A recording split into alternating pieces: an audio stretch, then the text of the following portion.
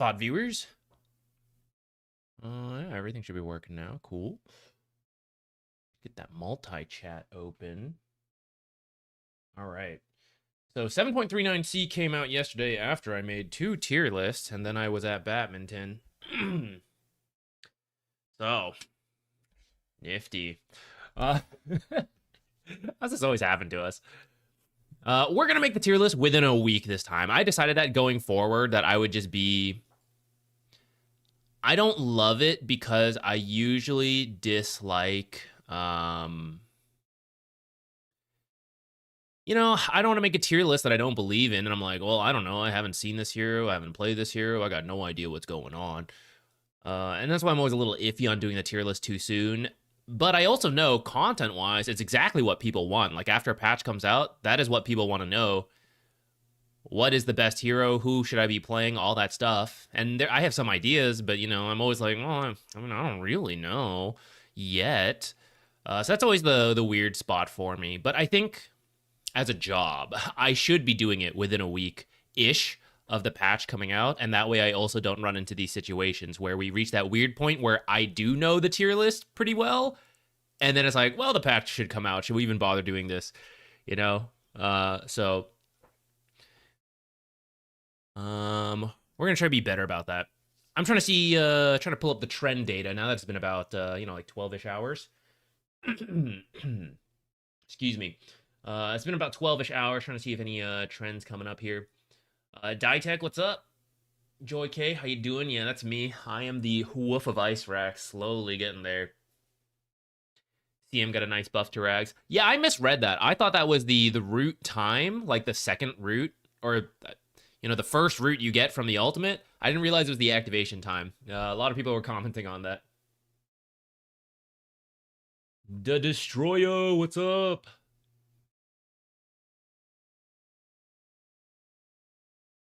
The heroes don't matter nearly as much until you get to a higher rank. Oh, for sure. The most important thing in any game is, number one, any competitive game that you're trying to improve. Number one, play well, right? There are fundamentals that go across every hero.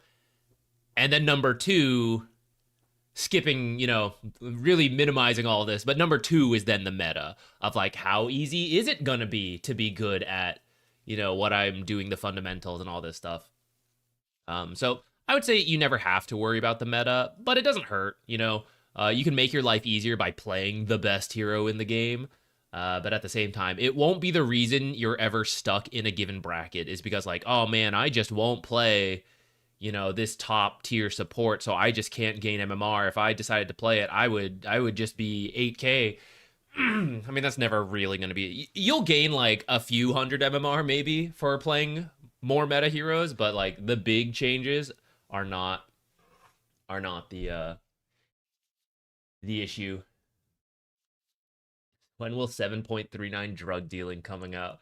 Dude, should we use that? No, is that too... Am I gonna get... I'm gonna be put under scrutiny for that.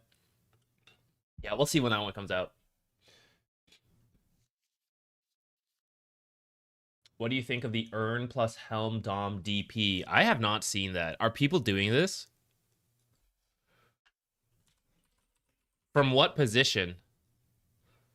I was thinking about, okay, hold on. Let's clear out some junk here. Who are we not playing? Oh, Lord. I have so many heroes in here.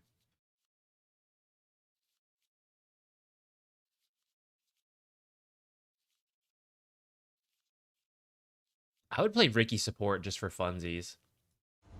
I don't think it's even good. We might do that later. On 3. Don't you kind of do the same build from the offlane? Don't you still go for an Ags? Like Power Treads Ags? I'm not fully sure. Despite Death Prophet being super good, she hasn't been in that many of my games as a core. I've actually seen more support Death Prophets in my games than core. CM buff to be meta again because of the Ags? Nah, I mean, CM's in a decent spot if you want to play her anyways. In Aghanim's buff is rarely the reason that a support will become good again, because that's 4,200 gold. Like, most supports aren't going to get an Aghanims till minimum 20 minutes. That's like boots, Ags, right? 20 minutes, and that's usually a lot of the support impact has been decided. So unless an Aghanims has been reworked or it has a massive buff, it's rarely the reason a support will become good or not. So I wouldn't expect this change to Crystal Maiden to really do much to her.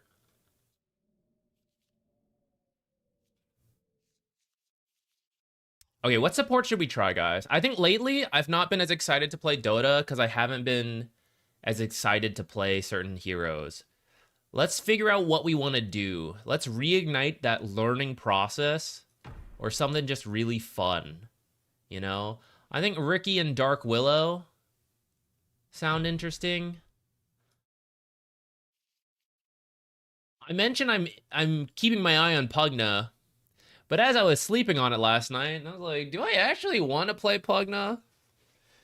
Do I really care? Brewmaster, you coward? No, I'm gonna continue cowering. I sit in fear.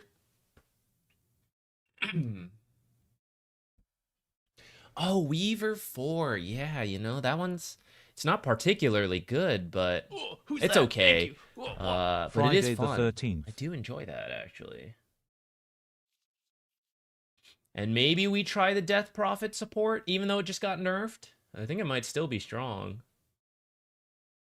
Where the heck is she? I'm never going to get used to her being a universal hero. Primoist, thank you so much for the sub. Sorry, I almost zoned it out. We're not even playing right now, and I still almost just did not pay attention to it. Thank you.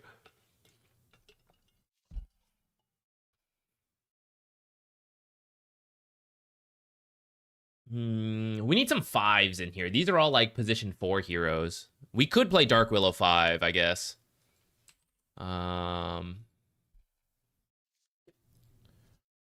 Let's look at the patch again.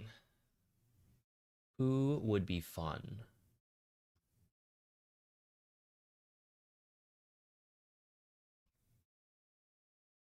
And it might be less about looking at the patch. Should we do an Ags build on Crystal Maiden? Might be less about looking at the patch and more about who isn't in the patch, because they're probably a winner.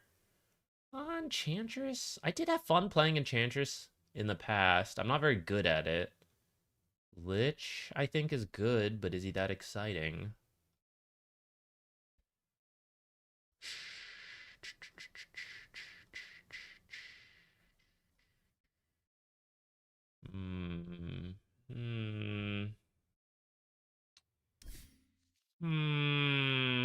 Oracle Phylactery. Now we're seriously cooking with that. That would be cooking. Hey, Kimigatar, thank you. I'm glad you like the YouTube videos. There's a whole backlog now. Although anything, man, sometimes I look back at old videos. Like when I reference something, I'm like, oh, I made a video on this. Let me link it. And I look at my old video. I'm like, God, it was bad. And then in another year or two, I'm going to look back at the videos I make now, and I'm going to be like, God, they're so bad. I guess that's just how it goes. That's a sign that we're improving as time goes on. Who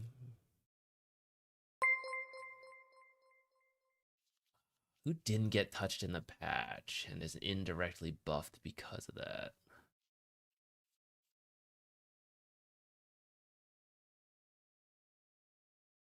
I think Shadow Demon's okay. Maybe Kinetic Fence Disruptor could be fun. I never really played around with that. You know, maybe we should play some Dazzle. I like Dazzle. I don't think he's in a great spot. Are you improving, or is your taste getting worse, Zach? It could be the case, NPR. It could actually be the case. The standards drop. No, genuinely, I can see the changes. So, like, I can see the camera differences. I can see the audio differences. The way I talk and present is different. Not like 100%, this is a brand, who is this guy? But like, I see the changes, and even now there are things I'm like, I don't like this, but I don't have the time to improve it, blah blah blah. So I know in the future I will look back at this time and be like, oh guys, check out this video I made at that time, and I'll be like, man, what a shit content creator that guy is. All right, let's just start. We'll play some hero here in this top list and figure things out as we go. We'll start with like some comfort stuff, and then we'll take the queue time to figure things out. Like, let's start with Pugna.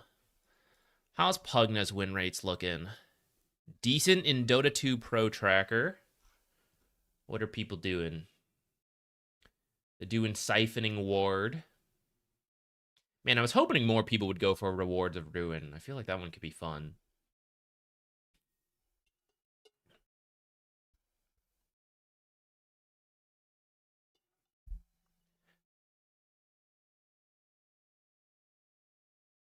Let's see, just some Arcane Boots, Glimmer, Aether for a lot of people. Arcane Boots into something or other. A lot of Max Q, 1 point Ward. Well, some people are getting Decrepify. I guess there's a little bit of adjustment, though it's mostly 2/1/1 Ward at level 4. Or sorry, Decrepify at level 4.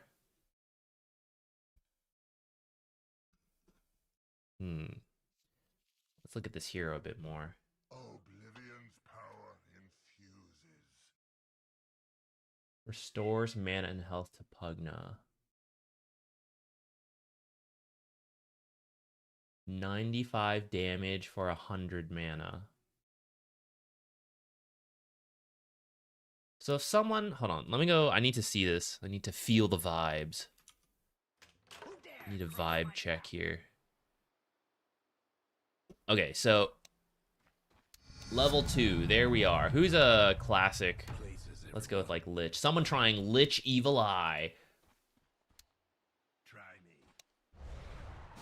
Blast.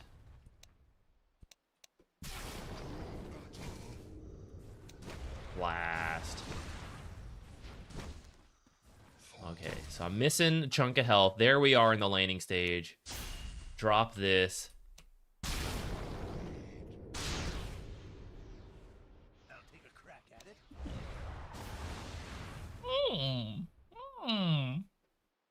Damage to mana, 40%. So as long as we reflect like one spell, this is pretty cheap. This is let's say they use a 100 mana spell, we get 40 mana back, and I'd say most spells are around 100 mana at least. We get 40 mana back, so it's like half off Nether Ward. That's pretty good. What else we got? Nether Blast. Screw it. All right. We'll start with something we're more comfortable with. Actually, I forgot Dazzle has Nothel Projection. Do I actually want to play Dazzle? Yo, this guy's a... I can't believe I still remember his name. I've only ever seen this guy play Bristleback and Undying, and I've been unimpressed. Let's see if he's got some new heroes.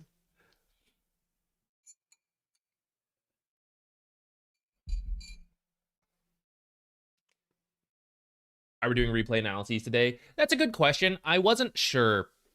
Because the patch came out, I kind of wanted to play to explore some stuff, but it's also a relatively small patch. So I think if we do some replays, it's not like I'll be totally outdated. A lot of the times we're critiquing fundamental stuff that I don't think would have changed in the patch. It's not like there's new blocks, new whatever. So yeah, I think we can do some replays. I don't know exactly when, but let's play at least like a game or two and then reevaluate at that point. I think towards the end of the stream, we'll do at least a couple replays.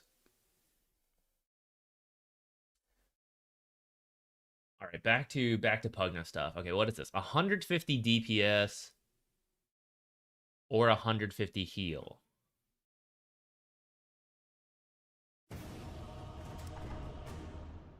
Ally heal amplification 10. So that's what? 165 at level 1? 25% at max level?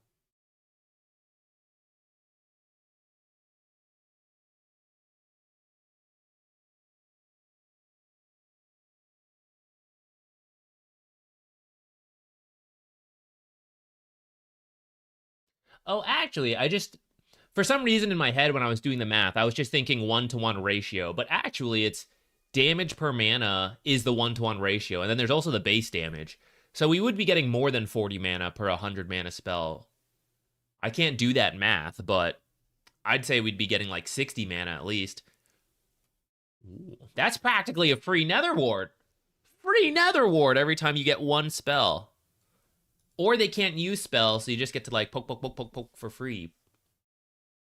Not bad. Not bad. Pugna can cast spells and use items while channeling. I'm sure I'll definitely use that properly. So what's our build? Something like doot. Would I get a casual null? Maybe as position 4. Probably not as position 5. Maybe if we get like a first blood, we could do it.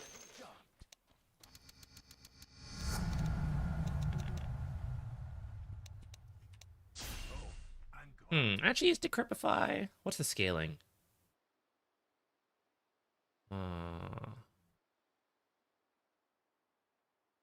Let's say I did this. Why did I do that?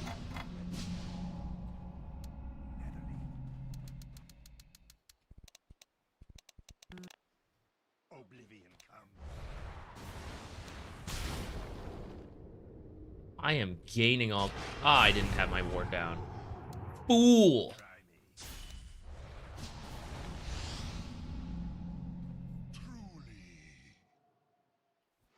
Wait, does this work on items too? No. Gaining mana. Wait, that's so funny. That's so funny. Tank Pugna. This tempts me to take Nether Ward first, but I suppose it depends who's in the game, right? If there's a lot of right-click heroes, Decrepify is probably better. And then if there's a lot of spellcasters, then maybe this Nether Ward's better. And we gain health while tanking spells.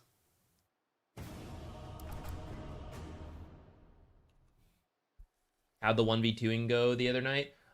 We did offlane 1v2 pretty easily. I know we can mix up the different heroes and all that. But I feel pretty good about being able to 1v2 off lane. I'm not saying you're going to crush that lane, but just to get the lane back and do stuff, I think is not that hard for a lot of ranks if you know what you're doing. The safe lane was not as good. I think I got to explore that a little bit more. All right, we're position 4. How about we do some Dark Willow to start us off?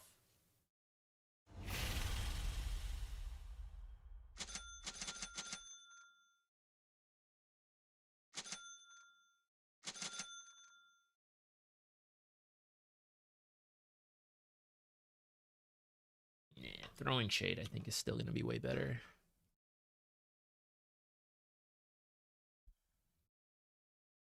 Well, I don't know. Maybe we could explore it. Let's see what heroes we end up with. Offlane Undying with the Dark Willow. Actually, that might not be too bad. You know, we bramble some people with the Tombstone. 5 Invoker, though. Let's see it. I like Invoker. I think he barely works as a position 4. Let's see how he goes as a position 5. I'm too scared to do it. I'm big baby.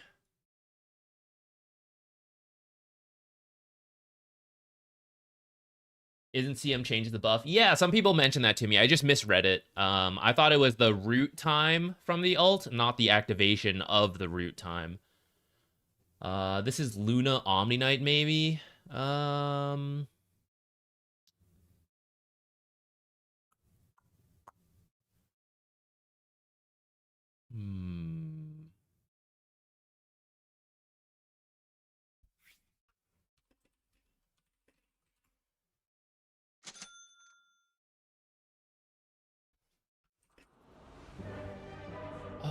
Should I get a stick this game? I feel like I want to right click a lot. But I think I should get a stick.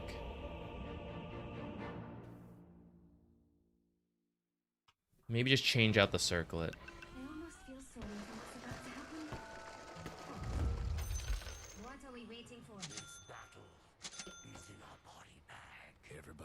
it. I'm always on the move. Actually go top. There's a Luna. Let's go top. Luna has that little extra bit of night vision. See where the road takes us. I think, right? It's in her innate now or something. Where is it? Where is it on that hero? I don't even remember. This place is boring anyway. Time to move. Got to go.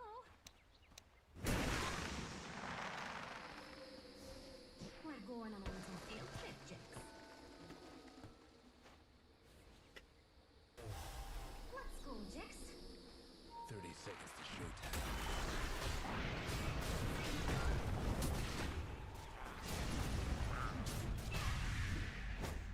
No time to dilly-dally.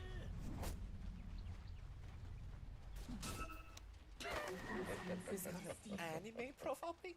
Sugoi! My time has come. Oh, I was trying to get the deny. A little mischief. Uh-oh.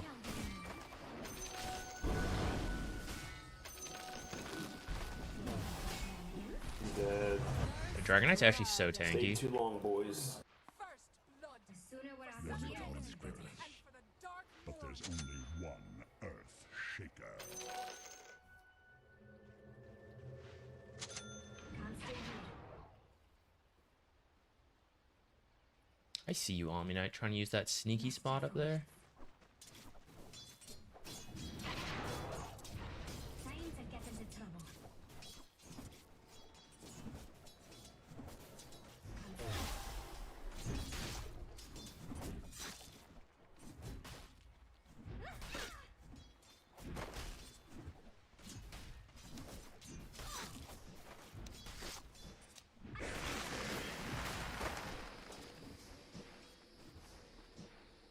Moving.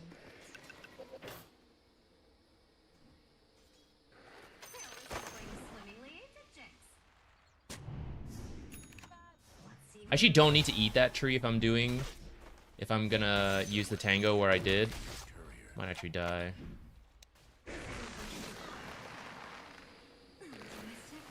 Haha.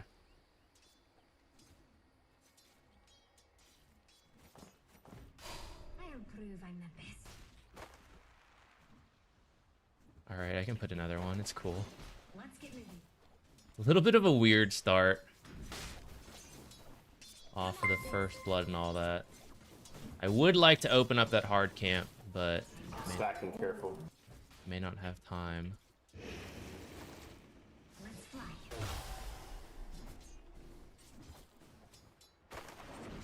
No one can stop us.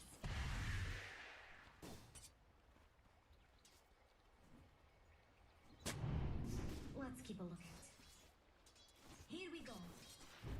I think all the mischief's in order.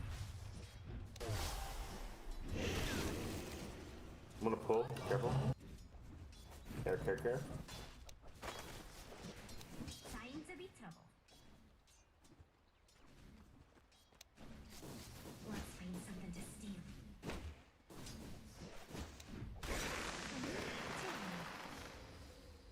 You ready for shenanigans?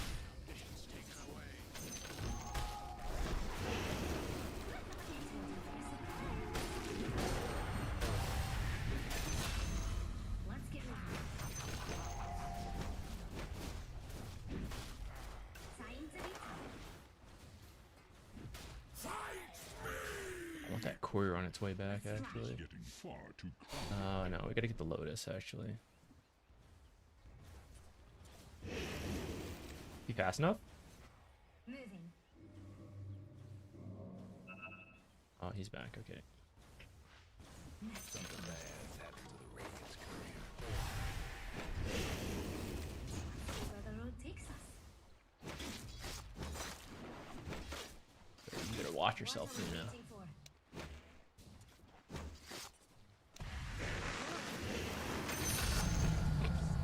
Nice. Let's go, Jax.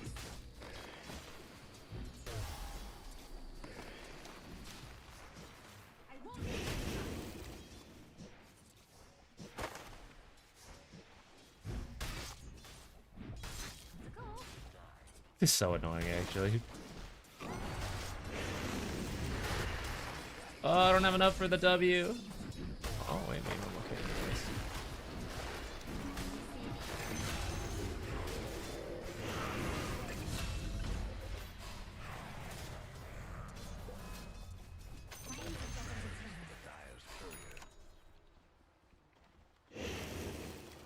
Here we go.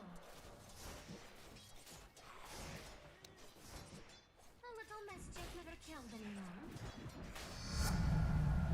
More power the bit. Do I even want Cursed Crown, actually? Let's find something to steal. I don't have the mana for it right now. I'll get it for the future, I guess. I should have W'd that. Can't stay here. Jinx, what do you say we go introduce ourselves? No time to dilly-dally.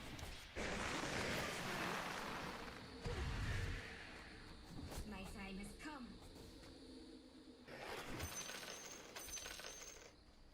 I'll prove I'm the best. I should probably just go home, actually. I'm like too scared. We're going on a little field trip, Jinx. He should be fine. I'm gonna try to place this ward and then leave. I'm always on the move. I'm gonna go home and then TP back out to the mid lane. I'm gonna go back. Let's see where the road takes us. I don't think I'm gonna make it, actually. Should I stay for the rune? It's gonna be kind of close. Watch out, watch out, watch out.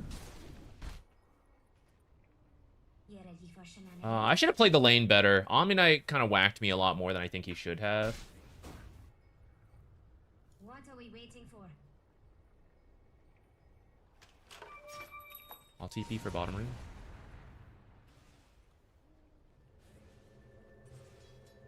Time to be tough.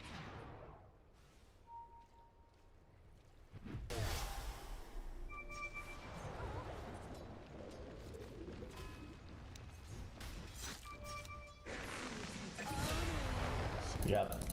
Good shit, brah.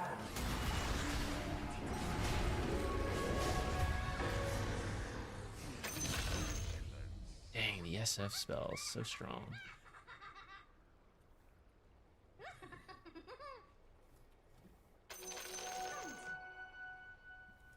I'm going.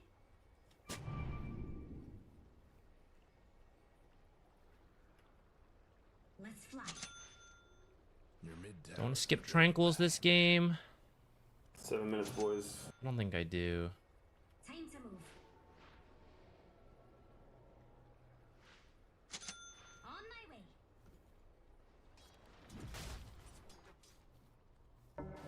Can't stay here.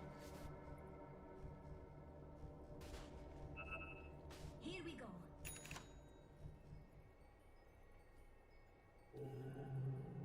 My bad.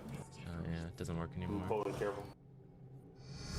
I figured it didn't work, but I wanted to double check with the changes that happened. I'm gonna max Bramble this game. More junk. See where the road takes Undying actually, not Undying. Omni dewarded that one. No time to dilly-dally.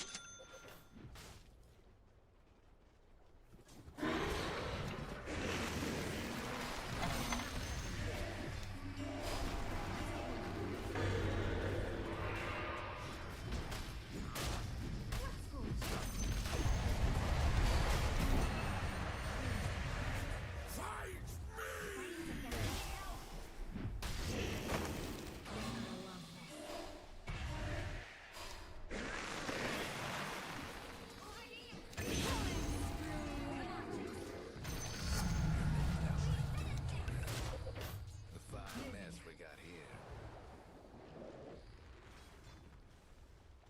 Let's get moving.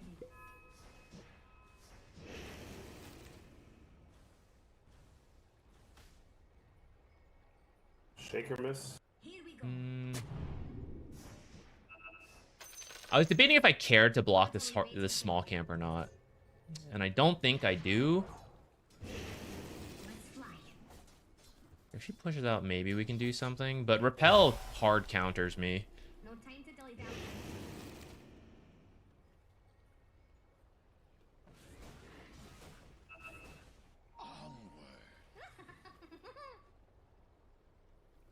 You don't belong here, Slardar. Let's find something to steal.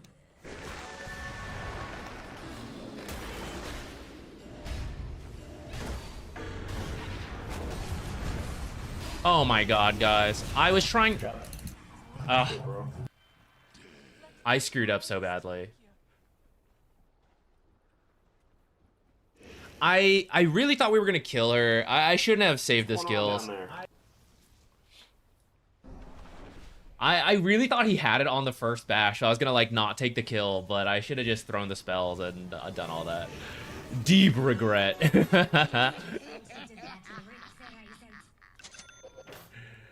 Oh well. What do we want?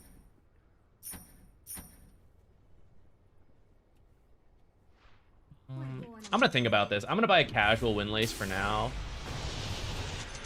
Debate. No more dragon.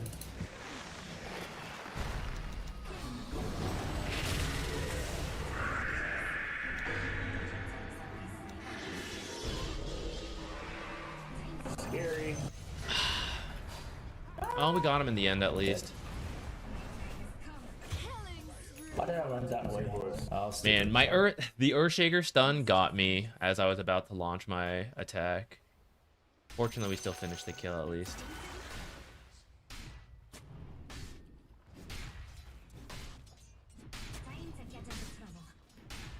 Like 3 or 4 up here. And that's warded.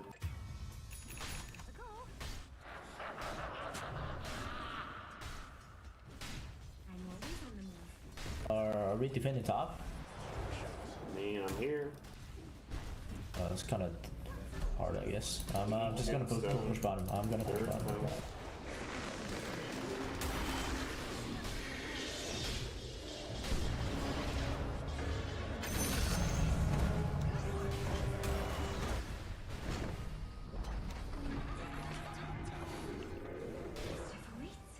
They're all TPing out. Dude, the Sister Veil.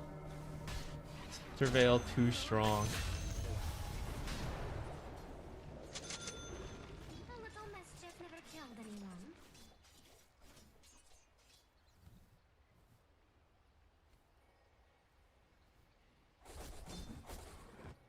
Let's find something to steal. The other fella's bottom tower. Nothing but We got bottom, a lot of mid pressure. Get ready for shenanigans. I'm gonna go for the double stack. I don't think we have to be at the rune right away. Actually, no, whatever. I'll go this route, just in case. On my way. Going. Didn't even see this one.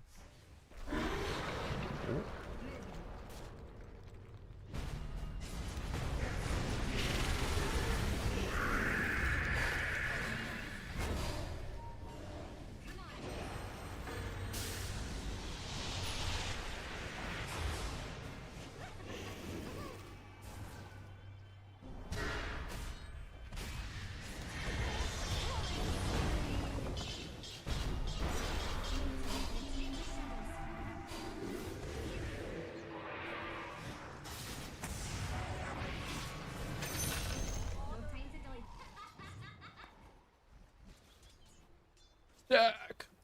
Time to be thrown. I can't read what he's writing. Good shit. Anyone who writes on the minimap can't be saying anything positive, though. I think that's guaranteed fact. I'll prove I'm the best.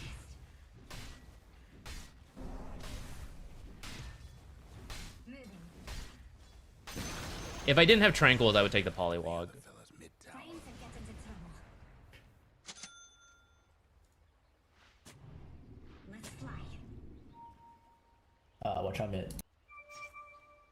No dragon. Stay here.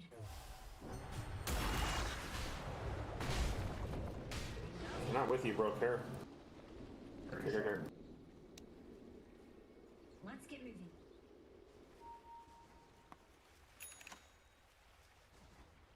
push mid and then we could smoke maybe, but they're actually all top, so I think just take bottom stuff. XP rune. Let's find something to steal. Let's go, Jix. What are we waiting for? All right, we could just walk in, I guess. Screw this smoke. You ready for shenanigans? My time has come. Okay.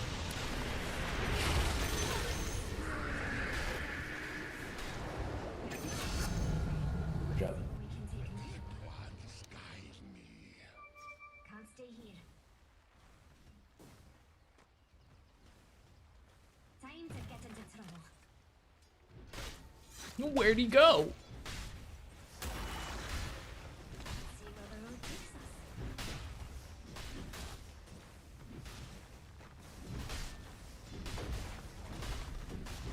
It's Tormentor time! What I would say... No time to dilly-dally.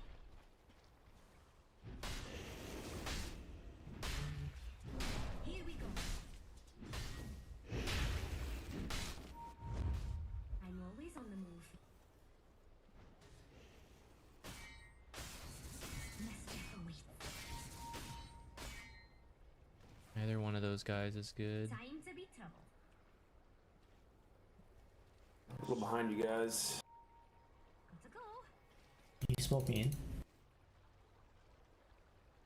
Going down here. Let's fly.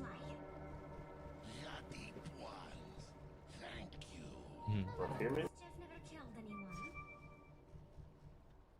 Damn, who's up here? It's a little too obvious, I think.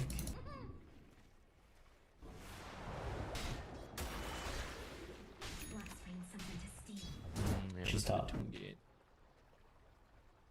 Well, never mind. We'll get a deep ward down here while we can. I'll prove Maybe not. My team looks like they're fighting mid, so I think I gotta go over. I'm going.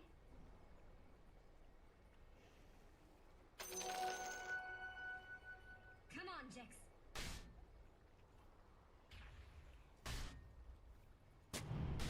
Let's go, Pretty Jix. scared about this. Undying is here to back me, though. I could do this all day. What are we waiting for? On my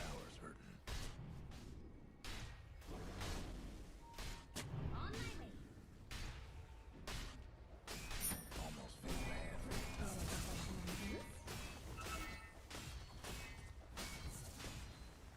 Are they fucking roaching or what? Hold on. Time to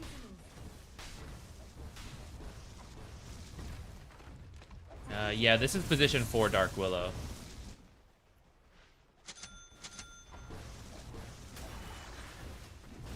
No blink yet on ES.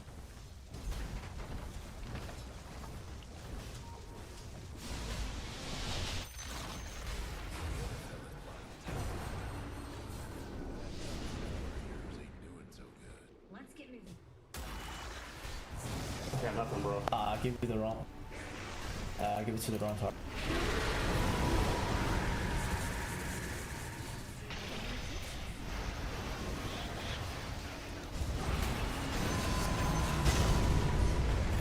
No! Alright, pretty worth it fight in the end. Give my minion to the wrong target. Fuck. Just walked let's up get and back. echoed I'm me, not man. He got me. If my ult came a little sooner, I could have interrupted the SF ult too. I should have started with that. Any invis? I'm going top. Isn't an option. Time to be Let's go get our wisdom shrine. It's kind of been there for a while. Pretty We sure can that's probably been up for like also 4 look months. for Yeah, the. nobody took it. for. We can probably look for the what's it called to.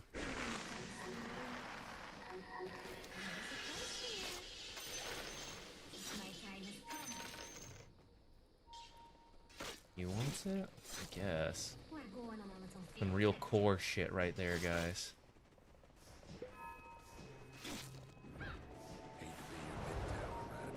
It's 3x both of those.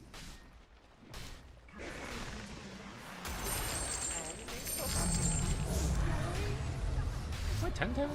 7 duration? Sure. Tickle this guy! Tickle him to death!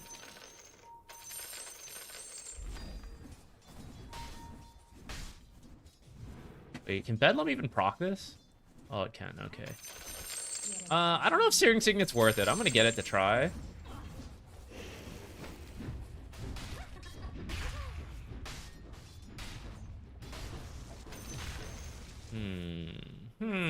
I do have a lot of scaling. Kind of want magic resist, though. They have a lot of magic damage. Alright, we'll scale with farm, and with more mana regen, we can farm. Someone's over here. They're not. We can probably just do Roche if they're all top. We have Slardar and Undying. We can try, yeah. Just gonna shove in bottom first. Try to get a ward down in there. He's gonna be farming there. Let's go, Jix.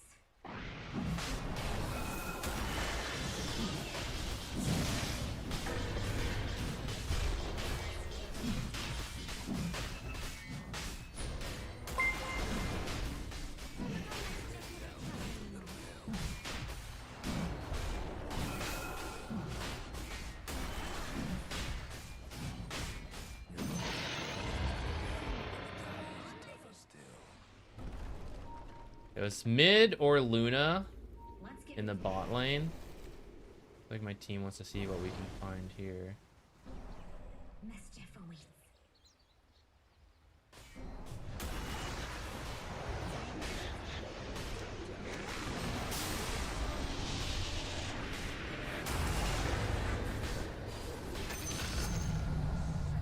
Yeah, guys, I'm not trying to take kills, but boy, do I have a lot of them.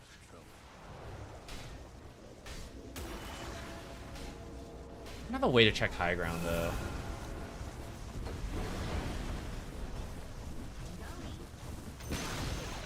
Okay, go do Tormentor now.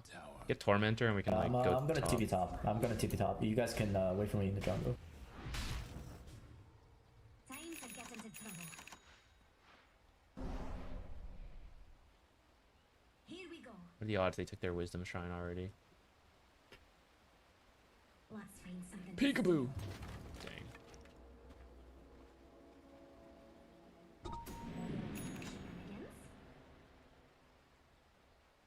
Are we worried about their late game? Moving. Mildly.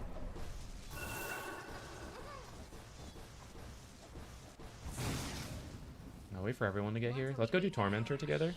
Let's go, let's go. Let's go, Jix.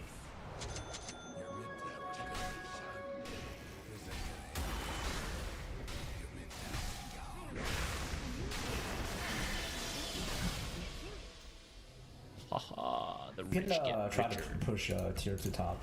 I have Dragon 20. Can't stay here. 3 minutes on Aegis too. Oh, no camp here. Please, spawn. Spawn real quick. Spawn real quick. Come on, come on, come on. Yes, we gotta ward these like outer farm camps. That's where they're gonna be. No time Just to kidding. run out. Oh shit, guys. I didn't mean to do a pull.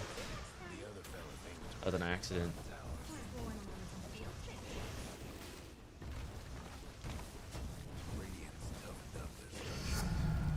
I forced my way. Mars is not getting a blink. Here we go. We can force him back. Just poke top a little. Don't commit. Force him back. Yeah, just let Dragon Knight hit. Everyone sit behind him.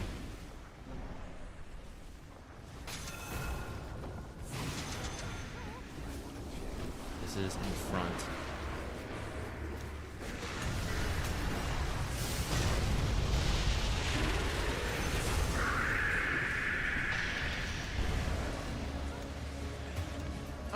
all this stuff and I didn't get the press.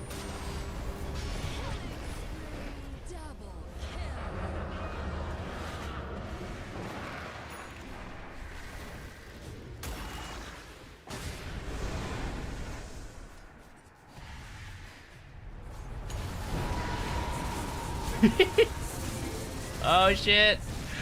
Omni save. Alright, get back, get back.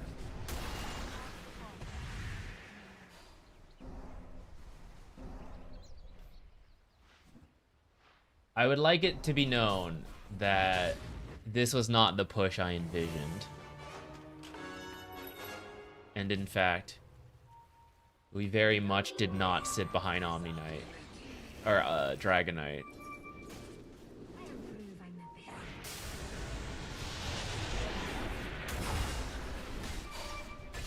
She has no BKB, she has no BKB. Try for Shaker though.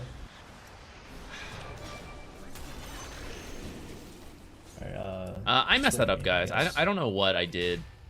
They even made Blink easy mode, and I still messed up the Blink forward into the queue. And it threw me off a little bit. Let's go, Jix.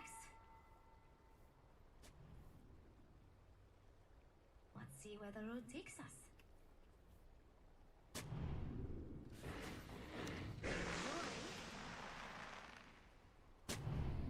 Can't stay here.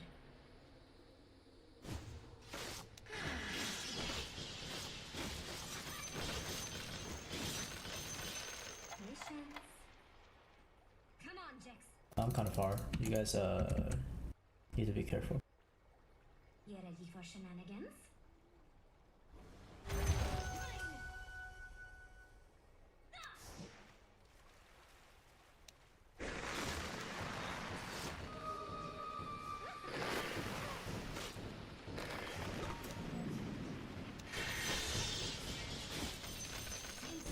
They're kind of fat boys. We're worried. Good work, Jix.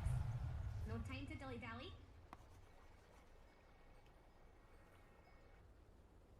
Mischief awaits. I think we're just chilling, looking to get a pick off on next Tormentor, Roche, all that stuff. And then we'll be good. Time to get into How do we help deal with this shit? Do I buy a nullifier? Let's find some. Man, imagine, guys, if I had just properly killed that Luna all long ago, right here. If I pressed my buttons, we'd have won the game already. Can you believe it? Ready for this? What are we waiting for? Moving.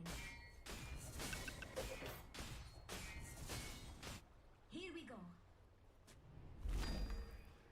All right, what do we got? Who's taking Gunpowder Gauntlet on Dark Willow? What you guys are doing this? I'll prove I'm the best. Match her night vision? They're meaning to smash that bottom Time tower to get here. into trouble.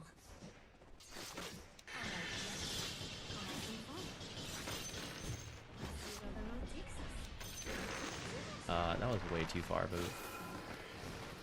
overgrowth, whatever this is called. You think I don't know how to fight? We're going on a little field trip, Jix. Mischief awaits. My time has come. Man, I'm undecided on this. Should I just stick with Searing Signet? Let's stop some shenanigans, Jix. Daedalus. What are we waiting for?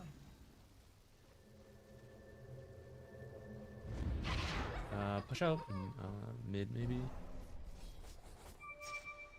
Time to be tough. Should I let Char coach? I'm going. We gotta try to kill Omni. Your mid tower ain't doing too well. Let's get Char in here. I think this may be a little obvious. Let's fly. Your mid tower's coming apart. It'll work. Let's go, Jix. Yeah, they're hiding. Yeah, it's a little obvious, I guess. Can't stay here. Just hang around Roche.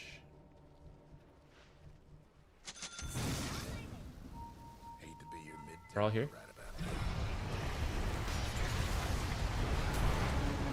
Oh fuck. Oh, that bit.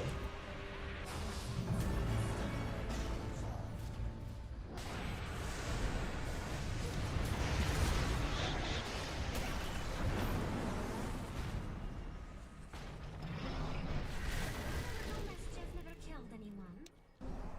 Maybe I should just thrown Terrorize in there. I was pretty sure all the BKBs and everything were going though, so it wasn't gonna be like that useful. I'm just gonna do something basic like this.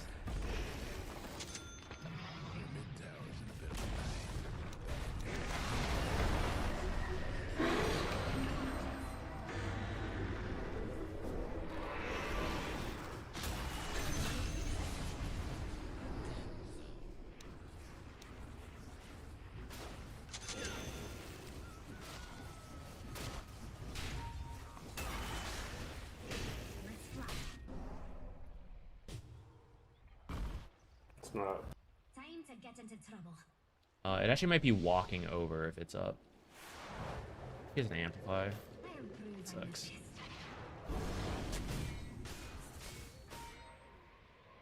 No time to dilly-dally.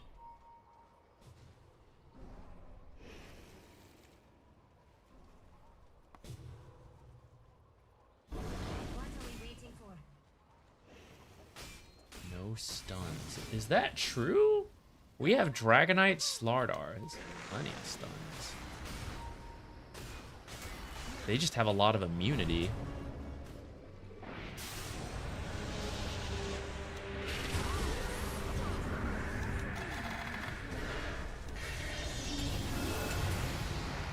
Time to be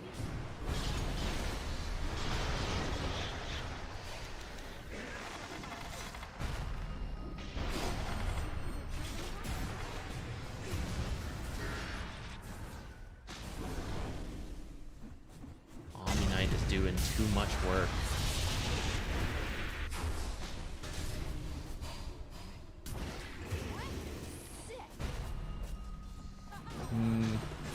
That might be it actually, because I think we lose Roche here. And then it's a Luna lineup. They might throw on high ground, I guess. We'll see.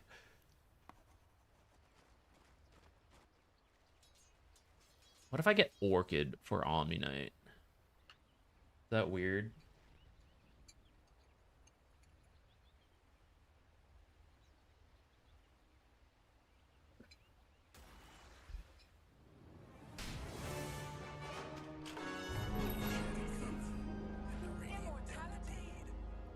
time to move.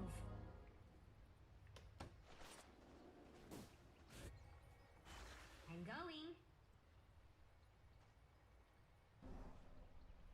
You ready for shenanigans? Am I still talking to the team? Like my mic? Or just like I'm not communicating? Tight spot. Your bottom tower's toast. Let's see where the road takes us. Cause oh, hang on.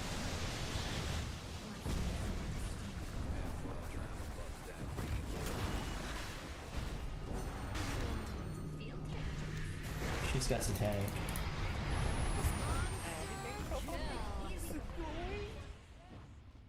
Your bottom tower. I don't think we can go in like that. Oh, mother. Hope you were partial to your bottom tower.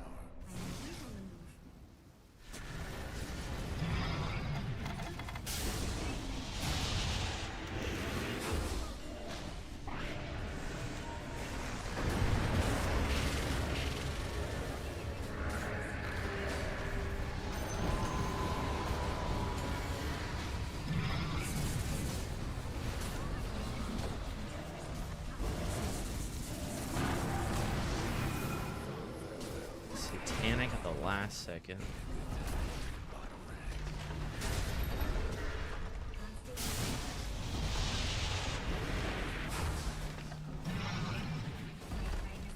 Your bottom rags is gone.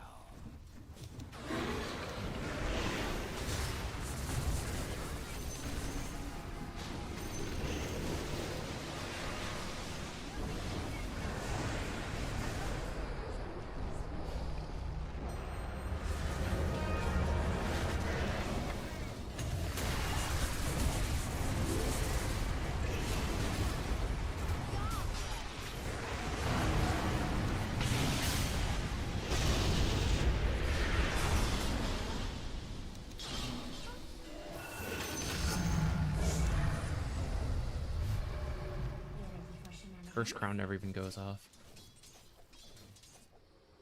What do we lose? 1 barracks? Alright, we got like 1 more shot at this, I think. That was terrible, bet. What was I doing? What was that placement? Awful.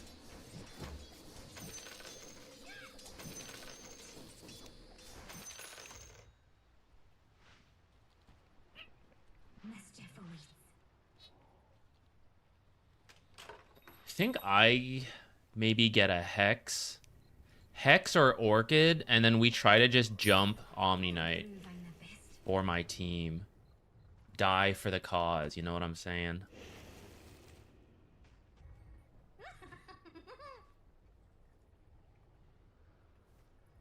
Both teams biding their time. Can't stay here.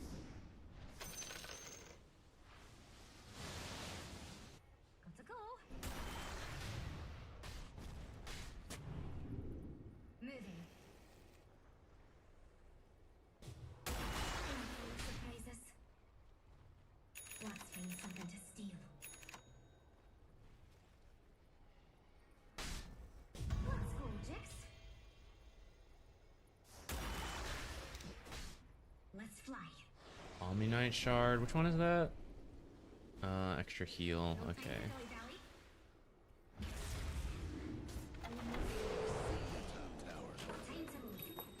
It's bait. It's bait big time.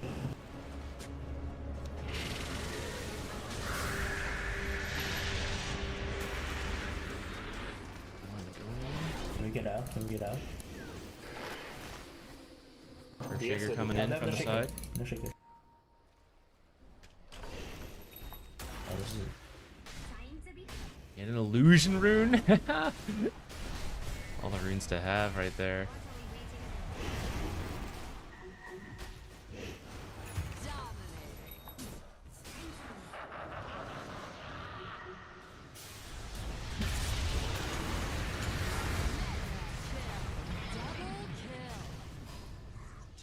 no time to dilly-dally. Let's see where the road takes us. Warriors are gone. Let's fly. We're going on a field trip, Jix. Man, guys, if only I had killed that Luna at the start, it would have been so different. I mean, not so different, but Luna would be dead. Slaughter would have had a better start. We wouldn't have fed 2 kills. Oh, game changing. If I'd pressed buttons. If only I had pressed buttons. What are we waiting for? Let's get out of here. Time to get Did I accidentally launch my attack? What just happened? I didn't even notice. I must have right-clicked the Omni when I was looking for him by accident.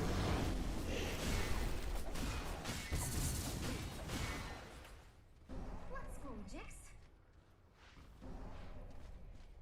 Wish I'd taken that greedy enchantment earlier. A little mischief never kills anyone.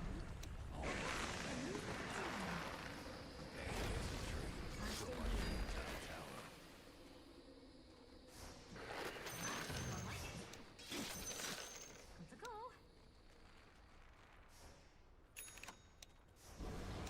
On my way. The world will be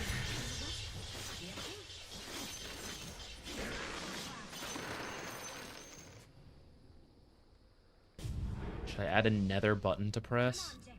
I don't want to, but I think it is the play. To dodge Luna ult and things like that. Let's get moving. These are not great, actually.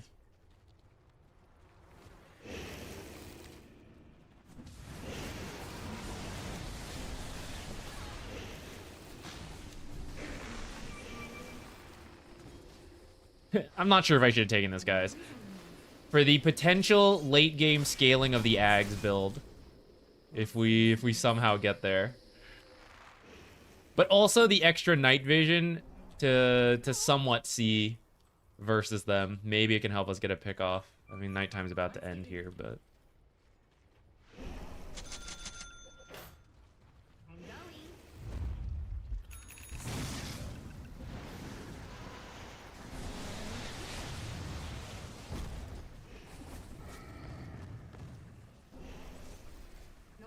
dilly-dally. Can't stay here.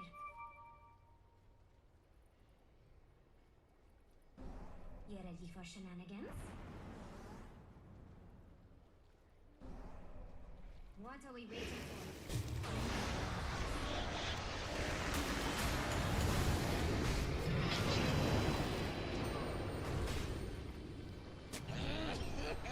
Alright, we got some BKBs out, although it looks like we used a couple of our own as well. Let's go, Jix.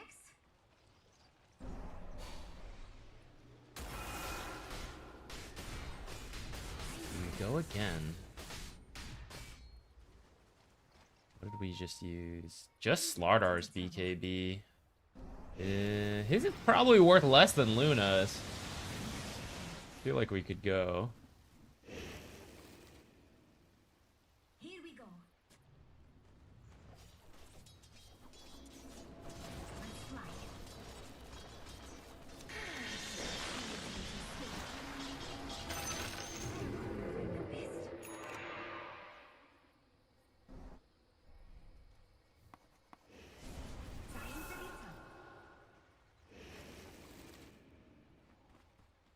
We only really want to fight high ground. They're waiting for Roche. I don't think we can really fight it. I have it, but I don't think we can really fight outside. I don't know, man. Time to get into trouble.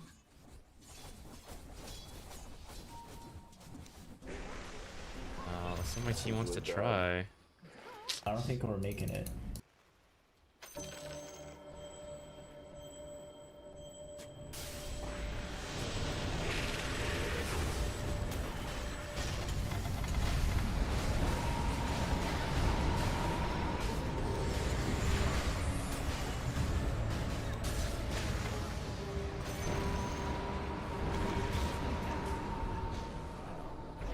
Alright, here we go.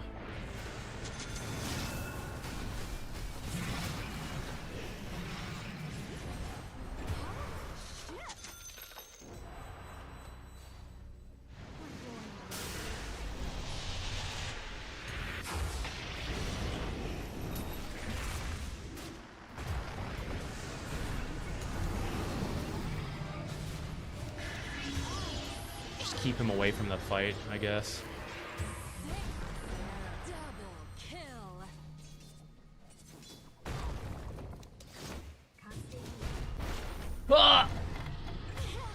Ah, he couldn't ult in time. Yeah, I don't know about that Roche attempt. My biggest regrets this game, this one, this play here, that was on me. This play also was bad. That wasn't strictly me, that was like a team thing. But I think this was a big losing moment for us. But we kind of tried in the other stuff. Yeah, we didn't have the best ways to get to the Omni. I think maybe I should have itemized a little better towards that, but oh well.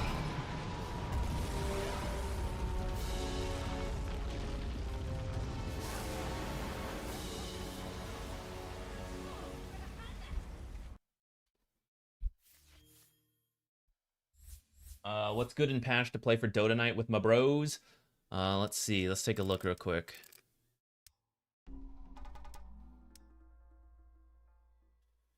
I mean, relatively friendly teammates. I'll take it. This guy was just like drawing on the map. I don't think I was a big fan of that, to be honest. To be honest.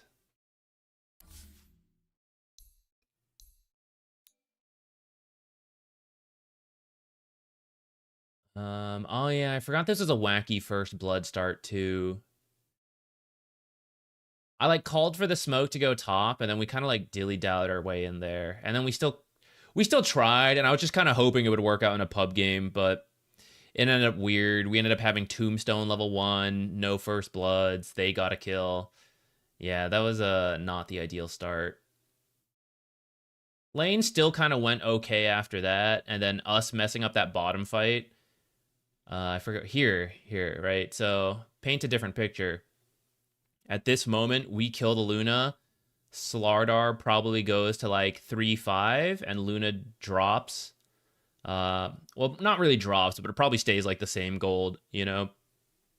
Instead, a couple of them shoot up because they killed both of us.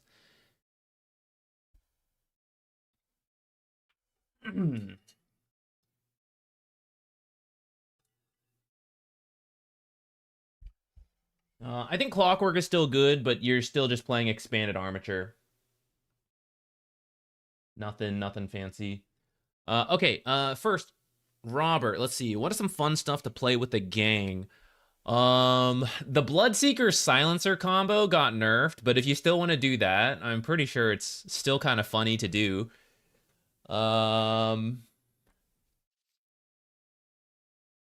Let's see. This got nerfed recently, but if you've got a friend that plays Mars or Magnus with Dark Willow, that combo would be pretty strong. If you've got a Tusk player with like Dawnbreaker, that would be strong. Who else? What are like easy kill combos type stuff? Undying plus any strong laners. If you get Undying or Rasta, you can push for objectives. If you're playing with the boys, you actually have some coordination on that. That could be good. See, who are some good cores? Lena with like, if you're doing Lena carry with any setup, like Crystal Maiden, the sister lane, or like any stuns, could be good. Clockwork, Power Cogs, LSA, boom, boom, boom.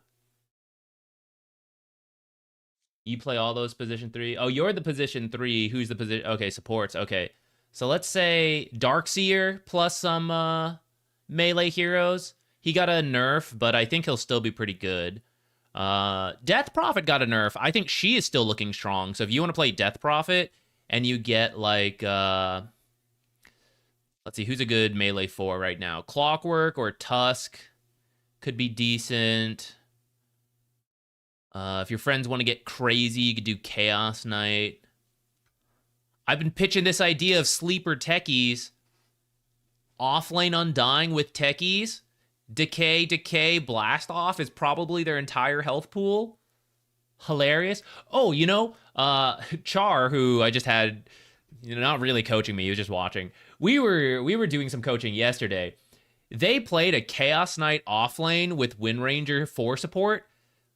He took Cloven Chaos, which I didn't expect, and I actually don't think you have to take this one. But anyways, he was Chaos Knight, and then the position 4 is Windranger with Killshot. And at level 3, if you high roll Chaos Bolt, this is 240 max damage. And then Power Shot, if you're lining it up correctly, so the first thing you hit is the stun target, 270 damage. It's like 500 nuke every like 15-ish seconds. That's crazy. Too soon, bro. Well, we have to take your suffering and now pass it on to someone else to make it a thing. Windranger's your most played. I mean, I could see for a pub game, you know, whatever. I could see offlane Windranger plus 4 support Chaos Knight working. Why not, you know?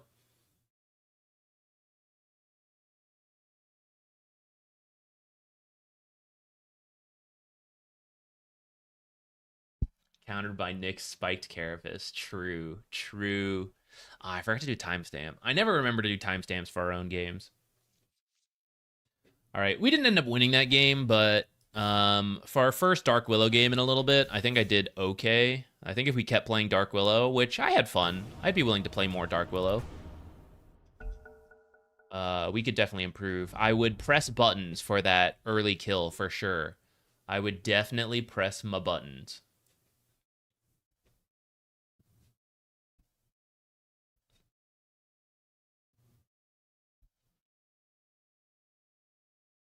I agree. Ever since Death Prophet got Morning Ritual, I thought she would be good. And then no one was playing her. And I was like, man, maybe my read is just so wrong. Then Spirit Collector became retroactive. And I was like, man, this looks so good. How can this not be... 10 seconds. How can this not be a thing? Should we try Techies 5, the sleeper tech we were just talking about? 5 seconds. It's probably not as good as a position 5. Let's try Pugna.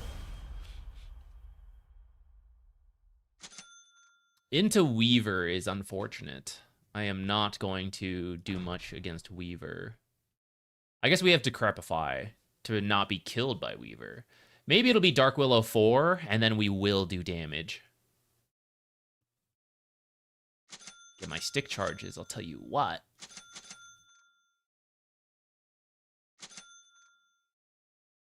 Wraith King. I hope that's Wraith King offlane. We would poke a Wraith King offlane.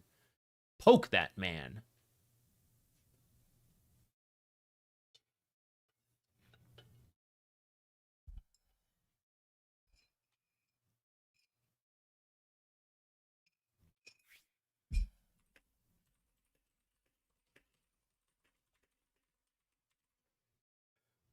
Just to be clear, if the Storm Spirit recommendation is based off me, I don't give mana. But it is a good here. It's a good game anyways for him to get to the Zeus. Why not? It's not like I do. It's like, why don't you give mana? I simply choose not to. That's an old one. Pugna's not super popular in pubs, even when he was good. I'm just clarifying. I don't think the hero's bad. Otherwise, well, actually, that's not true. I probably would have picked him even if I thought he was bad. Or if I wanted to play a hero, I'd pick them even if they're bad. But I don't think Pugna's bad. I might be bad with Pugna, but that's a separate issue.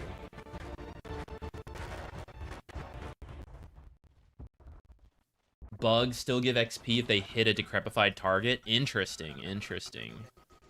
I'm gonna get another Tango to pass off to Ursa, because I think he'll be taking a lot of damage while I'm just chilling in the back.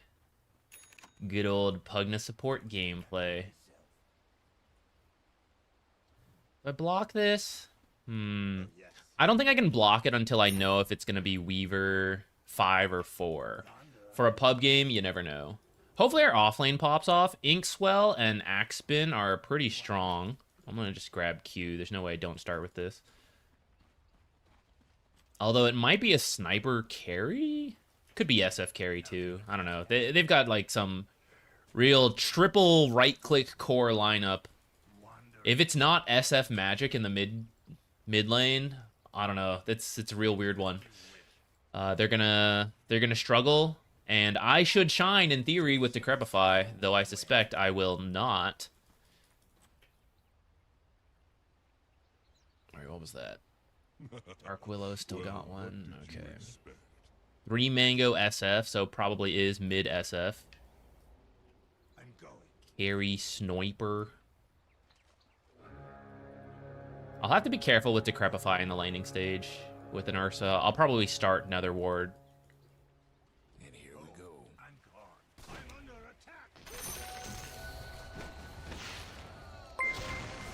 I am dead. This bug is getting me. Yeah, that was dangerous of me to go in. I'm usually so fast on Pugna, I thought I would just be able to leave, but the shrapnel slow and everything, it got me.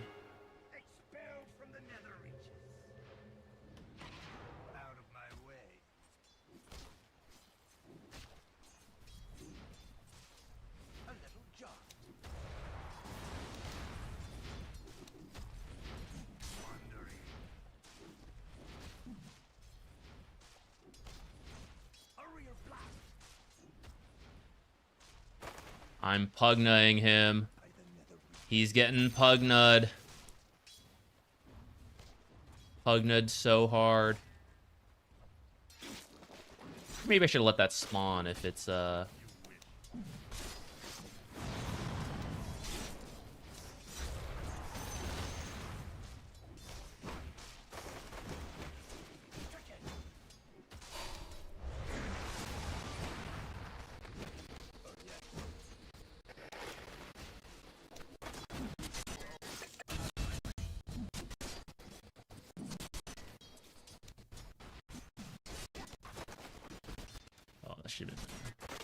I went a little far forward there.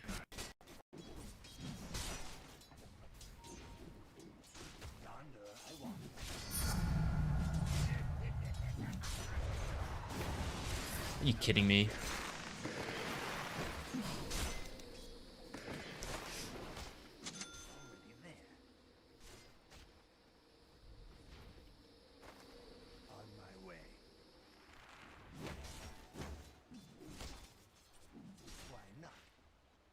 What is this build they are recommending me?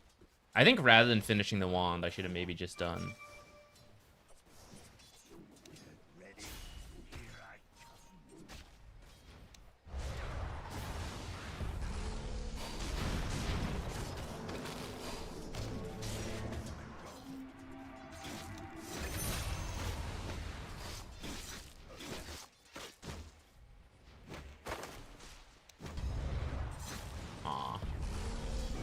Oh, I'll be honest, guys. I thought Ursa died. He's alive. Look at that. It's a miracle. Lotus is soon. Oh, shit. He's dead. I've got a stacked cam. It should kill everything. Got it. Oh, you know, Raindrop probably would have been good.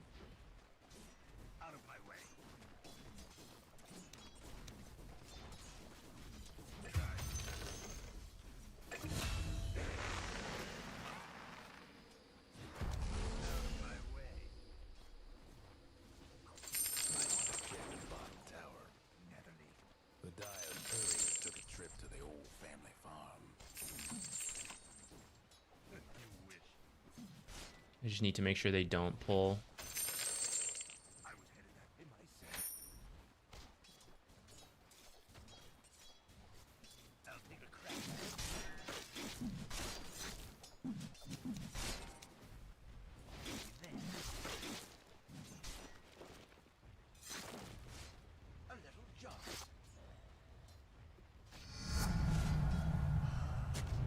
I'm gonna block this for the future. I can't really walk up on my own. Out of my way. On my way.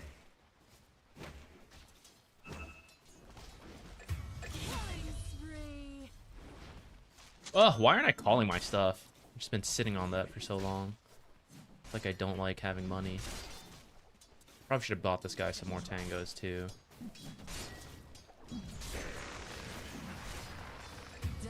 I think I will. I almost walked into a second bramble like a fool. I think my first 2 levels was really good, but ever since then I've been kind of messing up.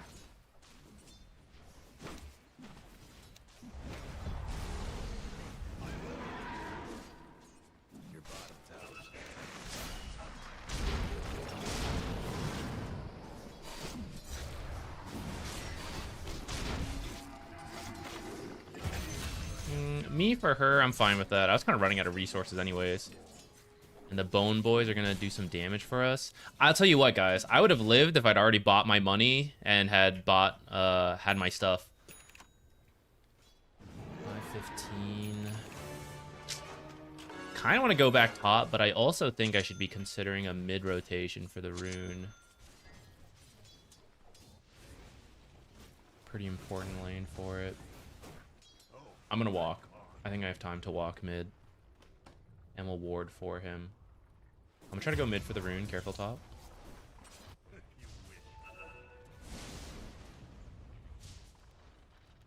I hope I make it. How fast am I? 330? Surely I'm fast enough, right?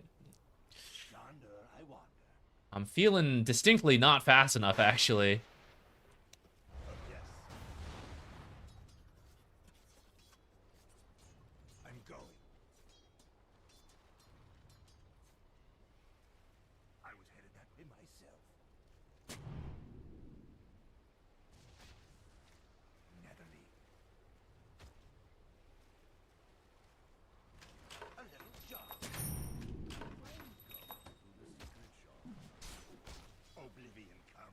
Tower divers.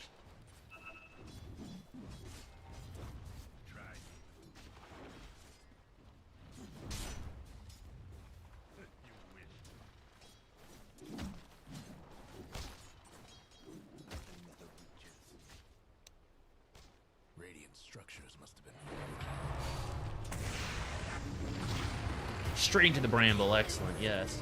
I'm gonna cancel that.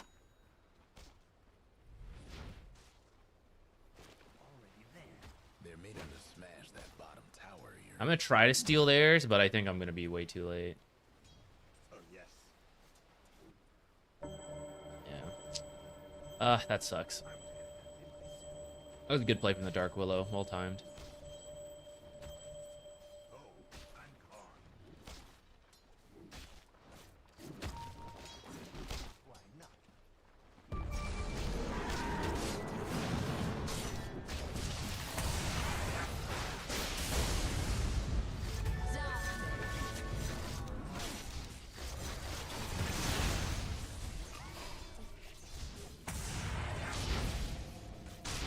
The boys.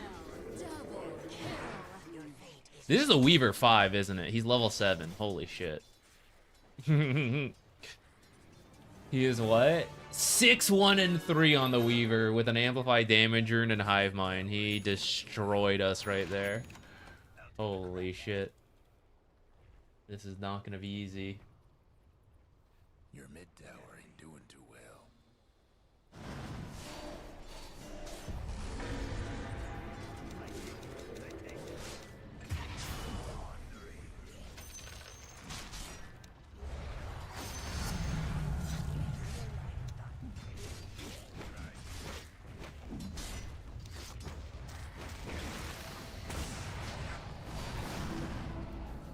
I am very dead.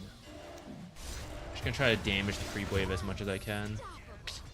I should have probably canceled when Ursa. I was trying to help Ursa, but he died. I think I had a window to cancel there. Okay, let's see.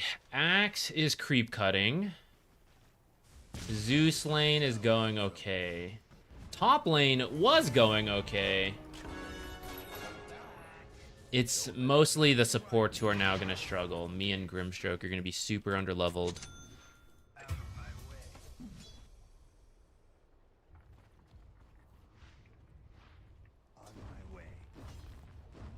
So what's the play here? The other fellas aiming to I have to just blast out lanes a bunch. Turns out I didn't need this tango. I thought we were going to play the lane longer. I should have trusted my gut that I didn't need it. These defensive wards end up not doing much now that we've lost the tower. Now they're like...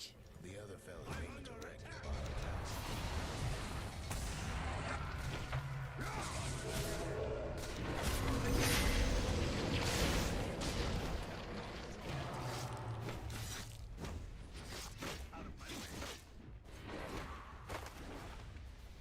here you go, bud.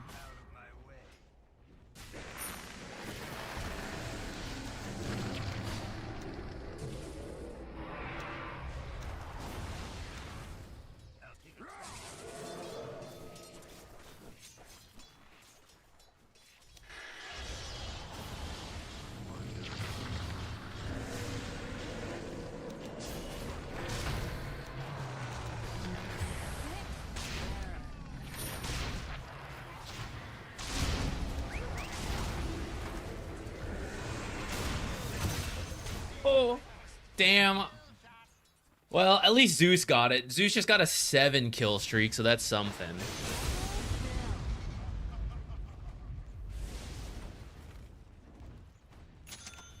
that ought to help. Decrepify plus Phantom's Embrace is at least nifty. And at least we have a Zeus for, like, extra Decrepify damage. I just have to be careful not to grief Axe and Ursa. I'm sure it'll be fine. I am level 4 at 11 minutes. It's gonna be tough.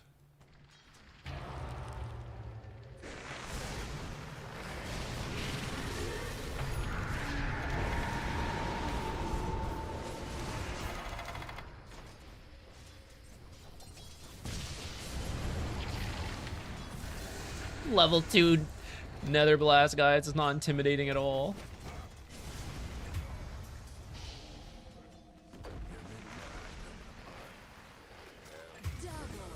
Holy crap, it's 20 to 9. It's 12 minutes into the game. What a bloodbath. That's so rude. Who decrepifies a 12-minute creep wave into the mid lane? How dare. Nah, I gotta get this XP, guys. We gotta get as much XP as we can.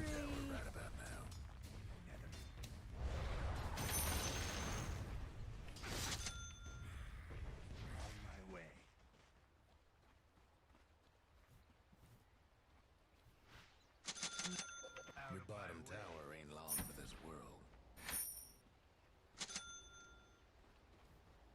Already there. Your bottom tower's in a tight spot. Try me. Oh, I'm gone. I want to check your bottom tower. By the nether reaches.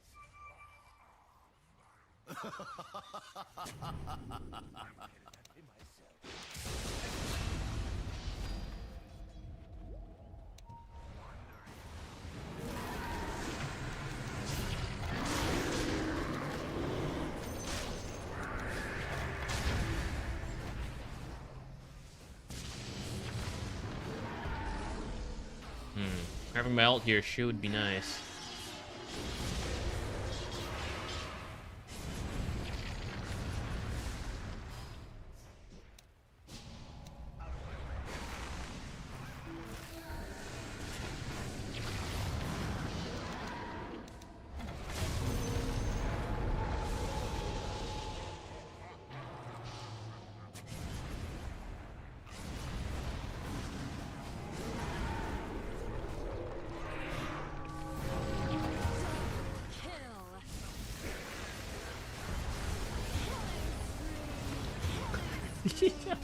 Oh my god. I'm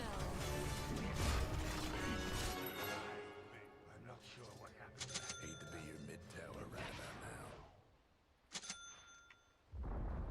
There goes your top tower. Your mid tower.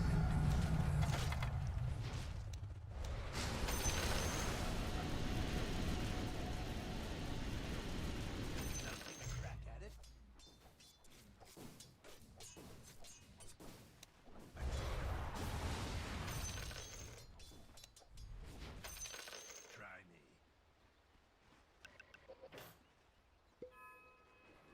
Oblivion comes.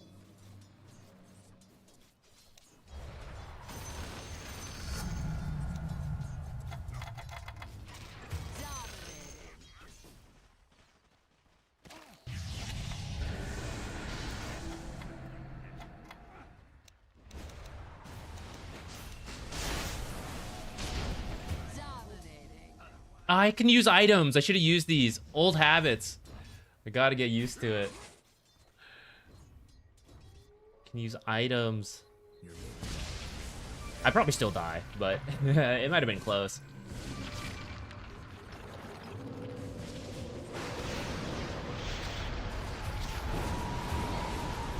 Alright, I'm glad I'm not the only one having a rough game.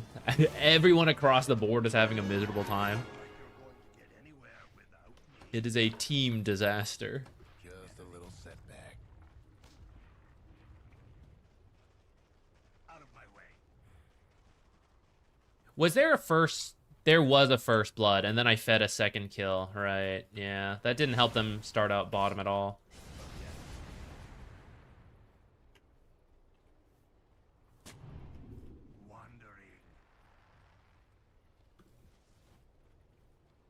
Alright, Axe is doing the right thing, trying to find farm on the enemy half of the map. Your mid tower's in a bit of a bind.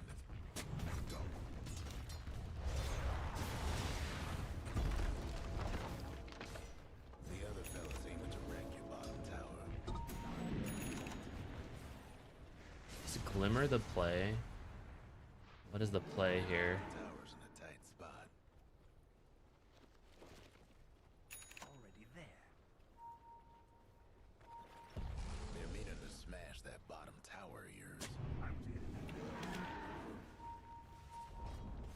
A fond farewell to your bottom tower. Your mid tower.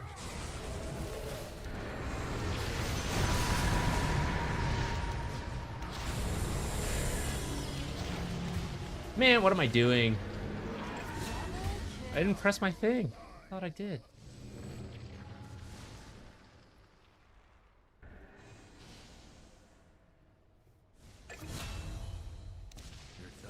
Maybe because the cast range is so short. I might be placing it a little too far when I press, and then it's not casting because it's still in the middle of getting into range, and then I start doing the next thing.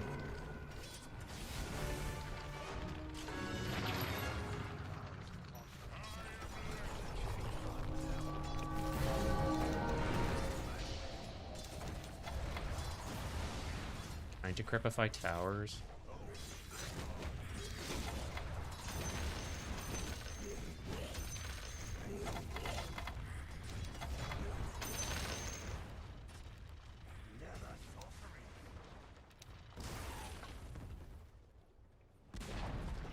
Your mid tower's gone.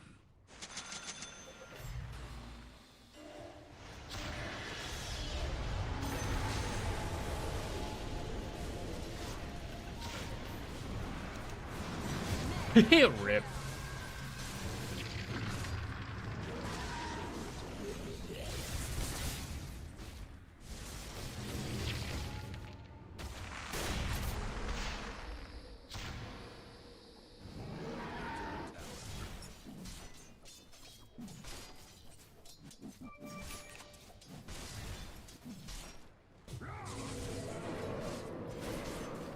Get him. Hell yeah.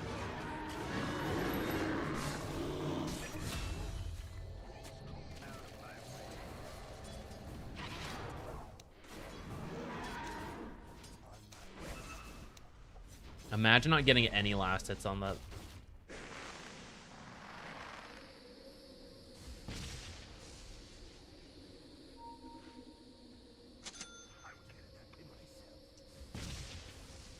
This is where we turn things around, guys. Don't worry. This is where they can't help but grief themselves on the high ground. It's a pub game. It's in the contract.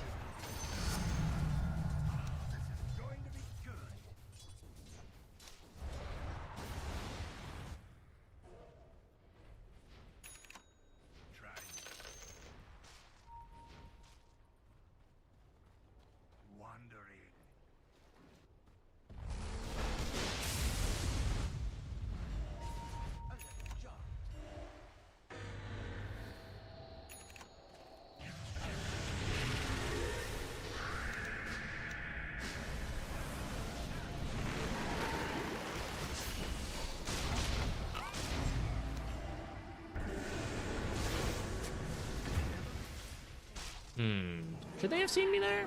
Oh, I think there was a bug on me, wasn't there? No, he'd already used it. I don't think there was a bug on me. Maybe they have a ward over here. Or maybe there was just like some slip of vision through here.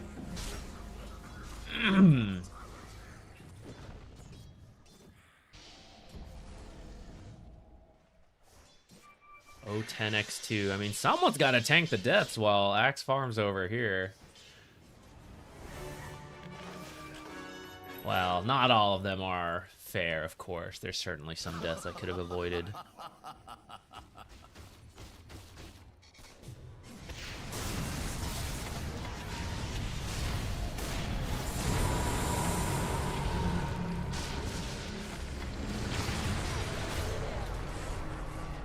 Damn, guys, they didn't nerf the slow radius enough. I was still caught in that slow. Should I buy back and save this guy? This got flamed. I don't think we will.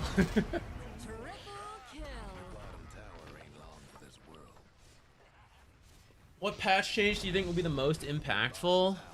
I hope at the pro level the TA nerfs will take her out of the meta. I'm kind of tired of TA. Besides that, most are not that significant. We might see more Death Prophet because she got nerfed, so maybe she won't be banned all the time. We might actually see the hero. Dire structures looking fortified.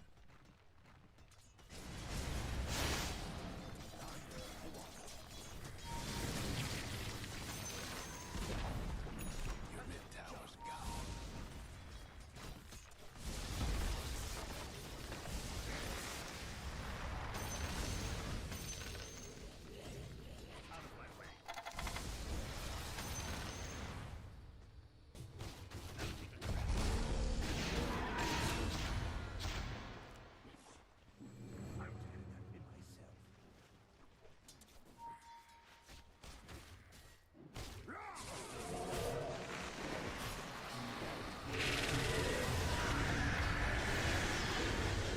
Oh my god, this Cursed Crown is huge.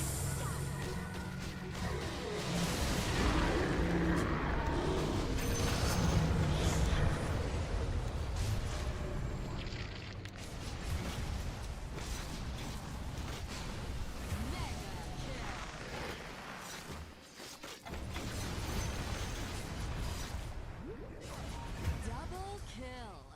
Unstoppable. Double kill.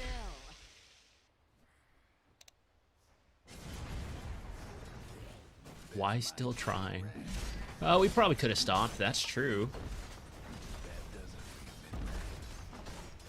With the Undying nerf impactful. Yeah, but I also think that a lot of Undying's impact is in the early game, and you're not really... You don't pick Undying thinking like, oh yeah, level 20, that's when we're on. So I still think Undying is good, but I think it's going to be a little bit more all-in on the early game. For as much as that hero is already all-in the early game. But if you don't... You know, if you don't have a fallback of, okay, we can, you know, have some late game scaling with this double tombstone.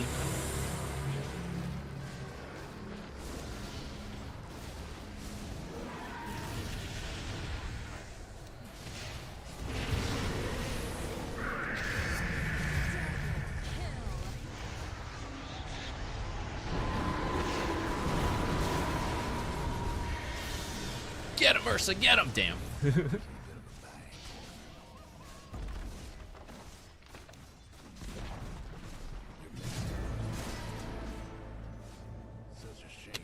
Get him, Ursa, get him! That's so funny. That's a worth it buyback if I've ever seen one. Buyback 4 staff? I don't have the money.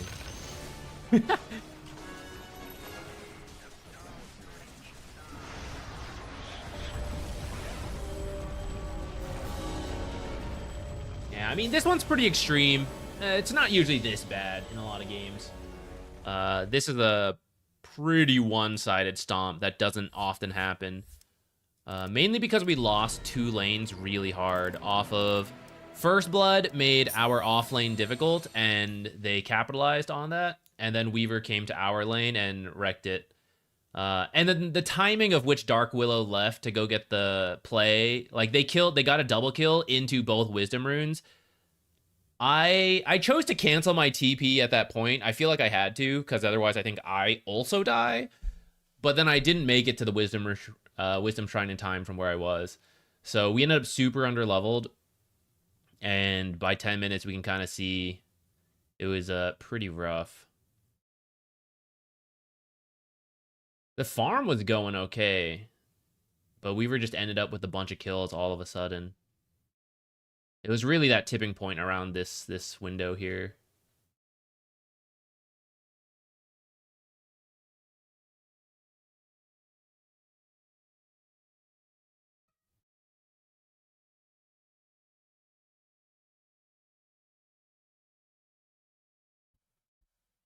That you have? Who is that? Who's meowing over there? I don't think that was a good example of Pugna. I think the laning stage when we were just poking nonstop was good, and then after that, it really fell apart pretty quickly. So I'll probably try more Pugna. I don't know, next game or just try him in general at some point. Because I do think there's room for improvement there. What's the difference here? Oh, the gold one. Fancy, fancy.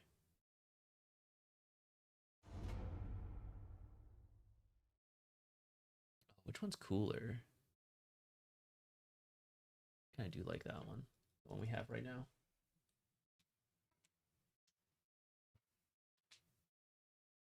If we managed to make some plays together a little better, maybe there was comeback potential, but the way things ended up going,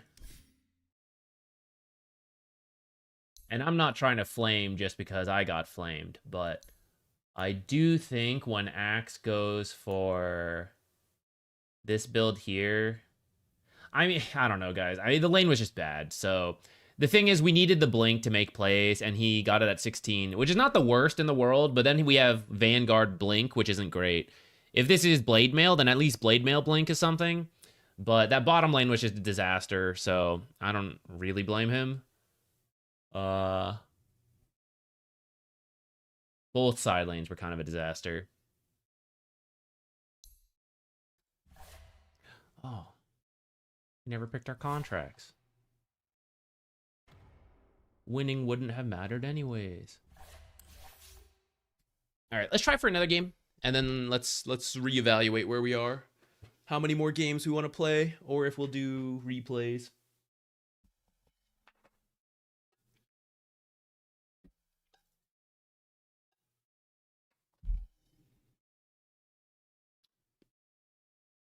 I think the draft could have worked. We just need a much better start than that. We can't be behind 5K at 10 minutes. It's pretty bad. And then the Weaver.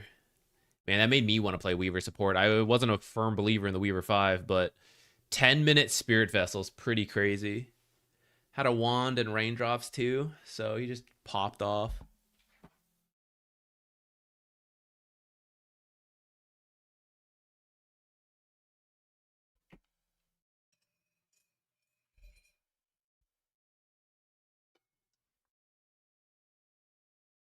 I fear the moment. Have a good one. Thanks for dropping by. Appreciate it. Hopefully we have some... I guess it doesn't really matter if we lose games or not. As long as we're doing okay. I think lately I've not been playing that well. So as long as we're playing well, it'll be fine. Win or lose. That's my goal. But I'm actually okay dropping some MMR. Because I feel like we got to 7K playing some like serious stuff. But it makes it harder to goof off a little, play some other things, which I think is useful for us. Maybe it's okay to tank some MMR here.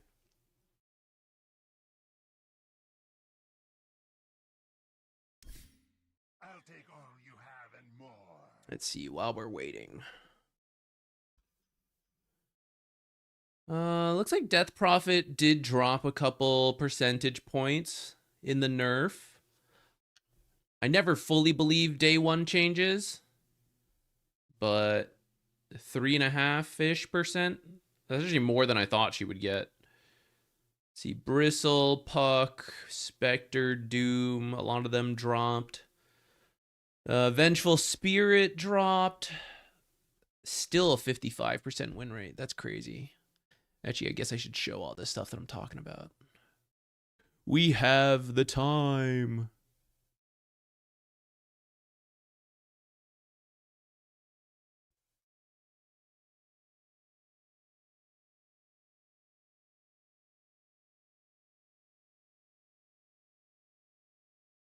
Shadow Shaman, pretty small drop.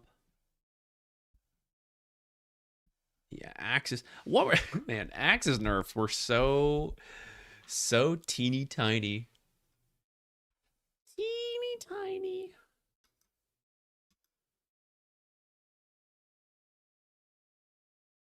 Why is this? Why did several of the zoo heroes go up so much? Is it because Doom was eating all their creeps? Which of these heroes got nerfed so hard that we're all... Well, I guess there's a couple who are good versus zoo stuff.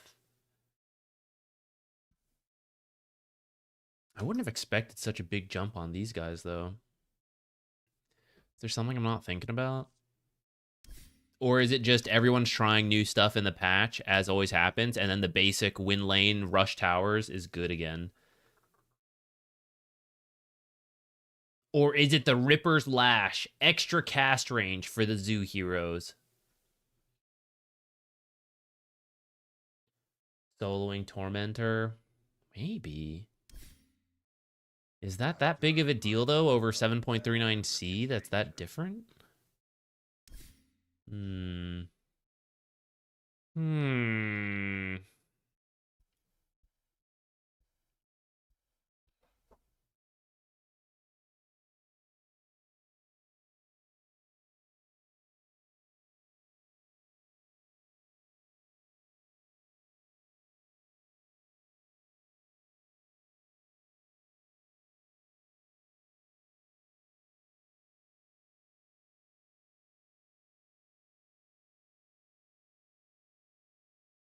Is this just off having 4 all stats on the attributes? Isn't that the only change Windranger got? Oh, Ripper's Lash. Maybe that one as well.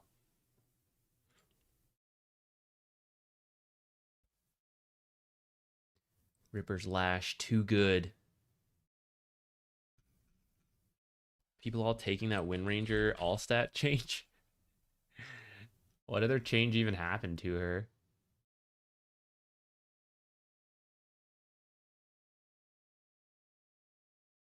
A lot of it support Windranger that still goes for low duration anyways, though.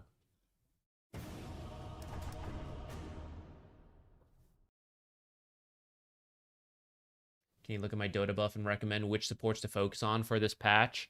We can, since we have some downtime. Though honestly, I don't even know if I need to look at your Dota buff, since I can just show you. Well, we can do pubs.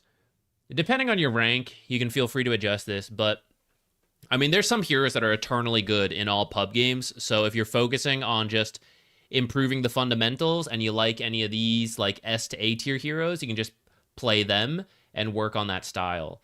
So Warlock you can work on, you know, laning and team fights, focus on warding, stuff like that. Witch Doctor's a classic in pubs. So are all these guys. Disruptor. Disruptor could be higher tier. I think he's like in between these tiers. Just because he's a weak laner, which you usually get by in pub games, is the nice thing. But then Glimpse is kind of funny, where if you're winning, it's awesome. But if you're losing, you're not usually the one who is the one making the comeback, you know? And I think that's the part that's awkward about Disruptor in pub games. Granted, there's a lot of out of position stuff, so maybe that is your window back as Disruptor. You're just like glimpsing people back. Maybe we'll play Disruptor.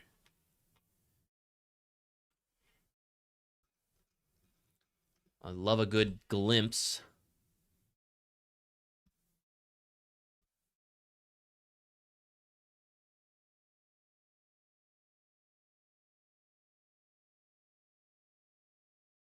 Kez hype.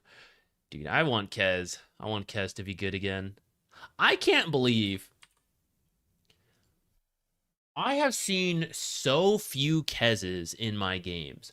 Like, I get that people consider him bad right now, but I can't believe I have... I'm trying to think about it.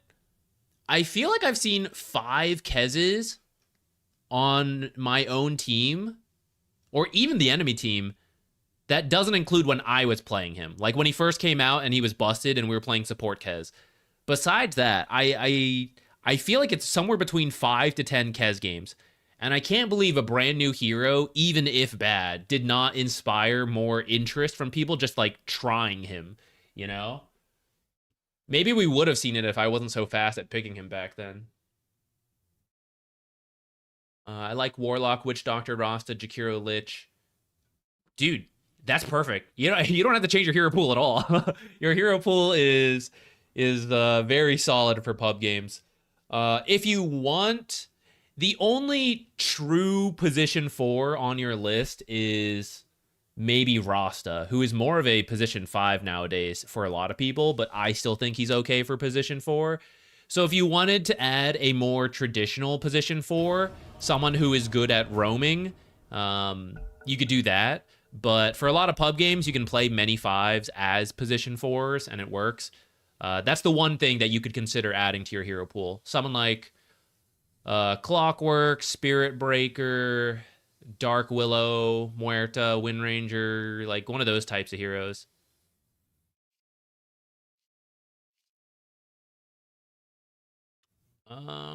We were just saying Disruptor, right? Disruptor!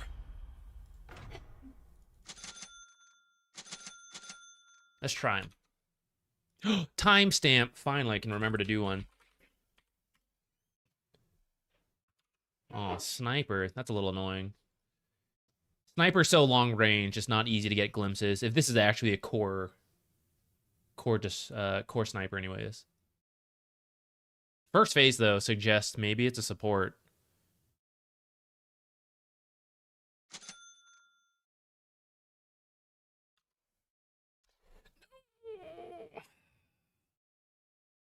Okay, this is gonna be tough. This is gonna be a tough lane, guys. Disruptor Spectre is not a strong lane. Oh man. I should maybe upfront consumables. Let's see who we're laning against. Brewmaster. Ooh.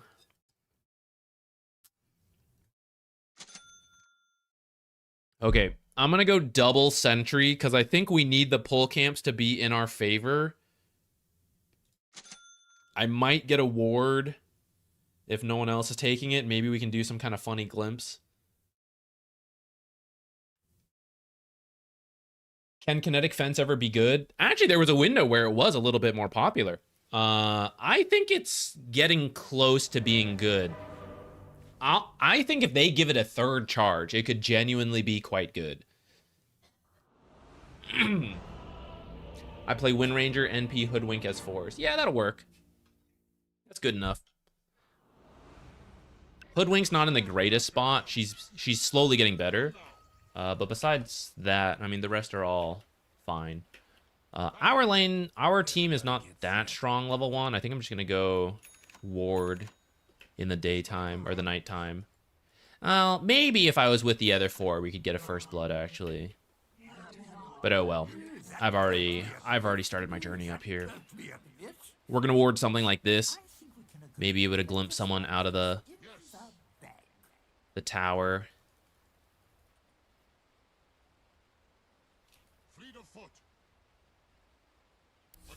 Okay, we've been on a lose streak lately. Let's see if we can break that.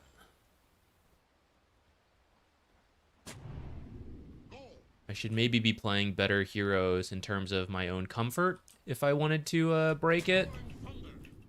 But I'm not that serious about 30 seconds to show being annoyed of a lose streak. Alright, let's do something like this. Let's get some mangoes, tangos. Striker runs. That way.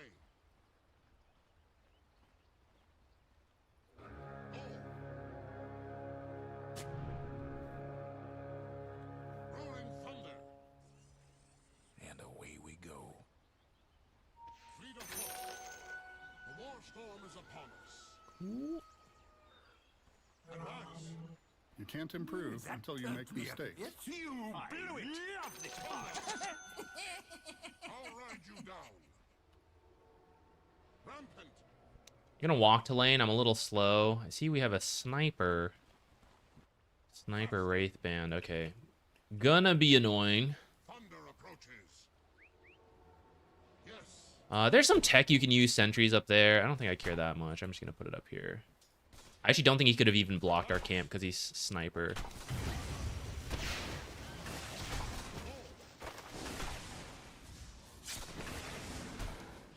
Bro, what is that? Observer. I'm offended that he would use an observer like that, honestly. What is my courier doing? Trying to grief me, courier. Striker runs. I'm under attack. Get him, creep. Get his ass. Okay, I know we're focusing the sniper a lot, but I think it's kind of okay, because, what's-her-name's being left alone.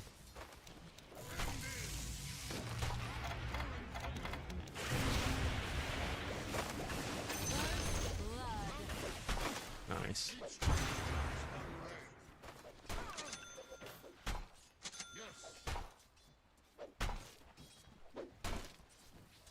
Because Sniper actually poking non-stop on Spectre would be an issue.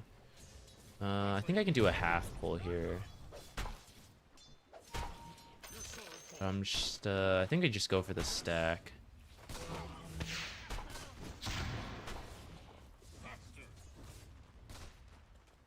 Actually, that works. We just got the range creep. Oh, and the melee creep. Actually, that worked out really well.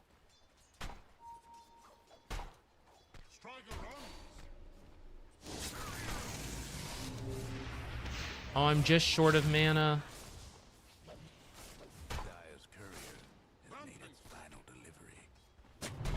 My courier too. Holy shit! It's a massacre. That was really bad, actually.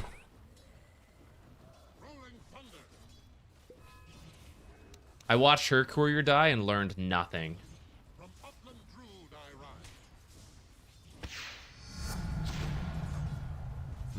Do I take Glimpse? I don't have the mana.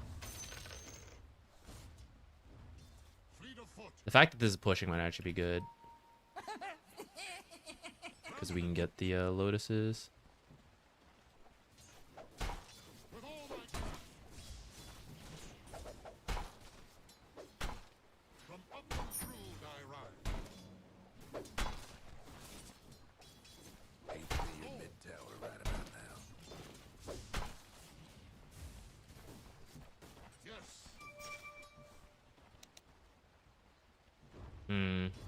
Short range, too bad.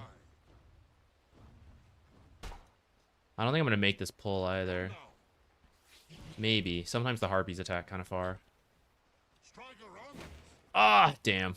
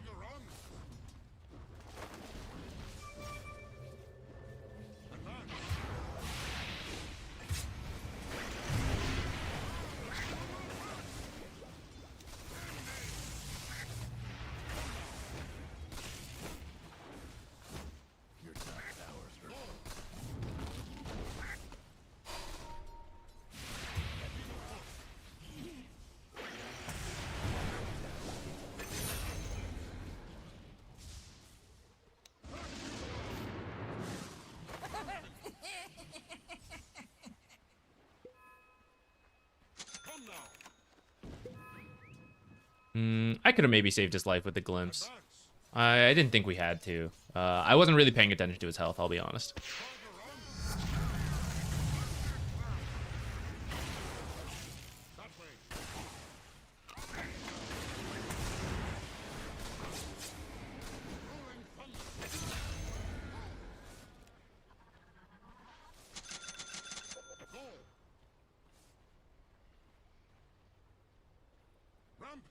Alright, Spectre should be fine on her own. Killed Sniper, glimpsed him back. Ogre mid, that's interesting. I'll leave this for Storm, actually.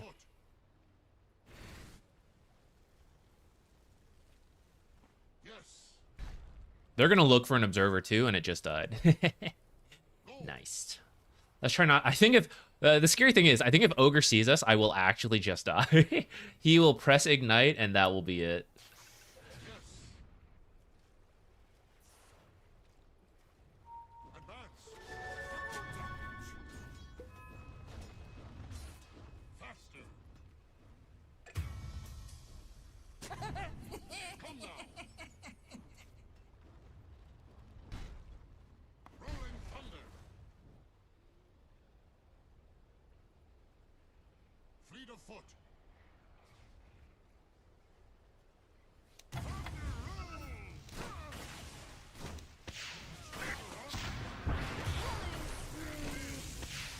Oh, is there Storm? Is he coming? I thought he was. Oh, he got killed. What? Multicast Ogre got him? Dang.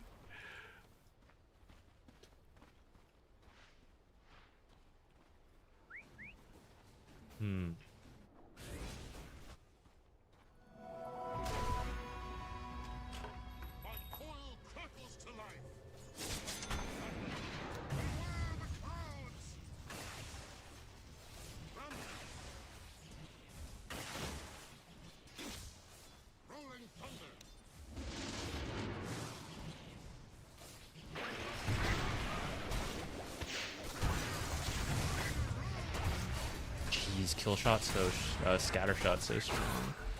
All right, that was overcommitment, I guess. I was just messing with the brew. I didn't really expect. Okay, okay. Didn't expect the sniper to be able to come in. I think she just hit 6 because I checked her earlier and she didn't have it. All right, I was probably too aggressive in a Spectre lane anyways. I shouldn't have been doing that. I just came up because he was like so far. I thought we could get a chunk of damage in. And I guess we did get the chunk of damage in. But then went too far.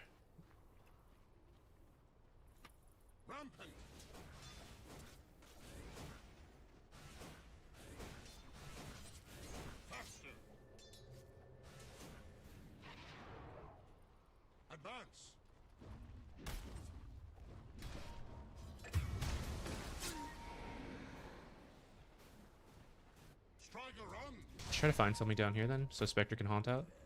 Your top tower's getting all banged. Spectre?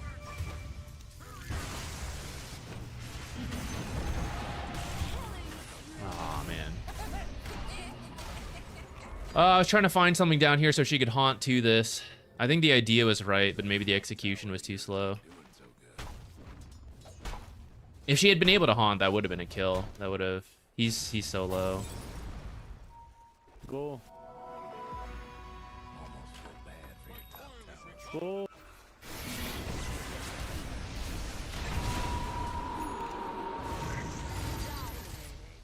Todo something. Come now.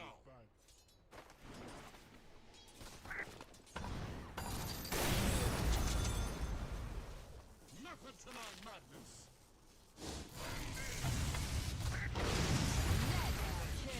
Double kill.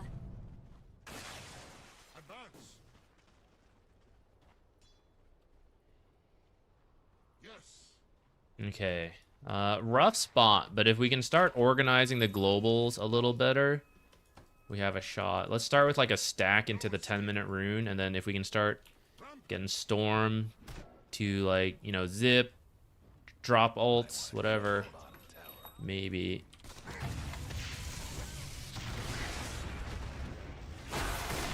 That's so rude. I can't believe I'm losing to a sniper support.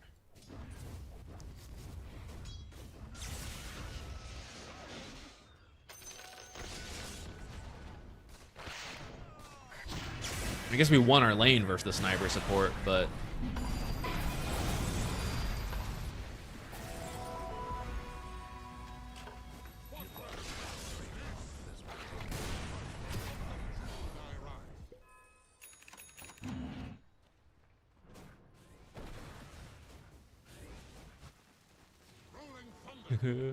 Oh no, our stack!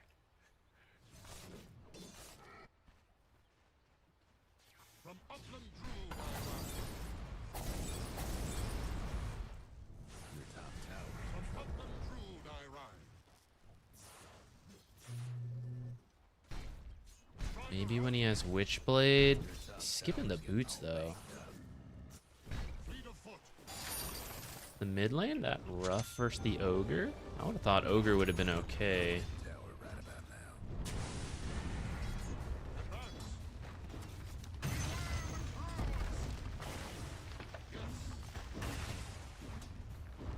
Bringing down the radiant structures like this.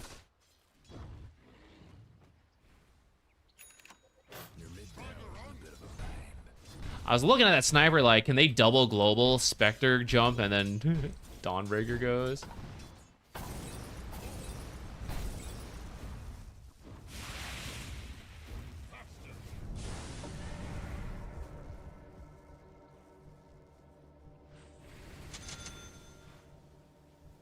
Rolling thunder. Okay, I need to get level 6. That way. I've been kind of sitting mid trying to get this XP to do that. We need to... Go. Spectre, go. Spectre, go. Global's top, go, go, go. Dawnbreaker?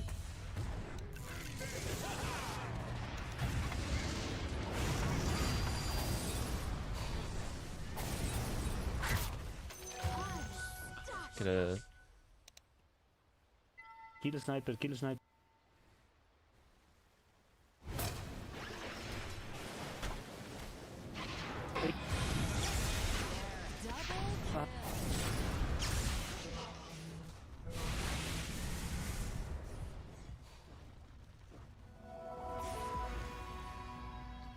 My dishonor shall be avenged. Rolling thunder. This levels the What? field. Did it die or did someone deward it? Did Rubik get it? I think it probably just died. That sucks. Monster kill. Alright, I have to sit mid and just get XP. Or like whatever lane doesn't matter. But From Druid I rise. Come now.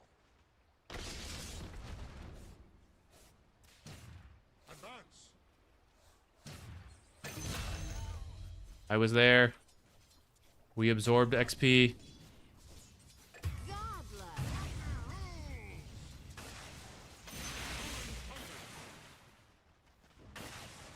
Your bottom tower's in a tight spot. That way. Yes. Yeah, this one's pretty rough. Advance. Give me level 6.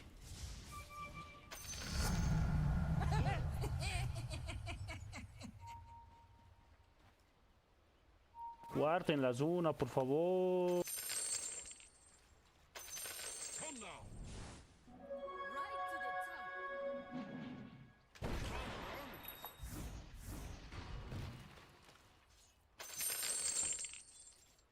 Can we push this and then smoke for SF? We need to start finding like some global kills. That way.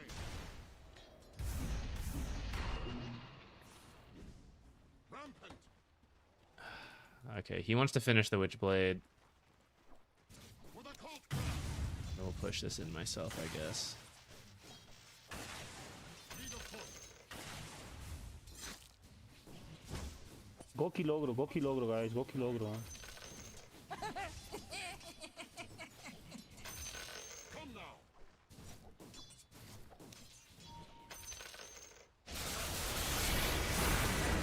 Okay. That No, works. espera logro, vieja. It's a big investment to kill a lion under the tower.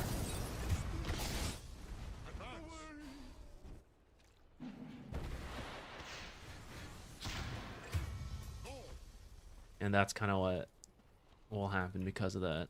Rolling thunder.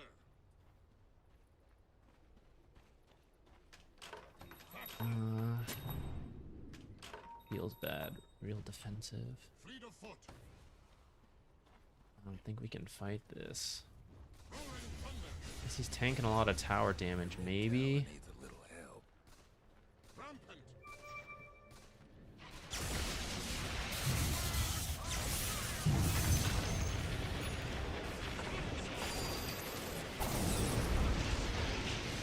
Ogro, kill.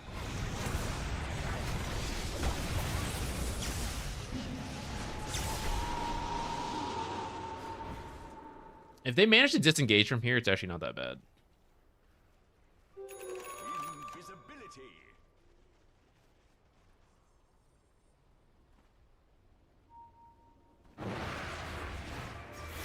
¿Sí?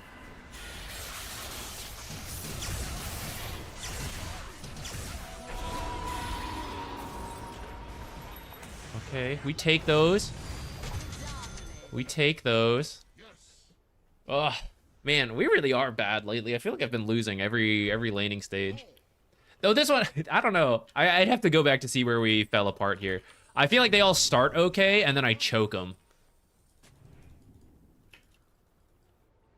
Advance. The system adapts. Come now. That way. That way. A gift from the tempest of battle. Come now.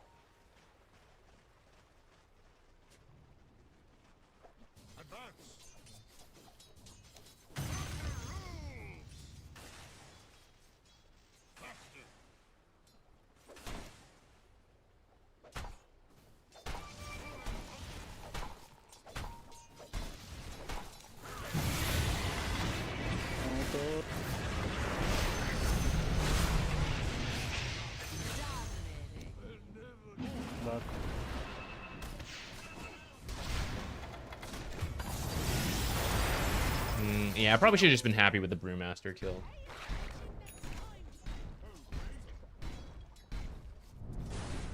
Yeah, I usually play support. If we play core, it's offlane, but I haven't done that in a long time. What do we do this game, item-wise? We just need to keep dragging this game out. And I think the global nature of the draft will start to carry itself. Man, I wish I'd placed a ward before I died. I was hoping to actually twin gate and then ward. But in hindsight, I could have just done something like here. I was worried it was 2 defensive, like, doot, doot, doot. Thank goodness. Can they actually Rosh this early?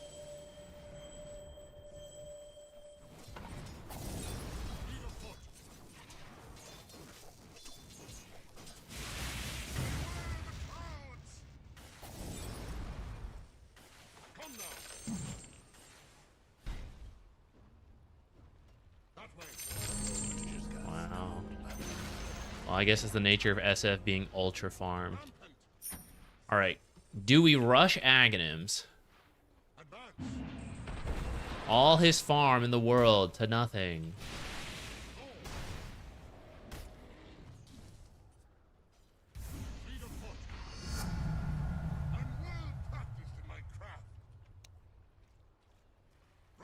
Oh shit, is this enough? Oh, it's just enough damage, right?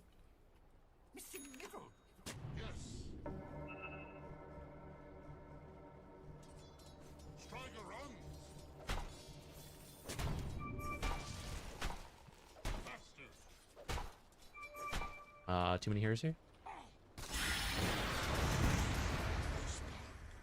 Alright, I'll die for that. That was a smoke.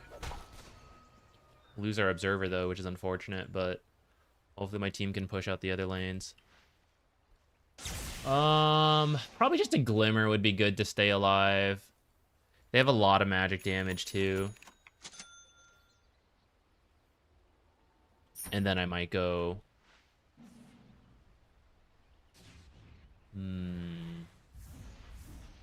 I'll think from there. Maybe we'll need the eggs. I've been wanting this.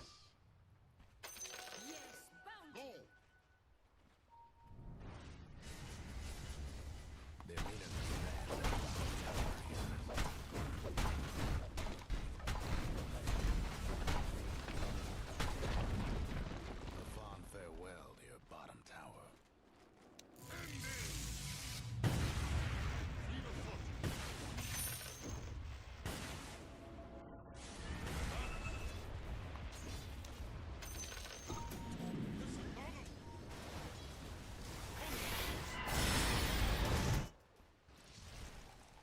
What did I take that phylactery proc from? Did I get sniped?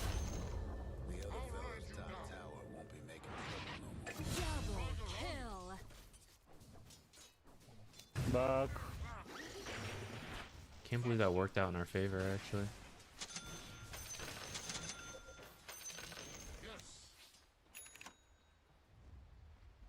Go smoke, go smoke, go smoke.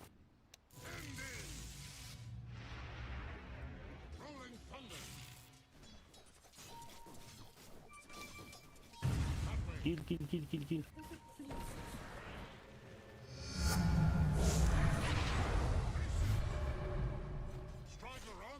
Igual muere.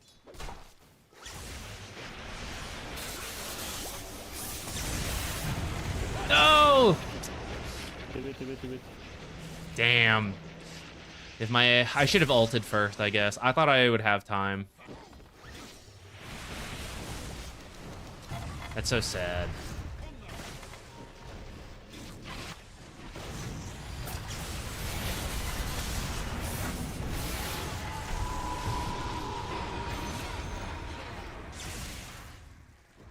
Back. Oh man, I still died. Oh, I even had the wand again. I should have used that. Thought I might live long enough. Smoke.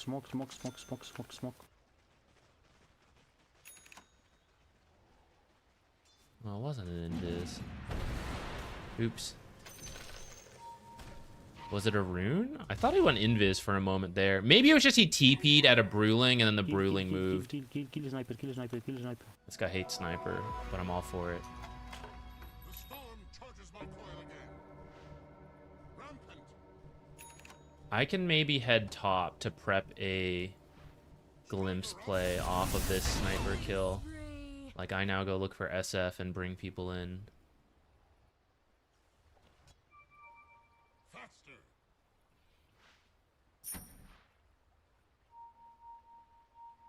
That way. This levels the field. Lost knowledge is found.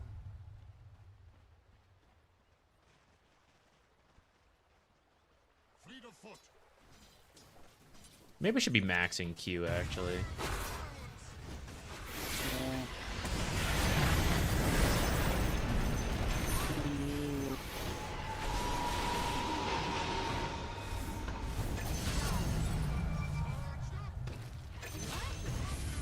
Double kill.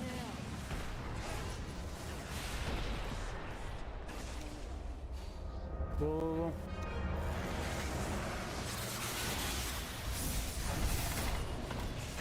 We're so back. Triple kill. Guarden zona, por favor. Let's go try to place a deep ward while they're all dead.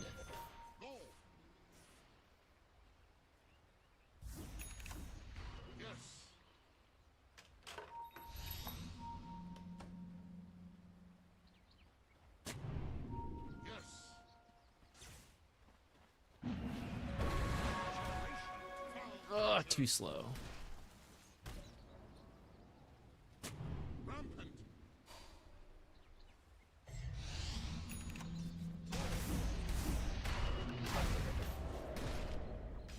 Rolling thunder. Do I want to go Blink first or Ags first? Is this guy skipping BKB? That way. If he's skipping BKB, I think I might go Blink first. Panda's skipping it. I'm gonna do it. Advance.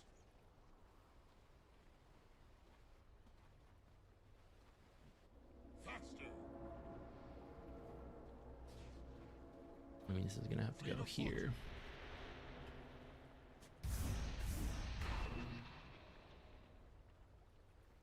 Strider runs. Barrier. Come now. Yes. That way. Missing middle. Advance.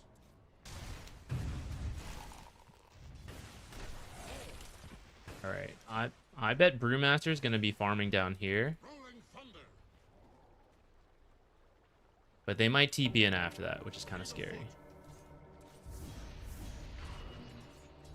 Republican Druid. Brewmaster's probably down here on his own.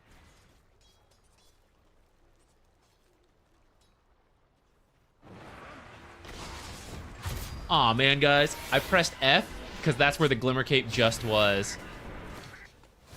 I was very wrong. I was very wrong about him being down there on his own.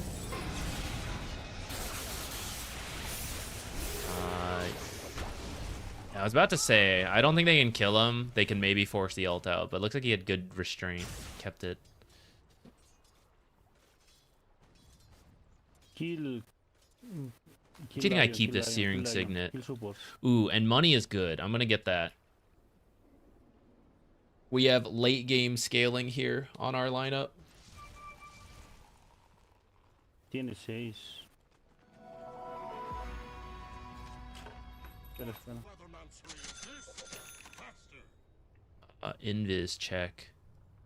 Alright, we're good. Strider. There is the Storm Panda Invis, but I don't know if it's really worth buying Dust versus that. Tiene ward, tiene ward, tiene ward. Go. Your mid tower ain't doing too well. That way.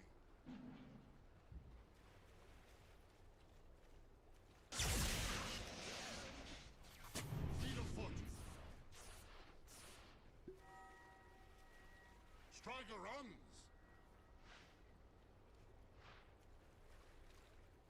Faster.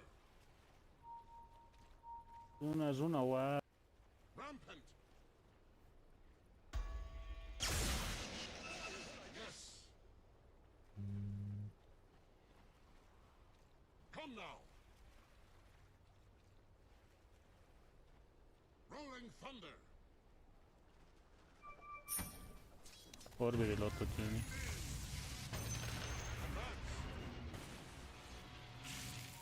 I think I'm actually supposed to max Q with Thunderstrike Facet.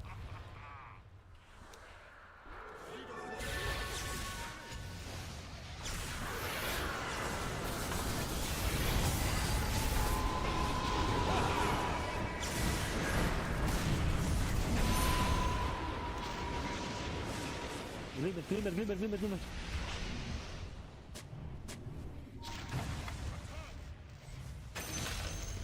Hey, I get the brew kill, nice. Alright, remember I was like, oh, we probably don't need it? Lol.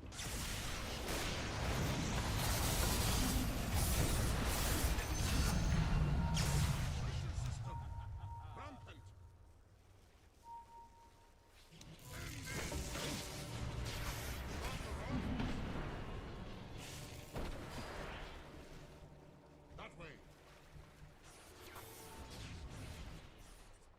Advance. Can we do Roche?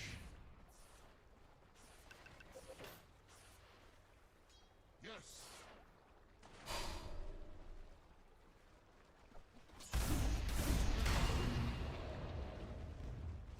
Radiant structures must have been fortified.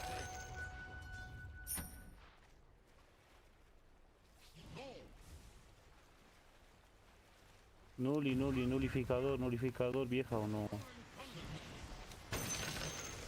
When's this? 10 seconds? Alright. O ya hizo Ocean. Faster. Rampant. Stupendous. Striker runs.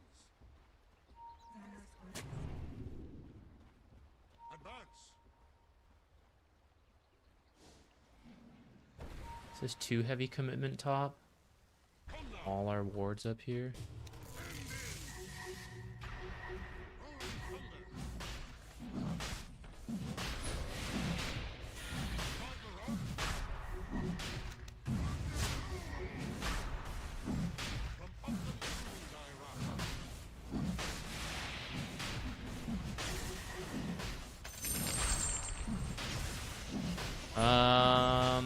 In the late game, you can sell your boots of travels, or arcane boots for boots of travels. I'd say in the early game, you don't really need to think about that. Most games, a support will not have to think about that. It's only rare situations where you're getting ratted really heavily, and you happen to be the best hero to deal with that. There's usually a core who is better for that than you. So you don't have to think about it too much till then. I'm gonna finish maxing this. They're all missing.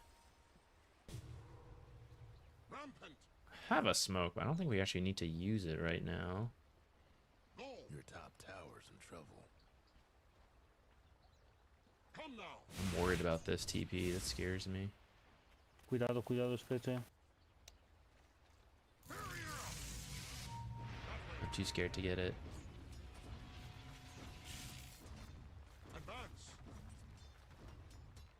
Ese Sheriffin Lothar.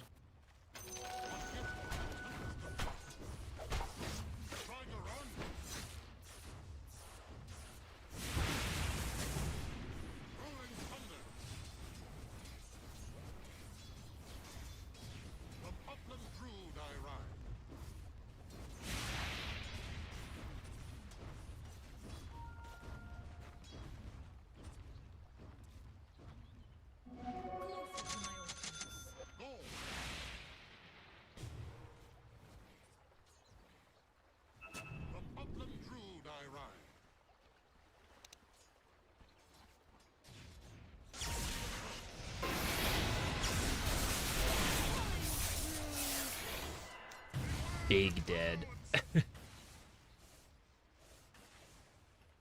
Yo, where's my courier? What the heck? I called my courier. Ah, shit, guys. I was looking somewhere else. The guy freaking 3-tapped me. I should have been able to live. I had the glimmer and everything. That's so bad. I'm an old man with no reaction time. Dude, can I start commending this sniper? He's being super toxic earlier. Well, not even that toxic. He's just being like trash talky.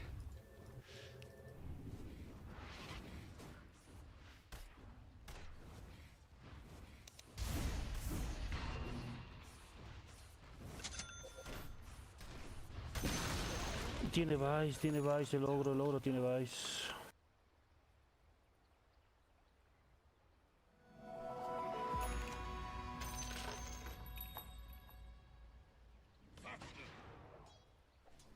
Do I buy this?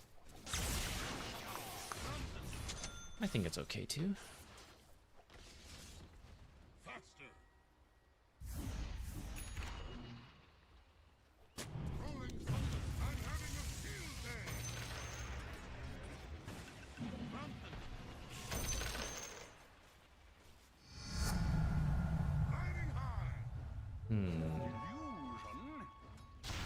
I don't even know what's more common.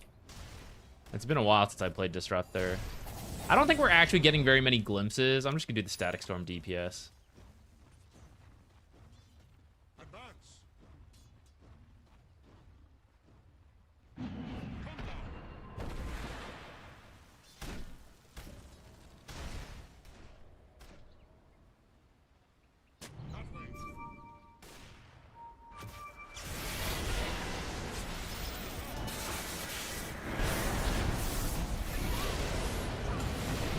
Damn! I'm such a boomer, guys.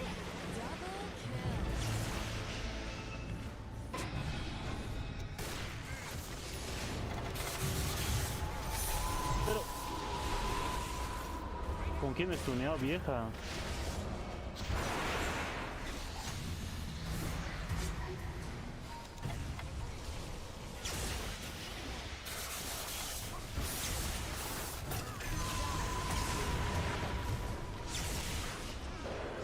It would have been a much easier fight if I prevented the brew ult. Those are those cases where the 0.1 cast point, those are those situations. So old people like me can press their buttons fast enough. What is this cast point? I don't even remember. Double kill. Well, it worked out.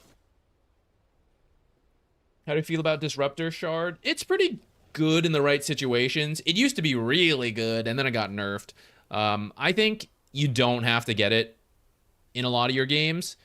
But if you do need to, if you do need to find certain enemies, and they're very difficult to find, like say a core sniper with ghillie suit, or I don't know, oh, we got to get this Omni Knight. In this case, it could be like Lion, right? It's like, oh, I'm trying to find this Lion sitting in the back, and if we can just keep dropping Thunder Strikes, we might run into him. I think in those types of situations, it can be good to buy. I don't think I need it this game, though. I think I just need to get to the Aghanims.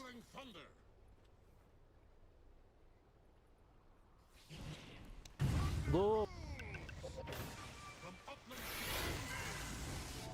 No. This is so deep. Back. I'm like, just respond. I'm still running back in.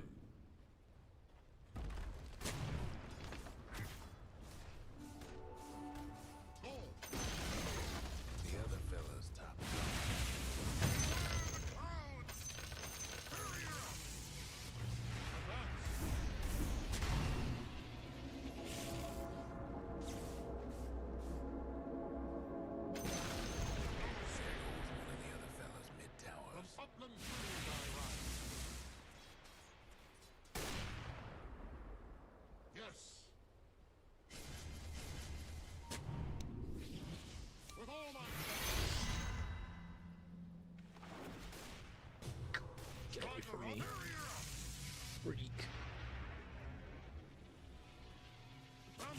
Lion, lion, lion. Come now. It's not time yet. Fleet of foot.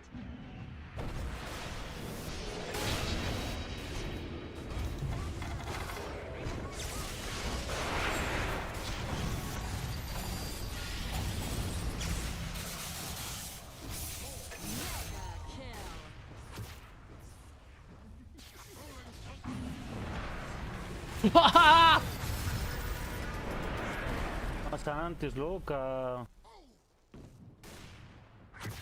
That way.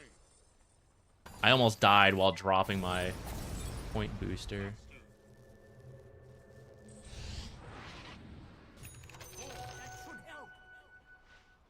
Thunder approaches. Rolling thunder.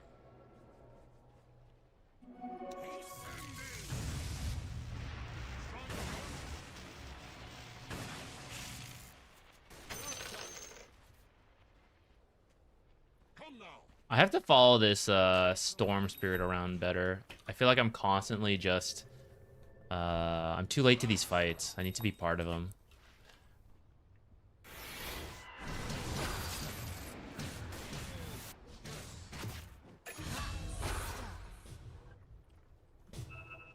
Fleet of foot.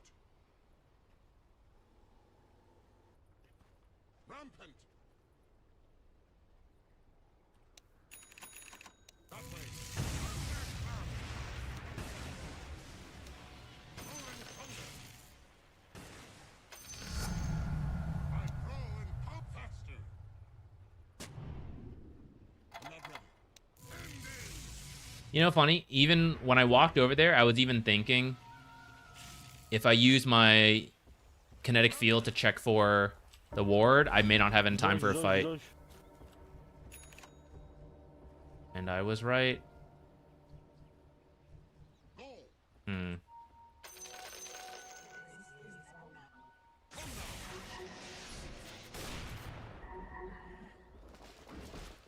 Striker runs. Advance.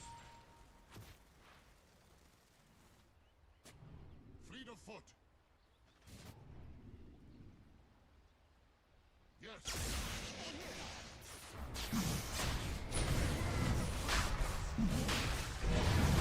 I guess I should be over here.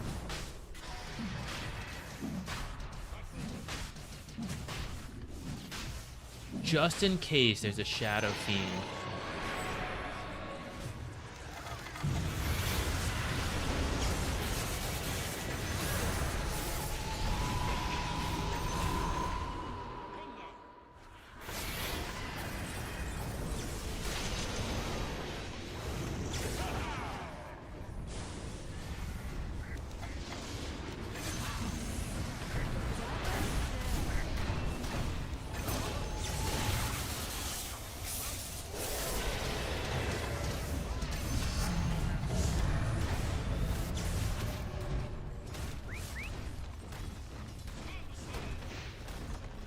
Look at this tower go.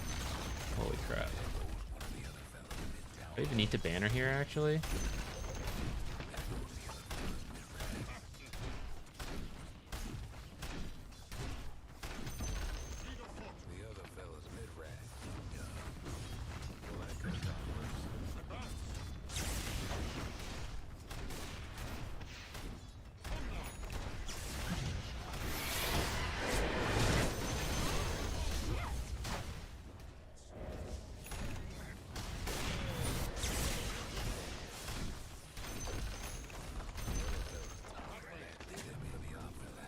Alright guys, you ready for this?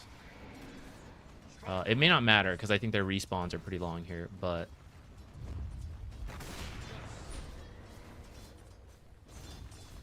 now we creep for the blink static storm. The other fella's bottom tower's done for. Looks like the other fellas will have to do without that bottom rank. The other fella's bottom rank is finished. We got a case of the making.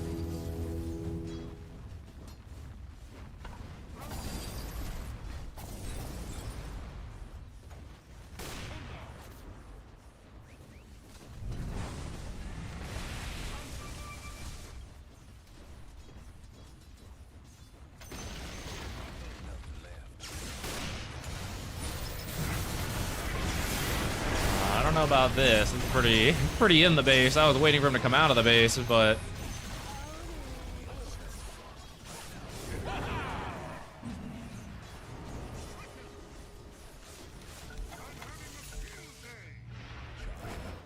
I'm pretty amazed we came back from that one.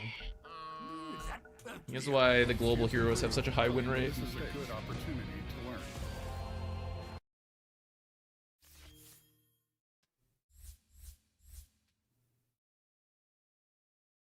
Any reason to not buy items right now? Roshan was in contention, technically. Towards the end, we just managed to find a lot of good fights because our heroes are global. So it wasn't a massive risk, but I wanted to make sure I could buy back for Roche. I think it's important to save that. Now, technically, if you think, oh, the Ags is the game-changing factor, I need to have it to win Roche, I think it would be okay to buy it. And I think Aghanims on Disruptor are so strong, you could make that case. But Brewmaster never picked up a BKB, and these are like supports who also don't have BKB, or Lion was a support. Ogre just never had a BKB. He's the only one who it's like, oh, with Aghanims, we kill him. And I mean, it's true. This is awesome if we get him with the ult kill. But I think my making sure I can buy back an ult is still really effective versus like 3 of the troublesome heroes, that it's, in my opinion, it was worth waiting for Roche, and then you can buy out after that.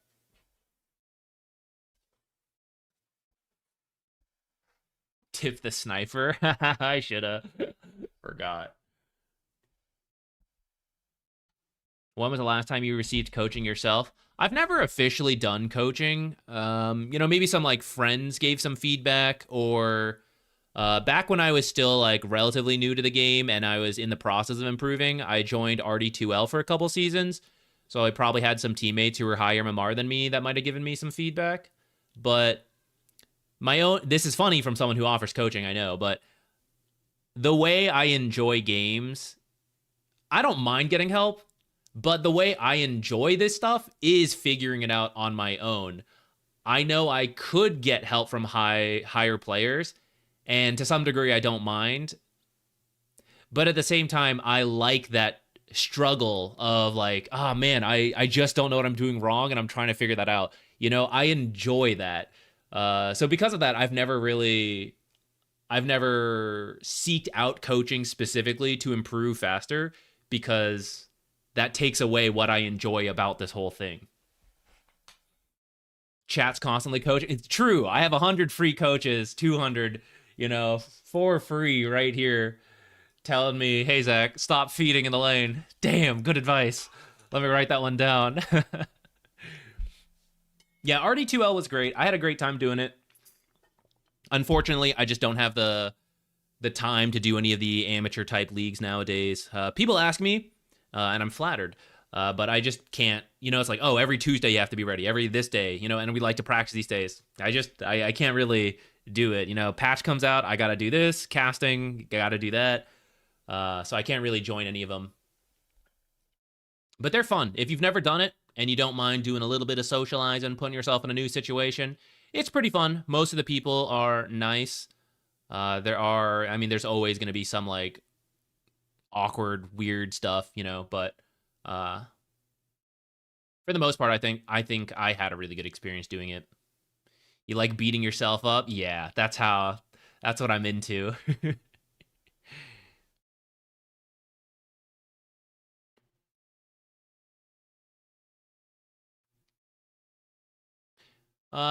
That is true. Like, there's a certain point in the game. I don't mean this in any rude way at all.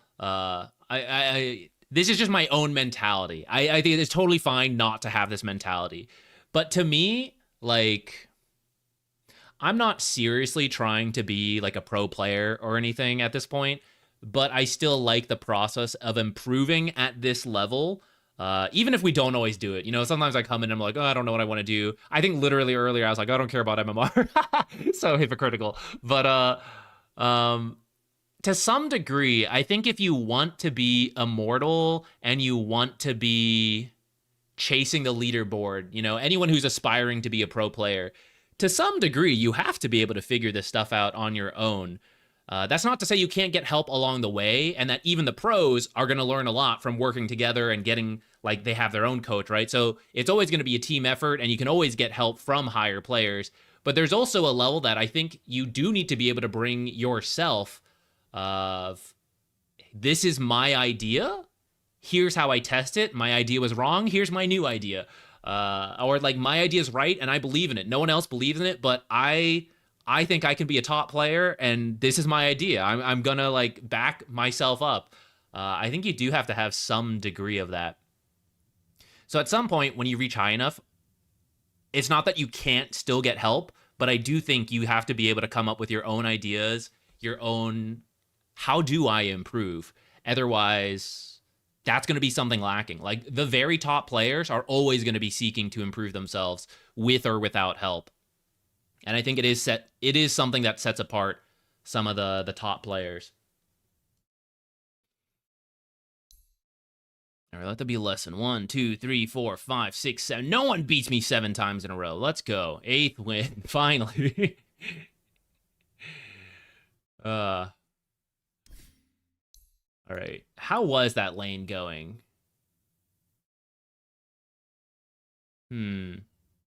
I was focusing the sniper. I wasn't sure if I should. Usually I tell you guys, you know, focus the offlaner. I was thinking sniper is going to be so annoying, constantly poking. Like, maybe it is worth it. And I thought I could kill him, which we did. But now I'm looking at the net worths, and I kind of feel in hindsight, it was wrong. It was like, I could have just still harassed the Brewmaster and probably have had a better time. Up to around here, I think things were going okay in the game. Now I'm looking at it, and it's worse than I thought. Our lane's pretty close, like Brewmaster and Spectre are close, but the others were a bit rough, more so than I realized. And then I ended up hitting 6 very late. Again, we keep doing this in a lot of our games lately. How bad was it? About 10k at the worst. They should have won. I feel like you just sit behind Shadow Fiend. First Aegis doesn't do anything. You get BKB. Then you do something off of that. They griefed their first Aegis and then lost the game.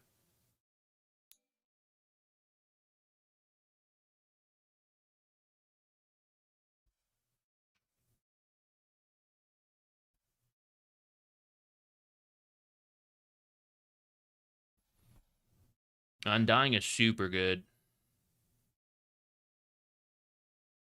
Yeah, you always got to aim to improve. Life advice, not just Dota. I want some really good player to figure out Chainmail Clockwork because it's so funny. Me too, but I really think it needs a buff.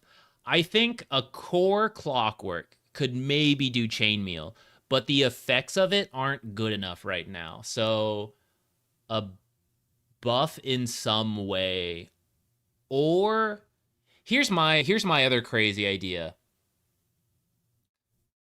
Potentially, Chainmail is added to the innate, but if you want to keep it separate, the biggest issue for Clockwork right now and why you can't make any other facet work is because Expanded Armature is what revived Clockwork.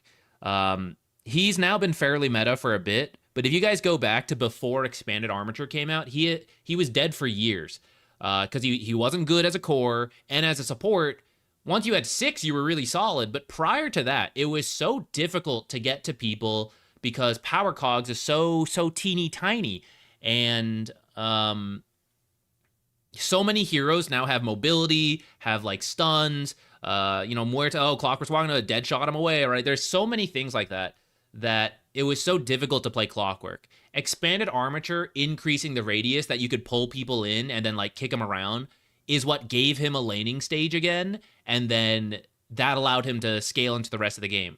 So every time you don't take Expanded Armature, you go back to old Clockwork that was dead. So that's the biggest issue. That's why you can't move to any other facet. It's so difficult. I think one way to do it is to make it high risk, high reward to not take Expanded Armature. So Expanded Armature is the like stable laning stage. We're going to get a lot done before 6, get to 6, do stuff, right? I think hookup and chainmail facets, or essentially base clockwork power cogs should have the inside knockback. Right now, that is only a thing for expanded armature. But the regular one should also have it, because it is so hard to get to heroes that when you do get them, the tiny circle of regular power cogs should frickin' ping pong 8-shot, kill a hero instantly. High risk, high reward. If you get near anyone, they're frickin' dead. And that's how you're going to have way less success, because expanded armature is... without it, it's harder to reach people, but when you do, there's a bigger payoff. And that's your choice on facet, right? Do I want the stable expanded armature, or do I want the higher risk no expanded armature, but now I have hookshot or hookup, or I have chainmail and I freaking eat chainmails. Even with that, I think chainmail won't be good. I think it still needs a buff. But until they change something about that facet of the hero, it's too hard to play without expanded armature at a high level. Meepo is really good if you just don't have the heroes to deal with him. That's just the nature of the hero. Some things you can do is that Meepo... There's a couple things you know Meepo is going to do. His lane will be decent. Good Meepo players know how to kill others, but technically if you know how to deal with Meepo, you can avoid it. The thing is, he's going to send the extra Meepo to stack and farm. And that's where, if you have early aggressive supports who can find the Meepo, stack, smoke early, you can really slow down his momentum. It's really about the first 15 minutes, slowing down the Meepo. It's weird because every hero, obviously it's good to kill early. Anti-mages, Lunas, all carries and farmers are good to kill early. But some heroes who accelerate so fast, it is more painful to die early because you miss your window. So these heroes are like Alchemist, Tinker, Meepo. There's probably others that I'm currently blanking on, but I'm going to highlight those three. They are so fast. Alchemist, because of his greed, Greevil's greed, there we go. Tinker, because of the global rotations while pushing every lane and joining fights. And the Meepo, having multiple Meepos, farming everything. So usually you kill a carry and you're like slowing down their GPM. They're like, oh, I'm averaging 400 to 500 GPM right now. Those guys, you're taking away like 1,000 GPM for how efficient they are. And that is what keeps you from getting totally eclipsed in the net worth, where they're suddenly 10K while you guys are at 5K, So the early game kills are huge on those heroes if you can ever organize it. And if you don't, and they make it to the point where they're like 5, 10K ahead of you, it's really difficult, but technically possible if they overcommit and you bring a bunch of heroes in. But yeah, usually it's the early game you have to focus on. Shadow Demon is good. You have to learn how to play him, but I think he's pretty good in pubs because many people don't understand how he works. Give me 1 second, guys. I'm going to run to the bathroom before we play again and maybe fill up my water again. Yeah, we should probably fill it up. I'll be right back.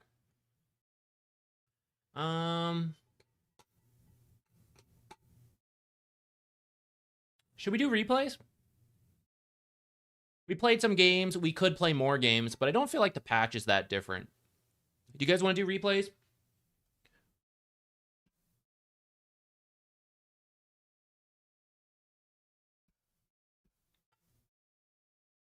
We could do, let me see what time it is. We could probably do like 2-3 hours of replay reviews.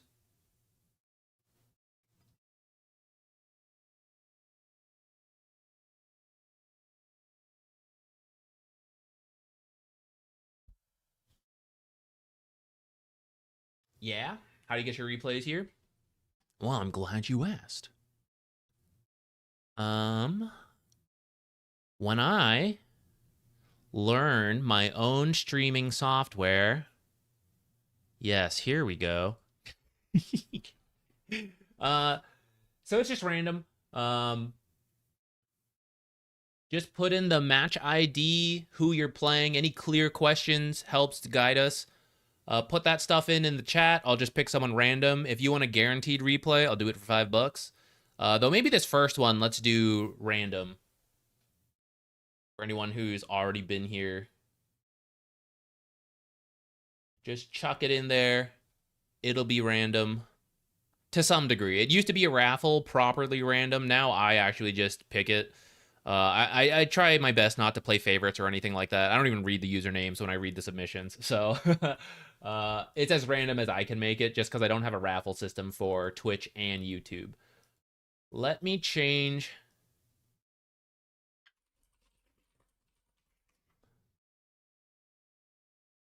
Let me change the stream info to replay reviews.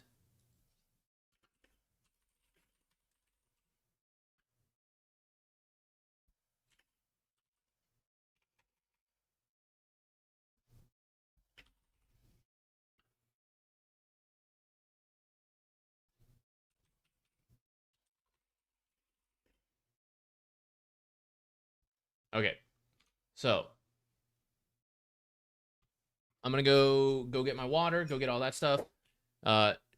Drop in the match ID, who you're playing, any questions you got, and then we'll go from there once I'm back.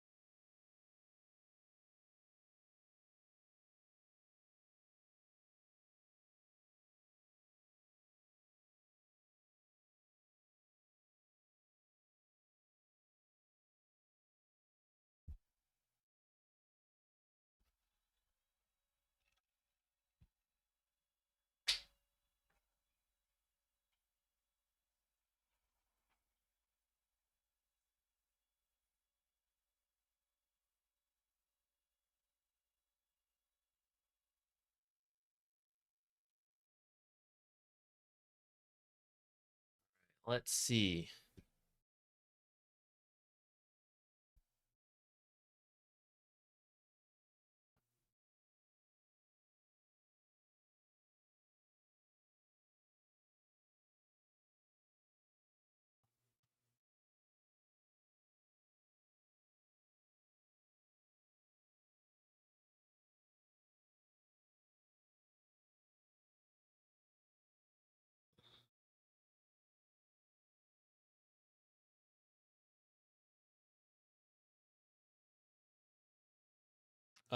Plin asking about the Snapfire 10 talent change.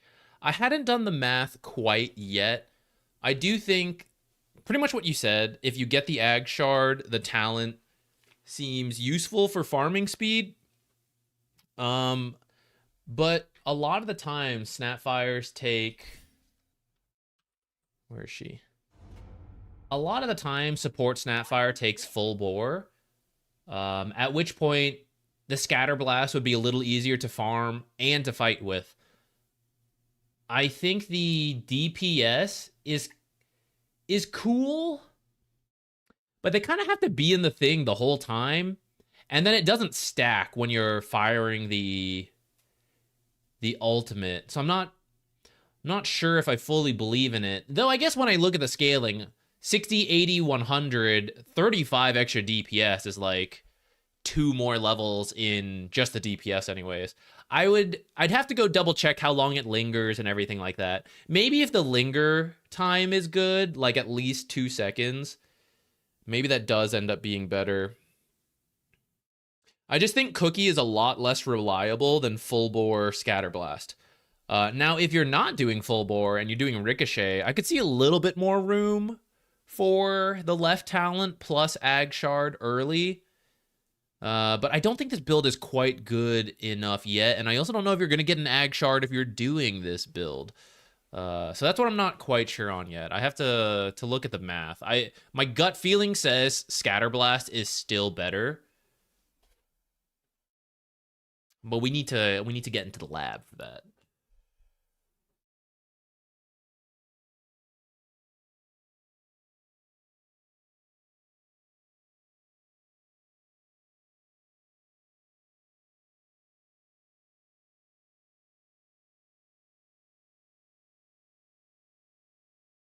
Hey, Horizon. I would appreciate at least 3 nickels from Valve. Any more than that would be fantastic. Okay, I see we have some good questions in the replays today to start us off. I think I want to start with... kind of annoying. I can't copy the match IDs through the multi-chat, so then I have to go switch to it and find your guys' actual message. All right. I think we're going to start with... Oh, wait. Let me do the anonymous mode, too.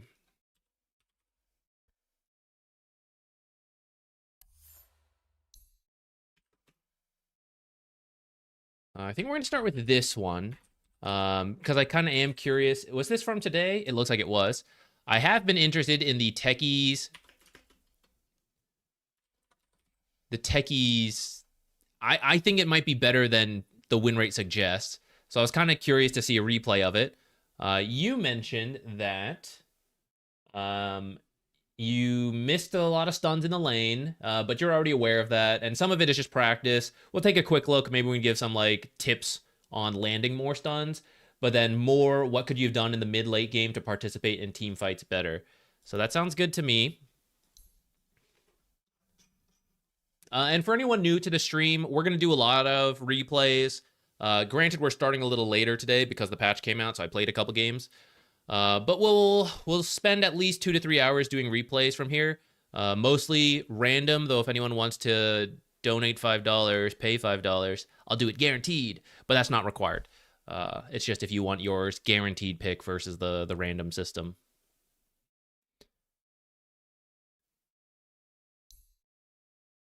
Okay, let's get into this.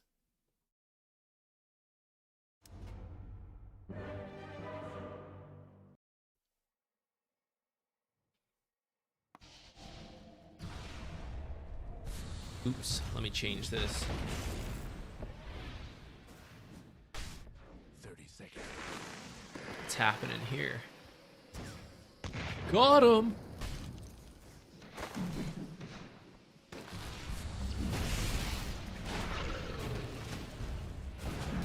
Okay, you're going for potentially an early bracer to min-max the secret sauce. Okay, I didn't think such a big fight would go on. Wait, let's actually go back a second. Right, so they went for kill. You guys barely get out. Chase here.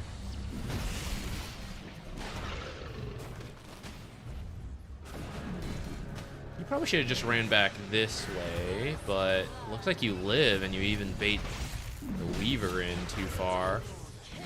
Time for blast off round 2. Do it, do it.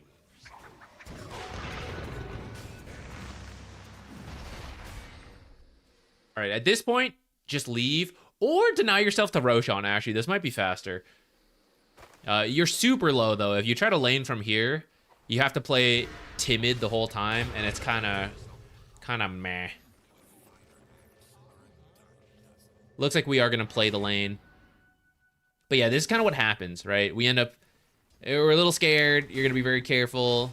It's not to say it won't completely work, but... yeah, it's tough. I appreciate the blast-off attempt there. It's probably not going to hit because Weaver is super fast. So what I would actually recommend, maybe this is one of the stunts you're talking about, Shikuchi, very long cooldown. So once he uses it, he gets away. Man, we didn't get that kill. But that's okay, because he now just can't get close to the lane for 15 seconds. Otherwise, he's going to take a bunch of damage. A little less than 15, because it's already going on cooldown while he's running around. So you got like 10 seconds to now land a blast-off kill when this guy has 275 move speed. So pretty much if you center on the hero, you won't miss. So this is a case where you let the immediate opportunity go and hope for the 10-second opportunity after that. And you might have a little bit better of a chance after that. Worst case, you don't get the kill, but then you also didn't waste your blast off, and you're going to get a chance at some point. Maybe you line it up with a stun the next time it's up. You know, he stuns into the blast off. And you'll always make sure to have enough mana, enough health to do this kind of stuff. But anyways, it's not that big of a deal. You're still okay right here. Keeping some pressure on. So we'll need to put the sentry in the lane at some point. Maybe you're looking to unblock this camp. By the way, there's some... For any of you that don't know, there is some new tech in the camp blocking. It doesn't look like Warlock used it, but right over here, it is below this tree and above this tree. It looks like you shouldn't be able to put a sentry, but if you just like put your mouse in this area and like hover up and down a little bit, there is a sentry block that you can't see without cutting either this tree that my mouse is on now or this tree and then sticking your face in like, hello, where's the sentry? And then you can see it. But position 4s, if you hovered your mouse here in this exact same area, find the spot to put it where you would block the camp, but then move left out of the box, that sentry will give you vision of this sentry if it exists. And if you do it as far to the right and low as possible, it will cover this bottom right corner. It looks like it doesn't, but I did some very quick testing. Maybe I was off on the pixels, but I put a sentry in this bottom right corner as like far to the right and down as possible. And then I put a sentry here as far down and to the right as possible without actually blocking the camp. And I was able to deward this. So this is now the spot I would recommend. And bonus, even if they aren't using this tech, that means when they want to block the camp again and they put it like here or here and they're like, okay, where did they unblock my camp from? They're like, wait, I can't find the sentry. Where did they get my camp from? And then you're going to come by and kill it. So right now, position 4s, I would really recommend you use this spot to deward just as a default, as long as you have the time to do so. If in this particular game, because there is a Weaver and you want to put your sentry like over here to give yourself a little bit more sentry vision for the actual laning, then that's fine. That's a reason to do that. But if there's no invis in the lane, I would really recommend this spot for position 4s to unblock and for position 5s to block that camp. It's a sneaky spot. Do we have to do another tier list now? Yeah, but I will give it a little bit of time. We'll give it like a week. Going forward, I'm going to try to have the tier list out in about a week.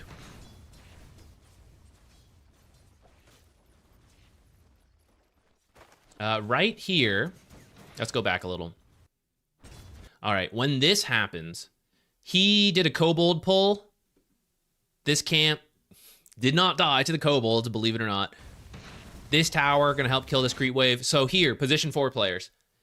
You don't have to do too much because in 30 seconds, the lane is gonna end up here and you're gonna be chilling. So all we have to do here, make sure they can't do a pull either from here or from here. And then if we don't have to do that, we can consider harassing. In rare cases, you could also consider going for the 2-minute water rune, which is uncommon, but does pay off at higher ranked games. In the lower ranks, it's not as worthwhile to do. Legend is about the point I would start considering if I would do that. This game, probably not. Neither of them even have. Oh, actually, Dark Willow mid got a bottle. Sure, why not? I would just say, make your way over here. Don't draw this creep aggro. Let Dragonite hold that creep. But you come over here and body block this. If it hadn't been used and there's a camp here, then you're just making sure Warlock doesn't pull the next wave. So at around like 145, you would hit this camp and drag it up this way. Or this, it doesn't really matter. To the right or to the upside, whatever. You just want him to not pull. And so long as he doesn't pull, what's going to happen is exactly what happened because they didn't do anything. They couldn't. This moved up, right? We're in a happy spot. But because you're not over here, this camp is going to spawn, which means at 217, he could pull the wave that is about to spawn here at 2 minutes, and that could fix their lane. But let's actually see what happens. Let's pretend this camp doesn't spawn because you body blocked it. They end up actually getting a ton of it. What did they do to you guys? Fatal bonds, and then you guys fight. When they fatal bonds, you should just chill. Fatal bonds is too dangerous to fight into like this. Yeah, you guys should just let that push and then come under the tower. If it had pushed, it might reset. This is where things get messy. Because they couldn't pull, though, because they were killing you guys, you see the next wave just goes through, which, if this camp is blocked, that's what's going to happen anyways. But now we're definitively removing that option from them by being here to block that. I think from here, I know your other question was about the mid to late game, so I think I'd rather head to that. You should use your blast off there. As soon as this guy throws out the dragon tail, just blast off. If it was a slower hero without an escape, you could sticky bomb and then blast off. But for a slippery hero like Weaver with Shikuchi, you just want to make sure you connect with the blast off. So when he dragon tails, just throw in the blast off.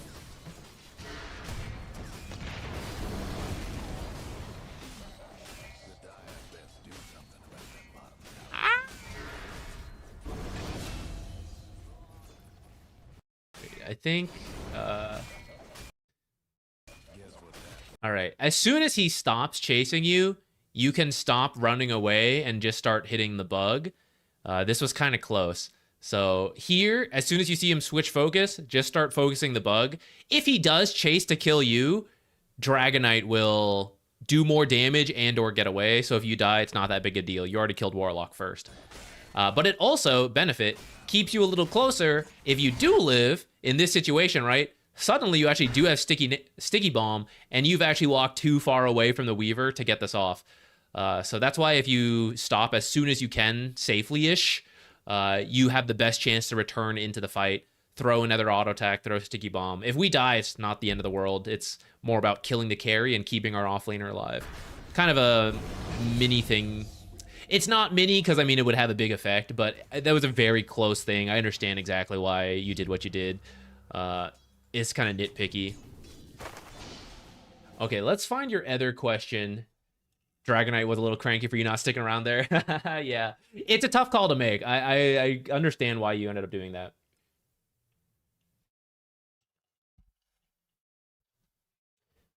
Okay, let me see. You mentioned mid to late game, so yeah, let's jump ahead out of this lane now.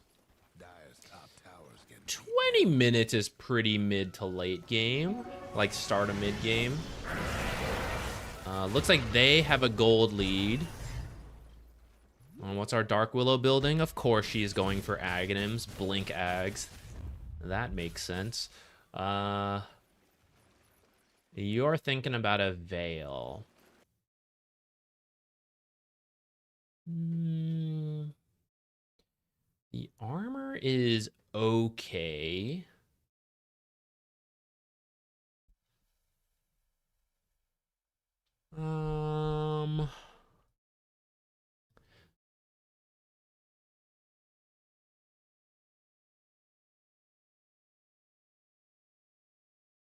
I'm a little torn on this Veil, but I don't hate it.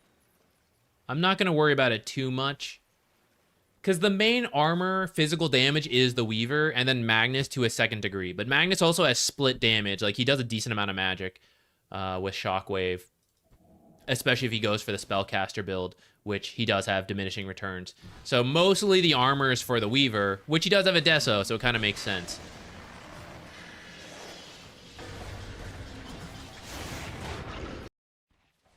We are going way too soon here. All right, it's mostly this Dark Willow who went way too fast before you guys were ready. And because of that, you're just a little slow. Again, for any hero that you're unsure of, I see is like bronze tier Techies, so maybe you haven't played that much. As you get a feel for like the cast points, you'll know like how much time you have to use Sticky Bomb or not. To play it safe, for any of these mobile heroes, start with the Blast Off to make sure that one lands. It's more important than the Sticky Bomb. But this one's mostly the Dark Willow's fault. You had the right idea, though. You're following the Dark Willow.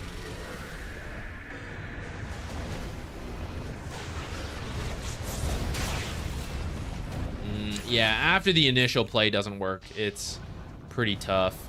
I'm not going to worry too much about that one.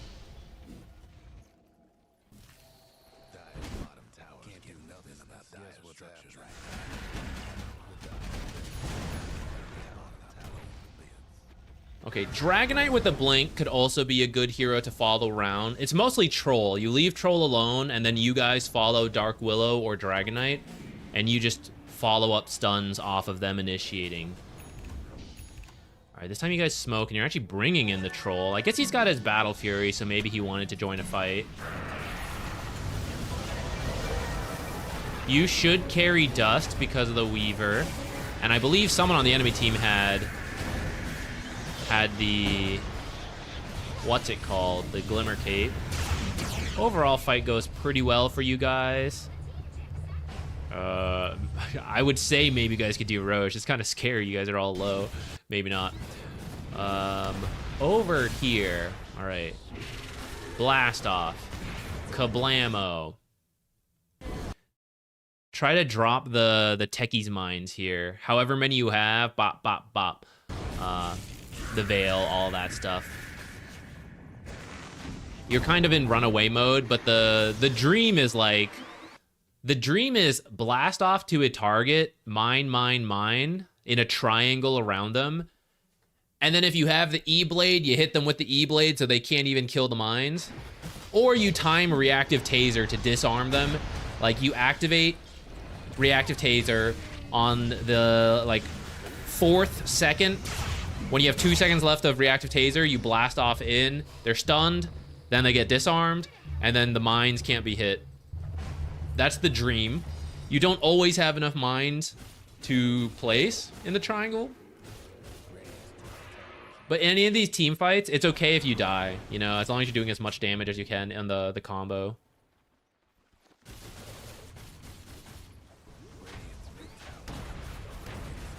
Okay, mines for the push aren't bad. This will happen a lot, actually, as you play more. Bait one mine in, unless you know they don't have Fortify. But a lot of times the Fortify does come out. So put one mine, and then see if the Fortify happens, and then put the next mine. In this case, you know, you put 2 more, they end up going a little bit to waste. So it's kind of something you Eventually can plan around as the Techies. Try not to commit all 3 on a tower, and then the Fortify just nullifies a lot of it. Ideally, you would have some wards here that you could place, because you guys just got a team fight, so place a deep ward somewhere. It looks like actually one was placed by the Ringmaster, so that's pretty good. So you're going for the Atos. If you wanted Atos, I would actually do it before the Veil, I think.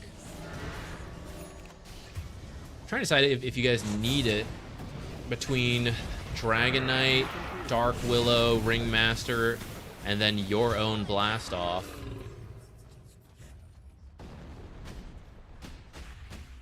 Usually, if you get it now, I mean, let's just jump ahead to when you finish it. Around here, you would finish it. This guy's got a Yules, so he can remove it.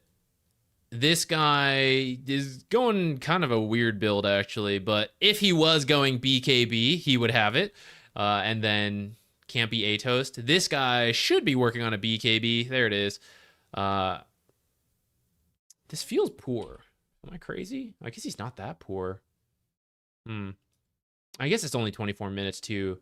Actually, they're kind of rich, is the thing. You're finishing like three different items.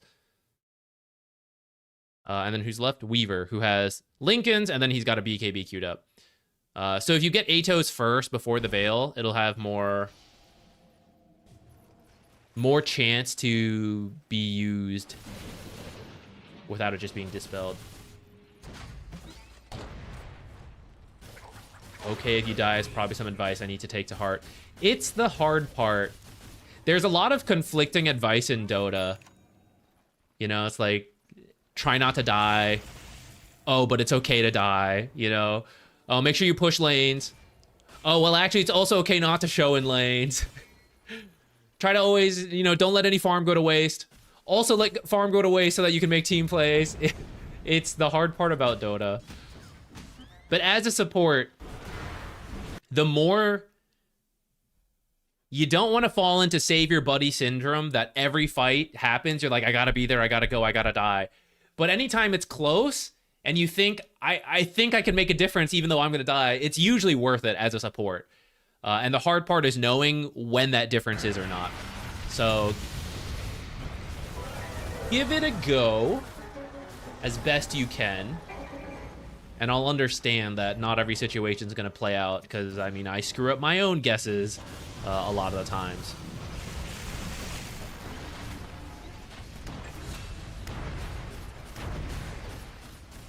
You don't actually...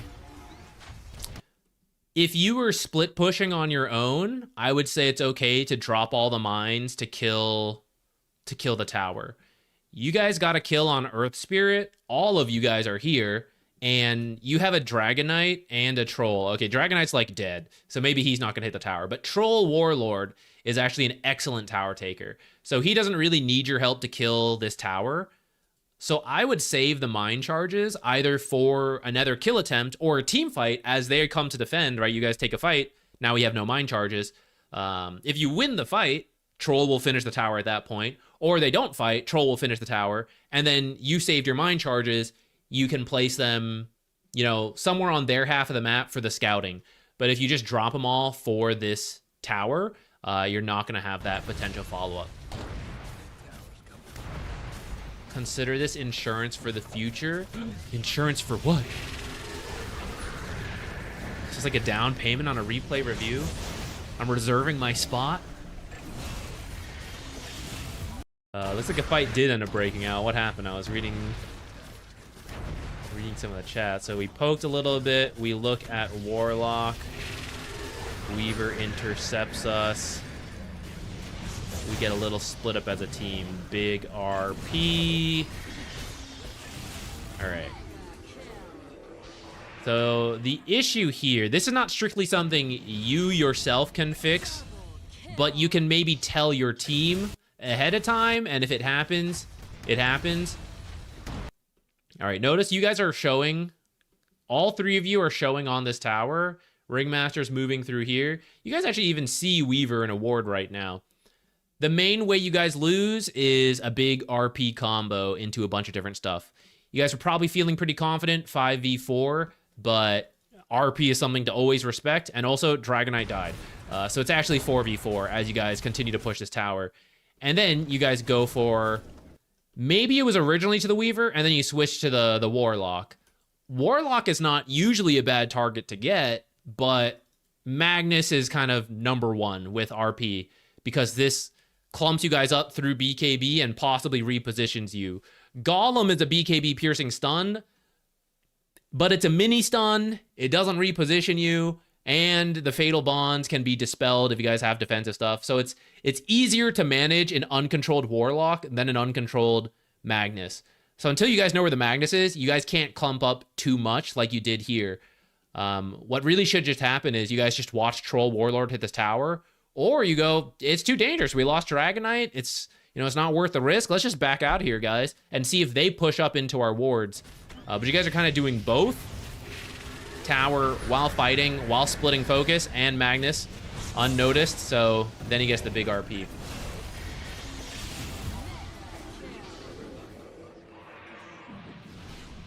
Double kill. In case we make it to that point, our last push was sloppy because Troll had to leave F1. You hate when that happens. Sometimes that's how it goes. 1 hour is pretty understandable. Most games don't go that far. I've had more games than I should where we get to the 20, somewhere between the 20 to 30 minute mark, and people are like, oh, I have to go soon. It's like, man, you gotta know Dota games can go like an hour. You can't be like, we're gonna win in 30 minutes. I have time. You're like, come on. I always end up losing those games because then the team feels required to play fast and you're not supposed to at that time. And it's like, it hasn't happened in a while though, fortunately. But it used to happen to me a lot more.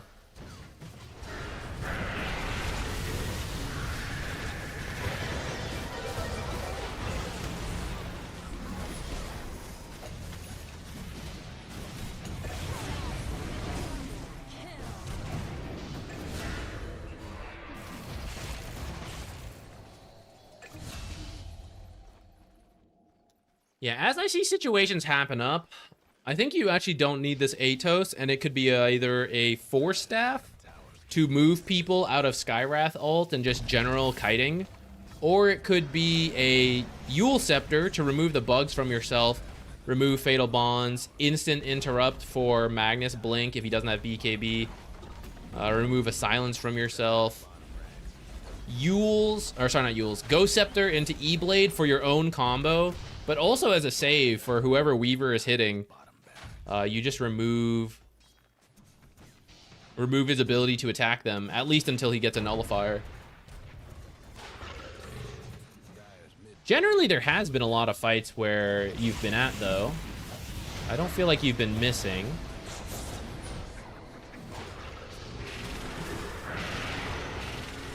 Okay, that stun actually was a miss. You had the Atos, so you should Atos first and then do the blast off. If you're gonna get the Atos. I know I just said, oh, you shouldn't get it. In which case, you do just have to YOLO the blast off.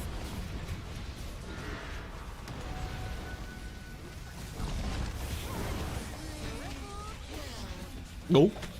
I love that sound effect, guys. It's so funny.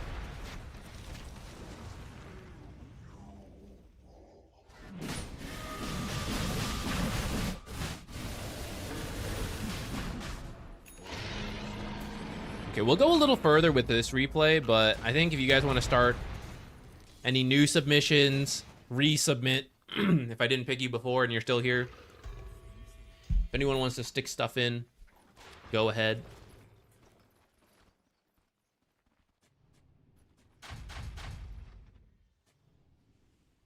Okay, but we don't really need mines here. These should actually... You might be placing them just because, like, oh, I've got the charges and I'm going to get them again on my way back out. That's actually not wrong, but you should actually place them out here rather than in here. You should, like, at this staircase along. I think that's one thing I'm noticing. We jumped ahead, so I didn't pay attention too much. But the two main uses for mines, three main uses. One, farming, four main uses. Farming speed, because they pretty much one-shot creep waves. Especially once you've got level 2 mines. Then, Tower damage, you drop them on the mines. You've been doing that. The third is vision. Set them up at different points on the map. One, to just scout things, right? So like put it on the power rune so you always know which rune is spawning until an enemy breaks it. But at least up for that time, you have vision. You can do the same for bounty runes. You can do the same for wisdom shrines. You can put them in the Roche pit to know when people are going in and out. Twin gates are an excellent place for mines. Put 4. You can fit 4 around the twin gate, and then you can even put more. Entrances are a great place to do it, so anyone walking up has to tank mines, or they go, turn around. Don't want to use that entrance. You waste their time. Any of those places are good. If you do the twin gate, someone pops out of the twin gate and just dies to like all the mines popping out. So usually, I don't expect every mine to survive, but you should have a scattering of vision across the map. So that's something to get the hang of. And then the fourth use is for kills, where you go into a team fight. The blast off mine combo is good, but you know, however you're using the mines in the fight can also be fine. So on the way back, if you're like, don't need all these mine charges, or like go home to refill on mana, vision on this area, right? 1, 2. So anyone walking up this way will take a bunch of damage.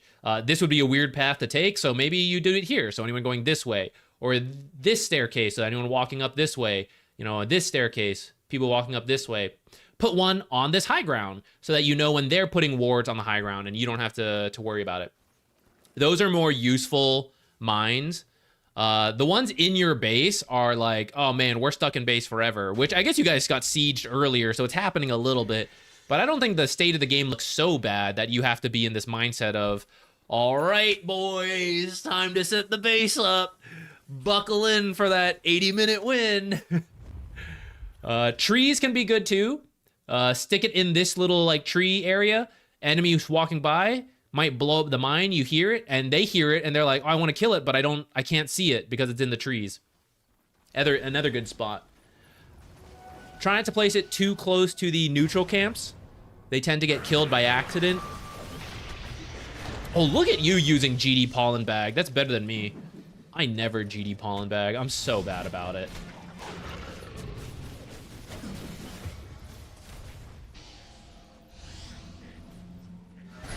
Am I incorrect? I believe Gleipnir connects through Invis. I rarely have a Gleipnir because I'm just a poor support player. I think you can launch Gleipnir and it hits Invis heroes.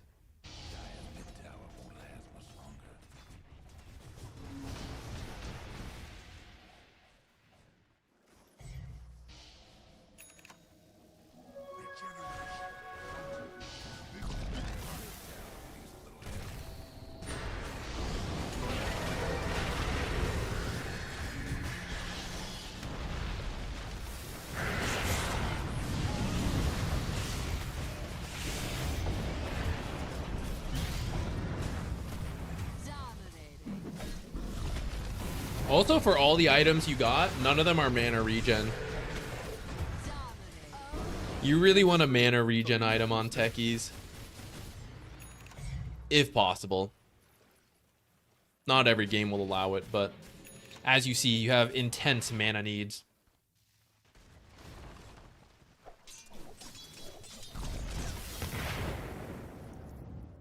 Could devote a few more brain cells to mind tactics. The thing is, once you think about it, it's pretty easy. Once you start thinking, okay, these are good spots for mines, as you pass by it, it will hopefully, the brain cells will connect to, you pass this area, you're like, oh, it's nice to have a mine here. I thought about this with my brains before, and I don't see any mine, so let me check my charges. Oh, I got 3, perfect. I can do 1, 2, you know? Yeah, later you pass the rune, you're like, oh, it's nice to have a mine here. How many? I got 2, okay, boom, 1. You know, it just becomes like a self-reminder as you move around the map. But you have to play more Techies to build that, which sounds like you're in that process. So let's go with that. I don't know if that was the best mid-late game team fight, but I do want to try to make sure we get to other replays. Okay, let me see. Let me see who else put stuff in. Anxiety lol, thank you for the Prime sub. Here's a Prime. I'm waiting for the analysis. I hadn't strictly thought about that. I guess that is. But we have so many Twitch subs. If it set the precedent, that would actually be kind of difficult. We would never have another guaranteed one. I was actually going to take a quick look at yours. I saw you posted the position 1 Windranger.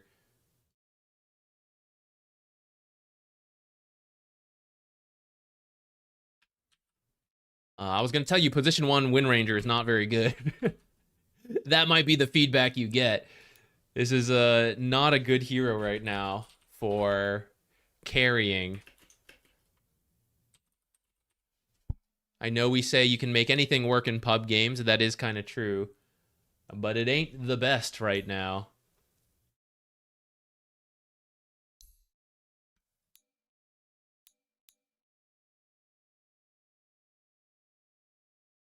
Looks like maybe the lane could have gone better a little bit. Not too far behind for a lot of the game. Man, I'm not even sure what the build would be. I guess you have to have a Windranger or a blade, a Maelstrom.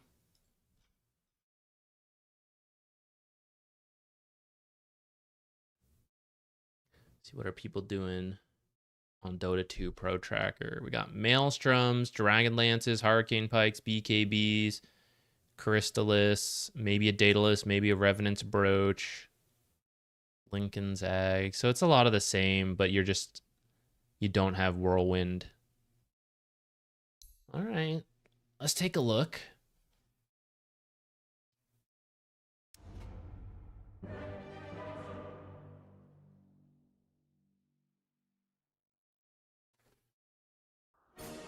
That guy, no problem. Happy to help. Should I send over a Blade Mail Oracle game?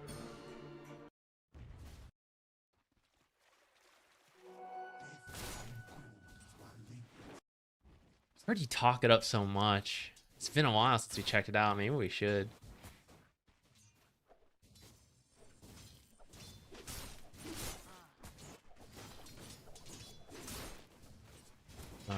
Okay, wait, hold on. What was I doing here? I got distracted thinking about Blade Mail Oracle. Okay, I want to take a quick look at the start of the lane, because that's where a lot of carries grief themselves, and let's see if you're gonna do it. I see you blocking your own creep wave a little bit before you see the wave, and you do in fact just about grief yourself so that this one creep aggro now puts you under tower.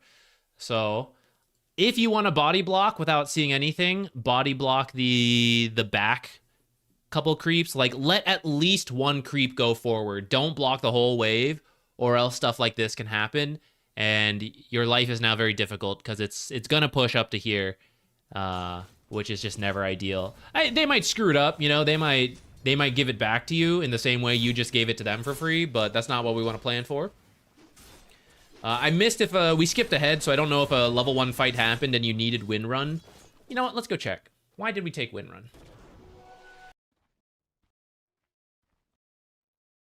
Seems like we just started with it. I would say you start with Power Shot to secure creeps, especially as a carry. 30 seconds to showtime. Support Windranger starts with Windrun so that she can just right-click trade with people. Or sometimes they do. Sometimes you still take Power Shot to secure range creeps. It depends if your offlaner can do it. But carry Windranger would not be focusing on right-click harass. You'd be focusing on creeps. So I would just start with the Power Shot. Actual last hitting's pretty good. Legion gave you the lane back with that overwhelming odds. But it is messier than it should be. See kind of what's going on here? This is off of the full body block.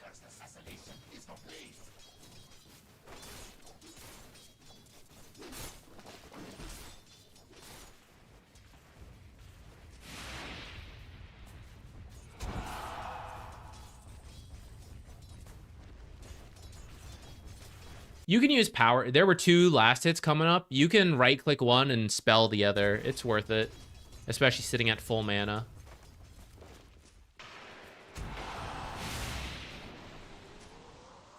Right. It's going okay. Equilibrium's been a little messy. 2 ranged heroes versus any amount of melee heroes prefer when the lane sits still, because you will win the war of poking.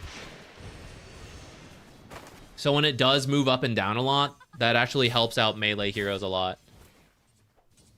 Which brings me back to why it's important to do our best to maintain equilibrium. And then another range creep that you could have power shotted. We're gonna use it to get a Rubik kill. It's not too bad.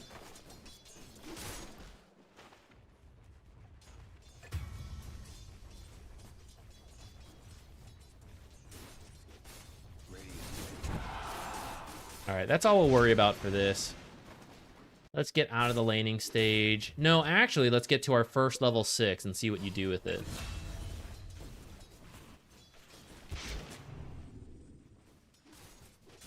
Careful of this. If he puts his observer down, he doesn't think you have a sentry, right? So when he puts that there and you see it, you don't have to instantly go and kill it. The most important thing is to make sure you actually kill it. And I don't know where the Legion is. Now, I also skipped forward, so maybe she's not here and you knew it was safe to do. But I see this a lot where people see an observer and immediately feel they need to kill it, but you can actually just wait, get closer, make sure they aren't there, and then you can get the guaranteed D ward, versus you hit it immediately before the guy has even left, and then he just turns around and denies it. And it sucks that he lost it, but now you don't even get the money. Or specifically, the Oracle doesn't get the money, and he's going to be annoyed. Be patient with D wards, unless it's like the middle of a team fight, you know, and it's like, I gotta take this vision out. That's fine, that's separate. If you can, so anytime you get 6, and okay, I see the Javelin is gonna be on the way. So that's a pretty guaranteed kill on a single target if you have any form of help. Oracle is okay, not the best. Very high level play, push the lane, twin gate over, make a dive with your teammates. It's very unexpected in most pubs, and it's very high impact. And it's something a lot of carry players just don't consider. But the heroes who can do it, anyone who is a guaranteed kill, Jug ult, meta, focus fire, you should look for something like that, you know? You're maintaining the lane still, so then we never get that opportunity. How do we go for kills when they know we're right in front of our tower all the time? So this is why you have to shove in the lane, and then they deal with it under their tower, and they think, oh, he must be jungling because equilibrium's bad, but you're actually rotating and getting a kill.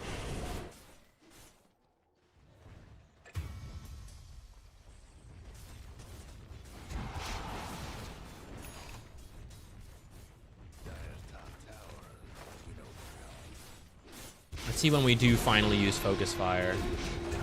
We try to use it solo and then get killed.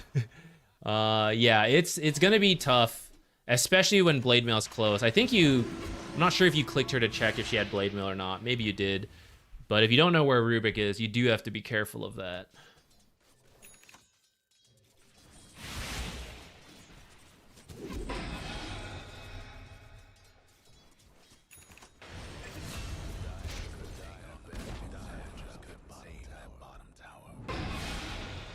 All right, so still one focus fire.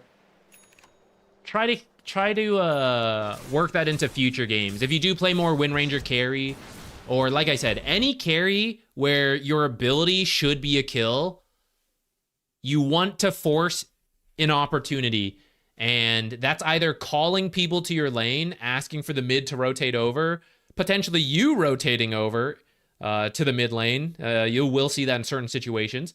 But the Twin Gate one is really good. It's a little tricky to coordinate, but just throw it out. Pitch the idea like, hey, I'm going to come through the Twin Gate and let's kill bottom. And if you get like a single, okay, you know, you do it.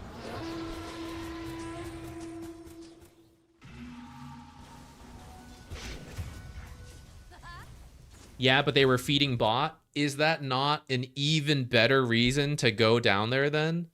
If you can get a big kill on someone who has been farming a lot of gold, and you can kill them, get the kill streak, and save your offlaner's game.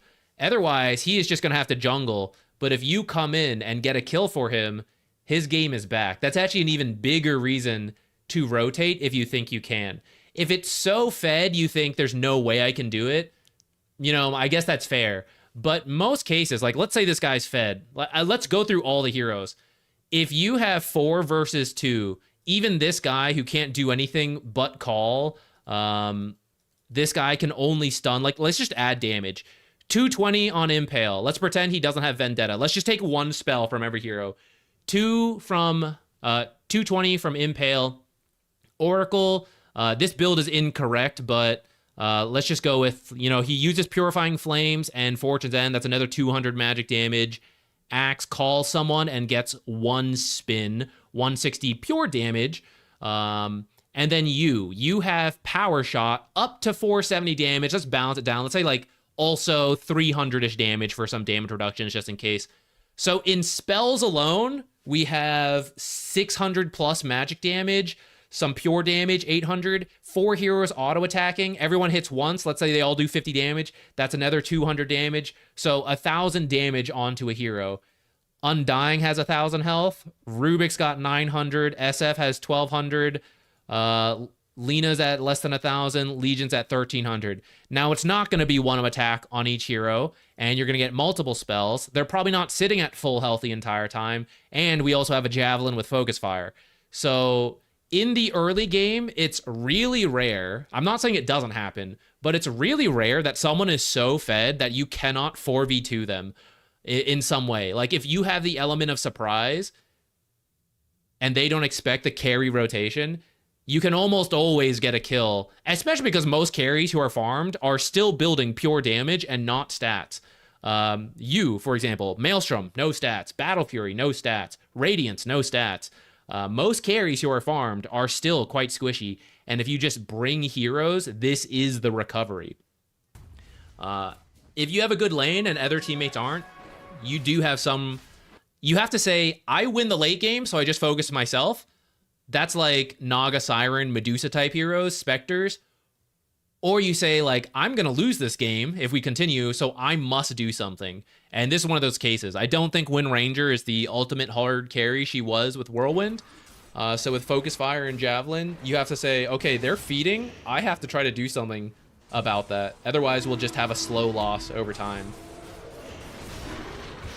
Okay, so it's kind of worked. We actually backed off a little bit there. Hold on, wait, let's go back. Because this is kind of the idea, except they came to our lane rather than the other way around. So we get the call. We do the power shot. And then you actually started running away because you got scared. But I think you guys are pretty committed at this point. This should have been a kill, but Oracle has the wrong build. He would say Fortune's End for this Stonehall plate and have at least, you would have 3 points in Purifying Flames. So at this point, it does... I want to clarify, I still think what I said is the right play, even though we're seeing an example where it doesn't quite work. This is where then you go, well, Zach, I tried to do it, and my teammates had the wrong skill build, they had the wrong plays. I don't know. You're just screwed at that point. You know, there's no winning. But I still think it's the right thing to try to do, because otherwise you're just going to lose.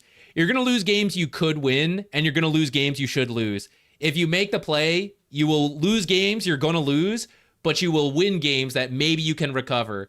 So I would still say you have to try. And this one was pretty close too, even with the incorrect skill usage and all that.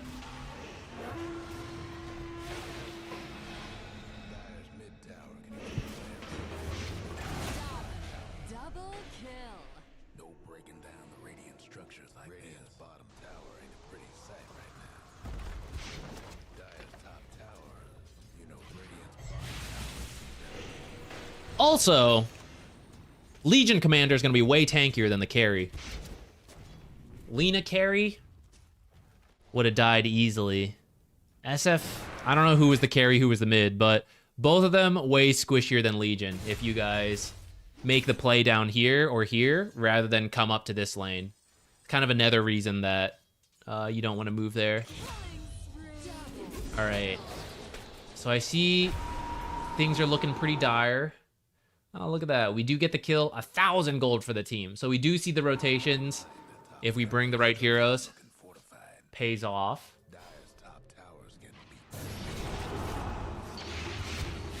There's another one that's pretty good. So some recovery kills. You have your Maelstrom. I don't think you even need this salve. Clarity's good, though.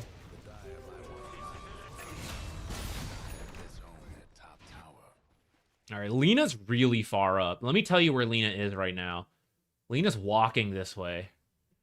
So off of here, if you see Lena over here, you should actually consider popping through, running down. You've got focus fire in 5. Scan this side or this side to figure out where she is and just hope to get a Lena kill.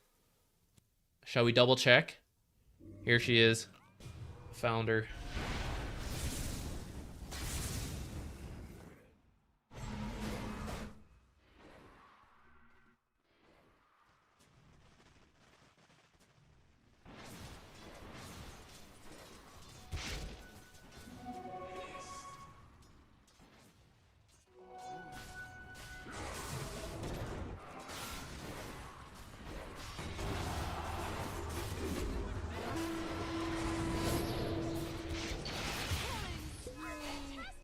Your focus fire with Maelstrom will do more damage than charging up power shot. I think if you've already committed focus fire, you should keep chasing.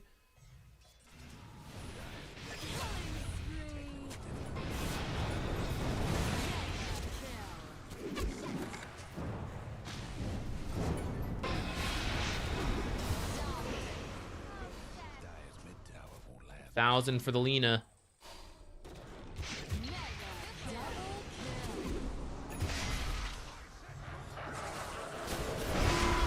I mean, they're taking a bunch of bad fights to give you guys a game. At this point, it's really not too bad. 5K at 18 minutes. You guys are behind, but now it's 4K. So at this point, you have a very playable game. Let's go from here and see what happens.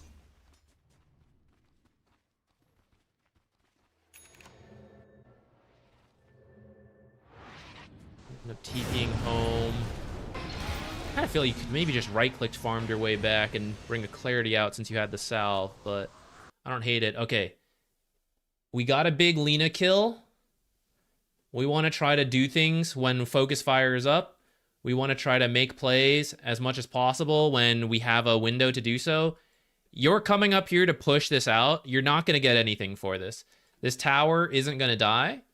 It's full health. There's no one up here pushing. By the time you push us out, they're going to have plenty of time to defend. So you're coming up here for 150 gold-ish, about that amount, a little higher. Or we could come mid with my team, take this tower, open up the map for our team. We could make a follow-up play. One push and pushes mid. The rest of us smoke for another fight while it's 4v5. I think the mid play into an active play into their side would be better. And then off of this mid tower, someone can come up here and TP and defend this.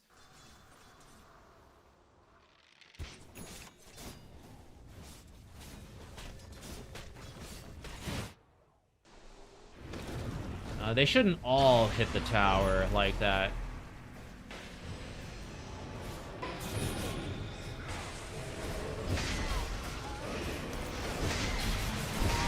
I mean, that's pretty good. You didn't even show up yet, and they managed to win that.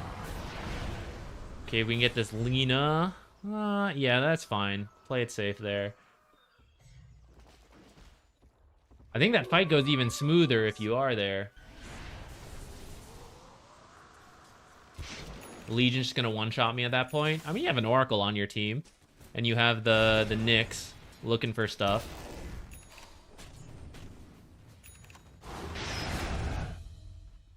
Looks like we get one shot anyways in that lane. She won't one-shot you. Your attack speed, Legion. If you're not focus firing Legion, she won't kill you. because your attack speed's actually pretty bad. You only kill heroes in focus fire. So when you get dueled like this is a pretty big overwhelming odds into the blade mail. And the only reason you die is because Lena's there. Right after the duel ends, you'd be able to run away. And if you have teammates with you, then they can stun the Legion, they can save you, all of that. I theoretically have an Oracle. I mean, the thing is, if you don't want to trust any teammates, you can't... There's nothing to talk about, you know? It's like, there is no solo winning Dota. If you're not willing to give a shot to teammates, like if they messed up at other places, then you just lose. Like, you just have to know you're going to lose. And I mean, there will be games like that. I'm not saying there aren't, but we're out of plays at that point, you know? We do what we did. It's like, oh, I don't trust them. So then they keep the mid tower. They still have rune control. We can't move in aggressively. Nyx can't roam around. We still get killed when we push out like this because we don't have deep wards to see where they are, right? Like, it's still going to be a losing situation. So you have to still take the correct play and hope that the players do what they need to do. In the same way, right? We can say like, oh, Oracle, I don't trust him. I've seen Oracle save Axe several times already, but also I've seen them feed away like a 10k gold lead doing crazy aggressive plays. So we can be annoyed at our teammates, but we can also trust Legion will duel the wrong target. Lina will focus the wrong target, right? Like, they're going to make the same mistakes that our team makes on average. I mean, maybe not in a single given game, but the more games we play, the more it's going to happen.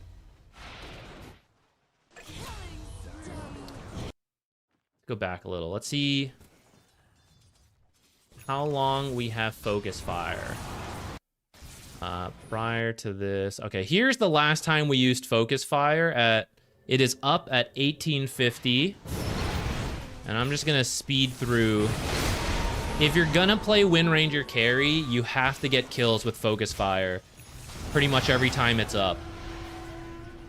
And we are going to push 3 minutes right now. So that's 3 kills we potentially have. You're playing like a farming carry. But if you're going to play a farming carry, you should actually be a farming carry. I think we focus fired the tower there. That's also a viable objective, actually. Focus firing objectives works. But that means that was what? Almost 5 minutes you didn't use focus fire. From 18 minutes to 23 minutes. So 5 potential kills, towers, things like that.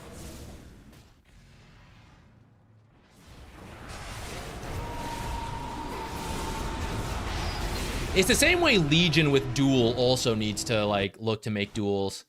And I've seen her duel quite a lot. All right, this play. Let's talk about this one. So I see them all pushing top. This is where we have to decide as a team, do we feel strong enough to fight or not? Maybe they've thrown a couple times and this is their own tower, but we are about to start this fight without 2 of our teammates. So if you want to fight, you have to ask your team to come up here. And if they are not coming up here, then you have to not fight. And we can say they're wrong, like, oh, they should have been there, but we still can't fight without them. So we go in without knowing where Legion is. We know Legion wants to find us. Like you said, I mean, I know she won't one-shot, but she'll certainly get us killed because of the duel. So until Oracle is nearby, until we have all our team nearby, these guys went in, they got a kill. If they both die, that's actually good enough. So you can't run in until you know where Legion is.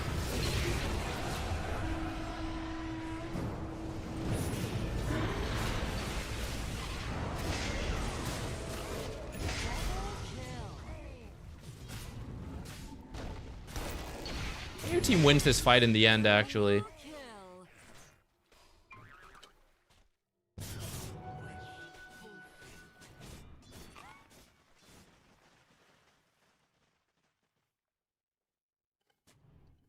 I don't think you always have to use focus fire. I mean, it doesn't need to be perfect, but you should look for opportunities for it.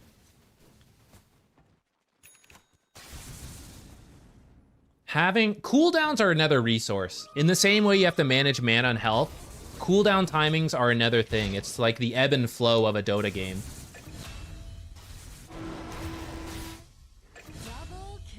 Getting kills with focus fire is not only for your own farm, it's also to slow down the enemy farm. Like, despite all the farm we have, notice, like, we've never caught up with Lina. Because she's also farming, and she's getting kills. But if you use your focus fire to kill Lina, that's time she can't farm. That's time you guys can take objectives, set up deep wards, things like that. Like, there's greater value to the kills if you can do it. I know it won't be perfect, and we do have to wait for the right opportunity, but it is a window to improve on. When we have focus fire, we have to be thinking like, I want to use this. I got to look for something. So like eyes on the mini map. Okay, I see 2 heroes top. I see SF bottom on his own. So can we smoke as a team and go kill that SF? How can they get to him? They can maybe twin gate. So we could run to him, scan the twin gate to know if they're rotating to him, and if they're not, we go for the SF kill. And then we've used focus fire. We've killed a big target. We get a lot of money. He can't farm. Could use a hand.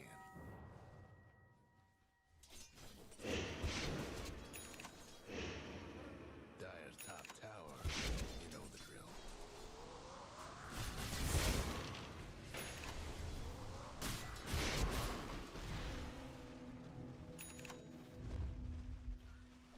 Okay, so this smoke, I know I just said I want us to find a fight, but this is a risky time to do so. One, no one is showing, and we have no deep wards, so it's very scary. They're probably also making some kind of play right now. The lanes aren't really pushed in, but bottom is kind of pushing in. So if I was going to go anywhere, I would say you guys should have shoved mid first and then smoked bottom.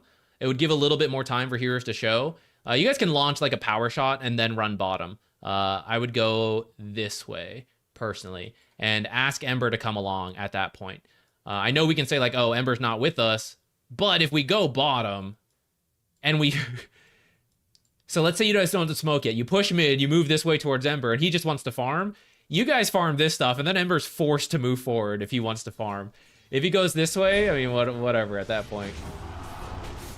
Looks like they catch the Nyx because we don't know where they are, and it turns out there are 3 heroes in front of their tower. So that kind of goes back to that's not a great place to smoke to. It might have been if we had taken this tower earlier. Then that is a place we can maybe move through. But we can't because it's still up.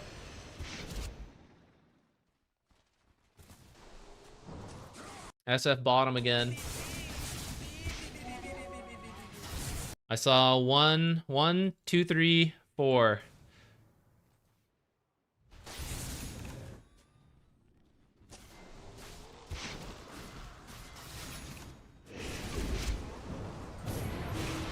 I think we're approaching like another 5-ish minute gap of no focus fire. And then now we get the Undying off of it.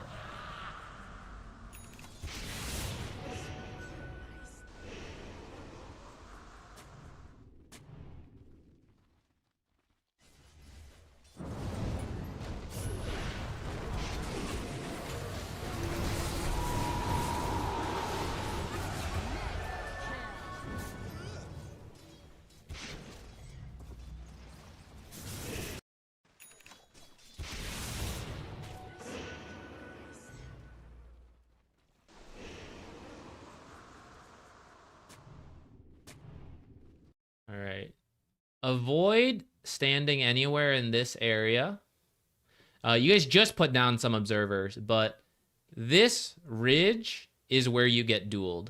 I know you finished the Lincolns now, but if she ends up picking up an item to help cancel anything, or Rubik also blinks in and lifts and then she duels, anyone in this ridge is going to die. So only the most survivable heroes or sacrificable heroes should be there if you guys are trying to position here, posture for runes. Ember's looking first. In general, this would have been okay. It's difficult because this tower is still up, actually. Running in here, no wards. Again, this area would have been a lot easier to make a play. Push in this lane, look for something in here. You guys don't want to do this. Tormentor would have been a good objective. Roche is actually a viable objective. So this is like 4th on the tier list of plays to make. Though sometimes you can't always control where our team makes plays, so we'll take what we can get. So we go in. Focus fire Rubik. I mean, Lena was pretty close, and she's a more important target. I would try to, like, make your way over there and get her. So Lena's now out of the fight. She's dueling Oracle. I mean, that's a good duel from her. I kind of think you shouldn't be running yet. Like, I know you lose a lot of damage output without focus fire, but you're still the carry with regular right clicks. I think you can stand there and attack that Legion a little bit.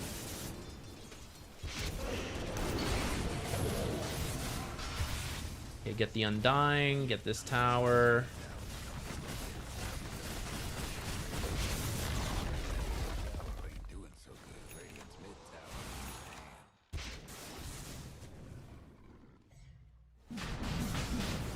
Roach.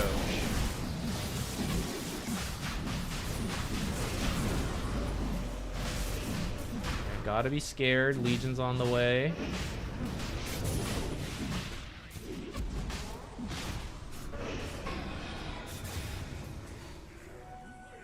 Not bad. Alright, the team is coming in. Guy, go home, heal up. You can look for another play. 1, 2, 3. Any play. Go, go, go. Yes, ping. Great. It might be TPing. Okay, he's not TPing. He's still pushing bottom. So we can go back to Roche. We can go for a follow-up kill if Roche is down. I think you can finish it on your own, honestly.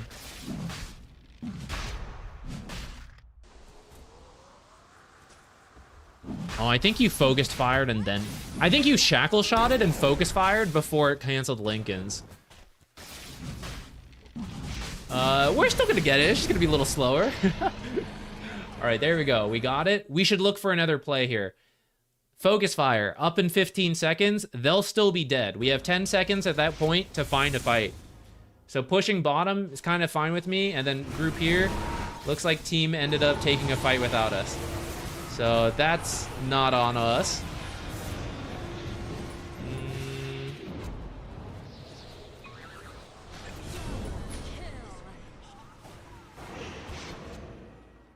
After that happens, I'd probably just keep pushing bottom and then focus fire the tier 2.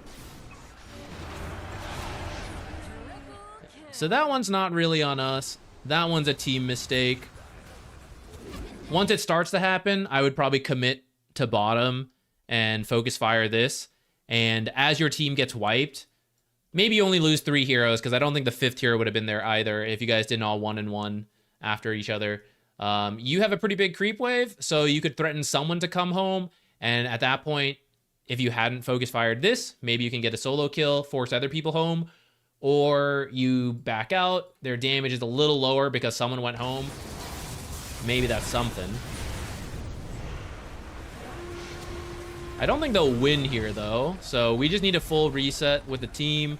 Still got 3 minutes on Aegis. Gonna be a little bit of a harder game because we just lost our mid barracks, but...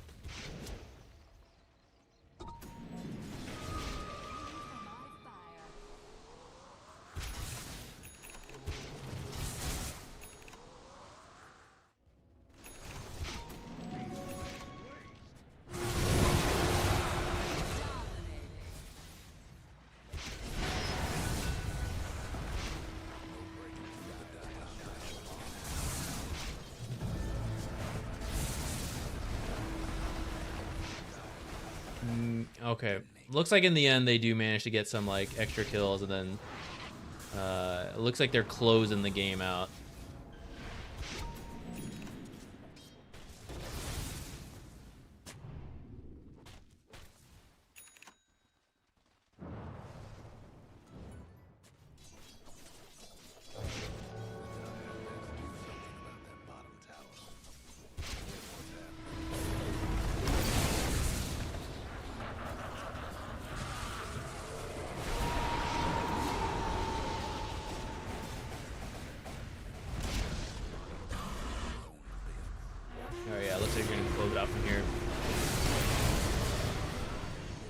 No, this is carry Windranger, not support. I have the wrong thing up. That's my bad. I forgot to change the text at the top. Yeah, those final plays at the end aren't great, and I mean that's gonna happen. You're gonna lose some games like that to teammates doing the bad stuff. But for your own stuff, I would emphasize one, trying to use focus fire more off of cooldown. And then also there was that like one time you went top to go push a lane and you could have gone with your team mid to take a tower, which we then saw several throws around that tower later on. That's kind of the difficult to see the value, but the reason in hindsight, if we traded 2 creep waves to take that mid tower because we don't go top and we take the mid tower instead, there's actually more value later in the game because you can make plays, you can do different stuff, and it's worth doing that kind of stuff. I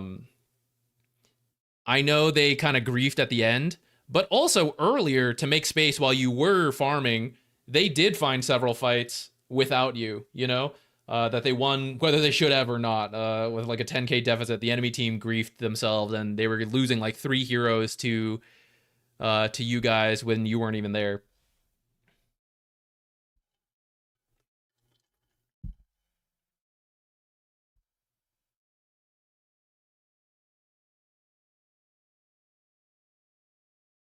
And then yeah, the rotation to the safe lane is a very high impact play you can look to make.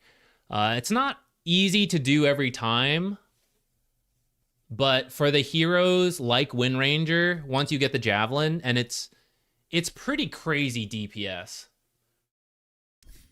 Right? Do I even have Windranger on here? We do. I am the Windranger.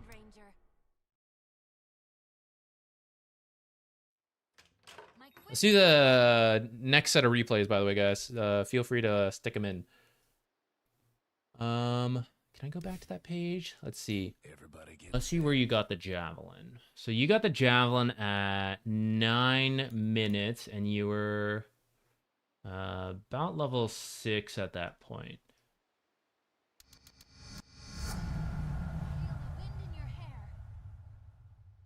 I think you had like a wand, power treads,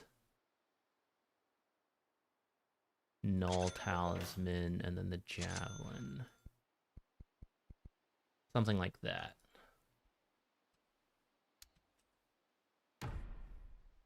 As the arrow flies.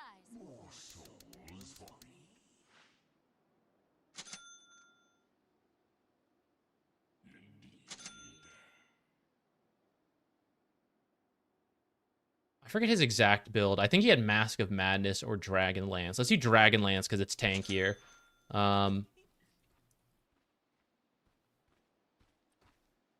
Oops. R? What the? Why is this on R? It's so strange. Like, it's not great until you get the procs, but like, you will do the damage to a farmed SF who's 4 levels higher than you. And then you throw in, like, he's got 1500 health because of the build we stuck him on. He's probably sitting at, like, something like this instead. And if this is, like, Mask of Madness instead as well. Of course. We can power shot, why not, right? At that point, it's only been a few seconds, so that could be, like, the Nick stun, your shackle shot. And then it's, like, you just have, like, a couple other spells. So even when someone's super farmed, it's doable, it's tough, but it is a way to come back and be like very high impact. And if you want to have more individual impact, that is the type of plays you have to look for. Because otherwise you're just doing like standard stuff. You're like, yeah, I'm gonna trust my teammates to do space and all that. And that's fine, like if you want to do that way, but if you're specifically looking for ways to have high impact early, then those are the kind of plays you have to be looking for.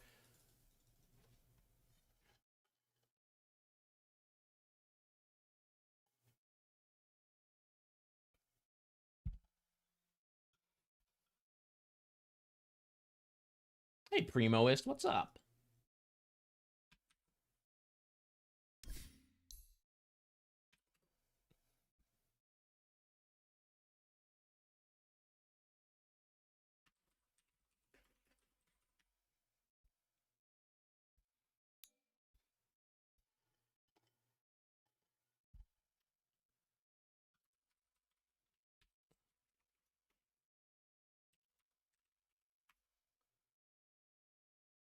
Okay, position 1 TB would like to know if you could play the lane better. Feel like you could only hit neutral camps and not really hit the 4K at 10 minutes and 10K at 20 minutes. Mid-game decision making to see if there could have been anything better. All right, what are we laning versus? Is this Necro? No, it's Pudge. Pudge Tusk. Okay. And we have Warlock. Okay. So that sounds like a playable lane outside of if you get hooked, you're going to be in a bad spot. But as long as you keep your distance and focus on farming, poke when they come up close, I think you should be okay.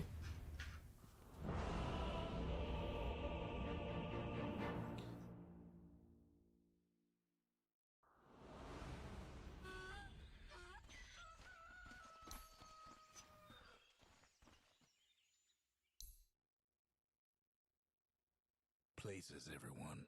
He seemed the bag.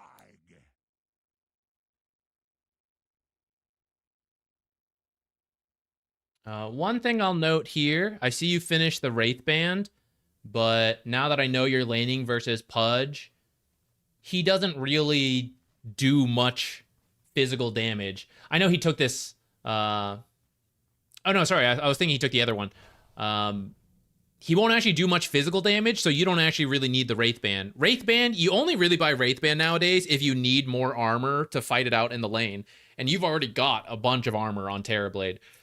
Tusk does have some physical damage, so that's true. And, you know, like TA later on, it's kind of nice, but you don't really need it in this laning stage. So I would skip that, go for the Power Treads, or the Falcon Blade if you want, which some heroes, some players skip. But maybe in this case, if you do see they have a Pudge, and you're like, okay, I mean, there's a lot of nuke damage from Meat Hook and Rot. If I have more health, I'm more likely to survive. That's actually a case to get the fast, fluffy hat into the Falcon Blade. Or if you were going to finish one, like the Bracer instead of the Wraith Band. Zigzag, I'm not a believer in this PL right now. It is not great. I'm sorry for your 6 losses. Thank you for doing it for science. Someone had to try to make it a thing, but alas. Here, Pudge only has so many plays. Anytime you don't see Pudge, just try to imagine where he is. Fog of War. And then like, okay, so from here, what's the angle? This is the hook if he's going to grab me through these creeps. So just like always try to stand over here. Now I know that's weird because then it's like, well, what if he was over here? Like then the hook could come this way. And so I should be over here. But that's why it's important to know where Pudge is at.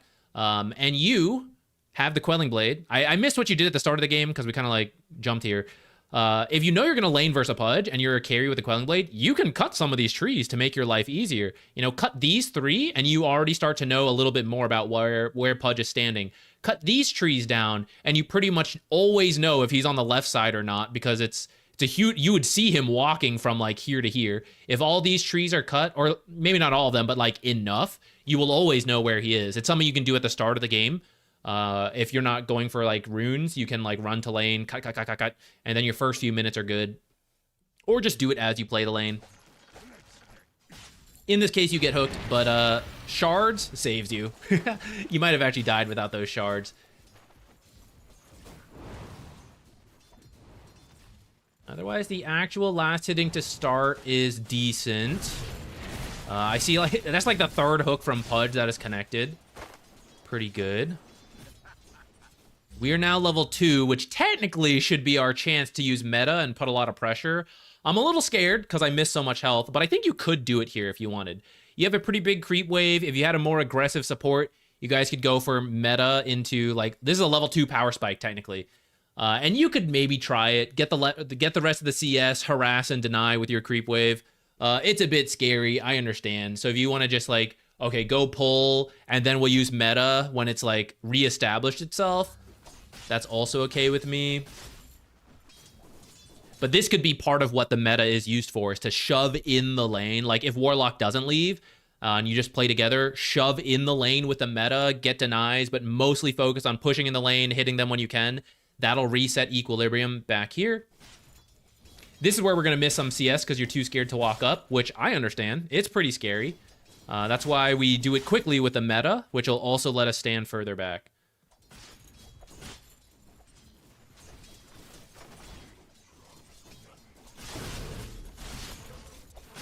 Gotta be careful here. Dude, it's scaring me. Every time you move your camera so far up, I can't see the Pudge. It scares me.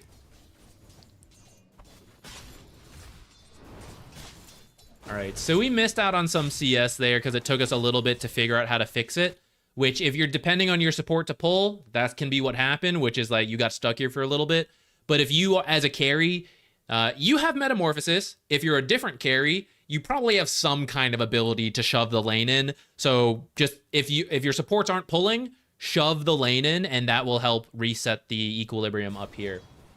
Or worst case scenario, you shove the lane in and then go do your own pull if you have to. All right. If you watch the channel, you've probably heard me talk about the pull timings and all that. If you're a carry player and you're too scared to come up here, could be something you're doing yourself, farming this while watching this to maintain. Okay, see this? You're hitting their creeps with your illusion. But isn't that just going to kill all of these creeps? And then when this pull doesn't deny everything, isn't that just going to shove the lane out again? So what we actually need to do is have our illusions hit our own creeps, and you hit your own creeps. We're potentially doing two different things here. We're trying to push the lane in while pulling, which is pretty risky.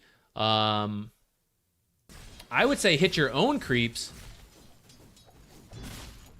and that way you're less likely. Like, if you hadn't killed their creeps, they would be pushing in at least one extra melee creep here, which looks like we end up having 2 melees in one range, but that's workable depending how they meet.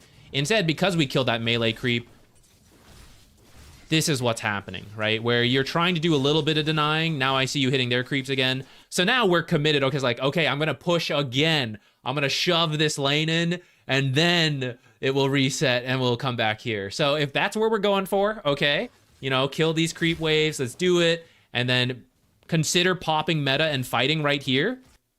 Reflection, meta, 5 creeps.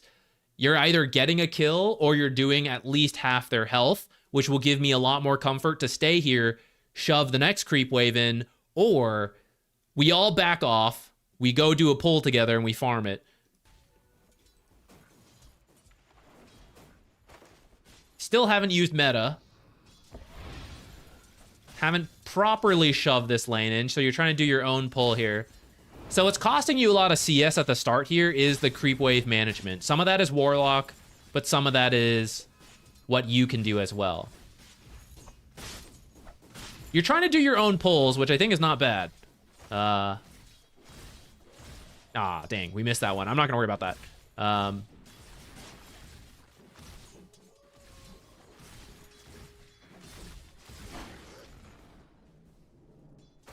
Maybe we're gonna try another pull. You see how hard it is to fix the lane, like, once it goes out like this? It's been pretty messy because you guys have different ideas.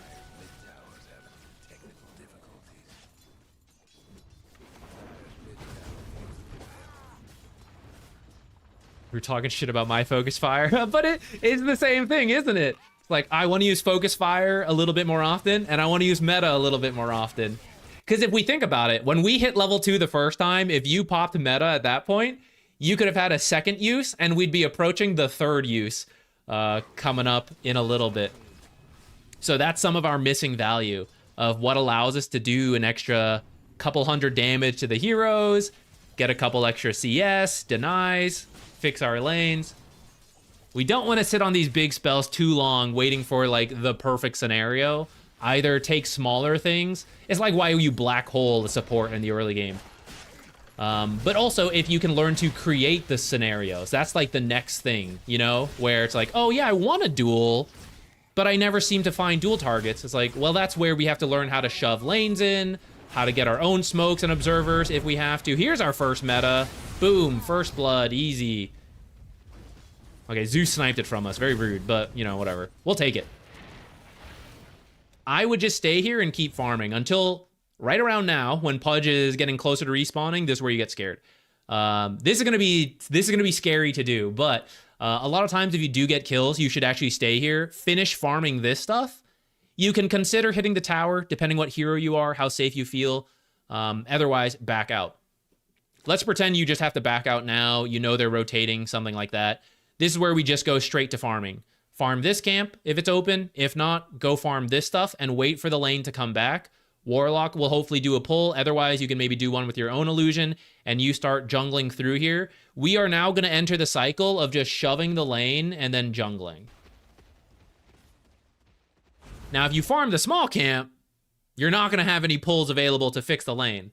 So this camp is okay to farm because this is a contested camp. This is the hard camp that the off lane can use. So we could use it to fix our lane, but they could use it to also get good equilibrium. I, in this time while he's dead, can guarantee it goes to me, and that's why I'm okay with you doing it. This one is very difficult for them to use in their favor. They could farm it, and they could potentially do a thing where they like pull it themselves so their wave goes under and then it pushes out. Sure, that's real risky. That's like coming over here and all that stuff. That's very dangerous. So this one you should try to leave unless you're being totally left alone, in which case you do just shove the lane, farm through here and do this. If you're still hoping for the lane to come back through a pull, which I'd say in Archon, the laning stage is probably still going for another 3 minutes, I would consider leaving this camp up. And you should just be farming this camp. Notice now Pudge is back, and this camp is still up for contention. And so now you're actually splitting the gold and XP on this. Or at least the XP. You did get the last hit that time.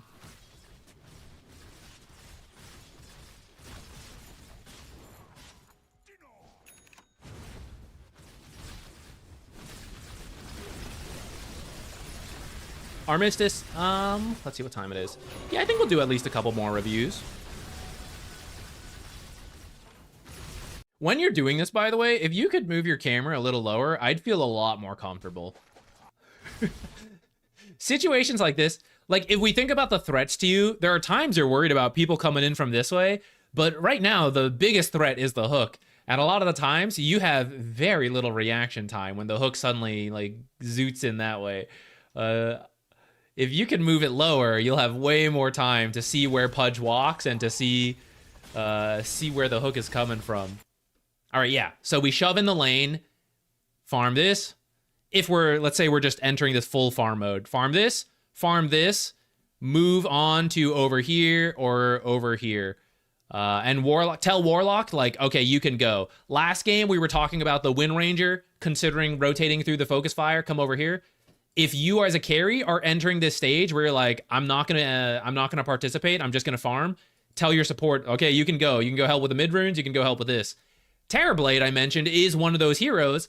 When you have meta up in 30 seconds, bring a clarity out, maybe you'll finish your Falcon Blade by that time, you can come through this twin gate, pop out here with like 3 illusions and meta, all they need is to like stun TA twice, and you guys will shred TA, and then you can take a tower off of that. Huge power play. Let's compare that to what a lot of carries are going to do, and it's just to farm this, right? So like 100 gold, 60 gold, let's say they farm a creep wave or 2, right? So 500 gold. That's nice. As a team though, 2 kills, more than 500 gold, you're going to farm the creep wave here. You're going to be like, this is my farm, get out of here, Dragonite. So you're still going to get a creep wave, and your team could potentially take a tower. You could force a lot of enemy rotations over. As long as you don't feed on that, you back out properly, you're getting space on the map. You then come back here, and then you farm these camps. They're still here. They're not going anywhere. But you may have taken a tower, which is 1,000 gold for the team. Like, the degree of impact is very different when you make these plays. And it's something you'll see in a lot of high-ranked games, but very, very, very rarely in anything below Divine and even Immortal. Like, a lot of my games, it's very hit or miss if it even happens. I would say most of the time it doesn't happen. I think that's more to NA carry players rather than... I think if you played 7K EU, it happens way more often. But in NA, the carries just think about their own farm.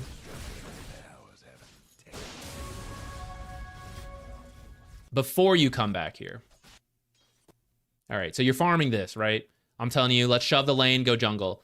So before, as you're finishing this camp, click over here, take a look. Where is this lane gonna go? Well, because he just fatal bonded the enemy creep wave, it's pushing this way. So if you farm this way and we're hoping to catch a creep wave here, that's not gonna happen because it's going this way. So when you click here, if they have used spells and they're pushing this in, perhaps Warlock's not here, it's moving in this way, that's where you move this way, farm this, and when the creep wave comes towards the tower, you catch it, shove it out, check the time, you know, if the next creep wave's coming, maybe you hang around, push it one more time, and then you go back to the jungle. When you look at this and you go, this creep wave is actually pushing out this way, it's still not going to come towards me, so I'm just going to keep going this way. I'm going to come farm this camp, maybe I'm going to make my way here, farm this stuff, move this way. I'm not a carry player. I don't have the exact perfect pattern. So if this is not like, oh, well, Yatoro does a different pattern, do whatever Yatoro does pattern-wise. But the idea is that you don't have to come back to the jungle, or sorry, to the lane right now, because the lane is not coming to you unless you want to push this out. In which case, you would make your way here, you'd farm this, you'd push this out, and then on the retreat, you'd go, wait, I farmed this hard camp on the way here, and it's 10:05, so it didn't respawn. If it was, like, if this is getting really advanced, but like if it was 40 seconds, you would see some high-level carry players do that if they feel they can safely do it. They farm this, they move this way, potentially stack as they shove this lane out, or they farm this, shove this out, the camp respawns so that when they come back, they farm it again, and then they move this way. This is why some carry players, like if you watch pro games, are like, how do they always have so much farm? They're super good about the pattern they go based on respawn times and when they come to the lane. We don't have to approach nearly that level of efficiency, but if we give it a little consideration, it does help a bit. And for you, because you have meta, if you don't want to rotate with meta, you actually could consider using meta for the ancient camp. So we'll kind of get here, and then it's like, where do I go, right? Now we have to walk all the way here. And if we were hoping for Warlock to fix the lane for us to come in, well, those are the camps he would have used.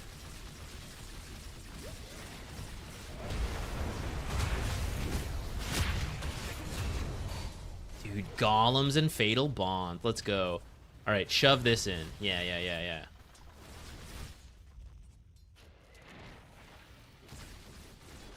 You could maybe have actually stayed and taken that tower with meta. Let's go back a little bit. So right here, Pudge is dead for 10 seconds. There's been stuff going on down here. So you could pop meta to clear the way faster and then start hitting this tower. You even have the golem to help work with you. Between you and the golem, if they don't rotate, you will take this tower in like 30 seconds. Or you can do like half the tower. Maybe you just force rotations, you back out, you go jungle. Now your team is free to take this tower or like this tower. So, last replay, focus fire. This replay, meta usage. Gotta find windows to do it. Either force them to happen yourself, rotations, push lanes, or when they come up on these opportunities, you just take it. Maybe they defend it, but you get rotations. In the same way, you black hole the Crystal Maiden. You're like, it's not the best, but I got the Crystal Maiden. I forced a fight. You could maybe TP here for this fight. If you're watching it and you're like, oh, that looks good. Oh, yeah, here we go. All right. I swear to God, if meta does not get popped here. Yeah, let's go. Easy. All right. Off of this, I want you to take the tower. Just push with the team. You can turn around, snipe that creep. You can take this tower very easily here. And at that point, you see, you could potentially twin gate back, come back up here. That looks to be the best play right now to me. And continue to let your off lane like play this area. That's more dangerous, so let them do it. We'll come back up here and like farm the entire safe lane jungle at this point. Let's get this tower. Let's get a Pudge kill.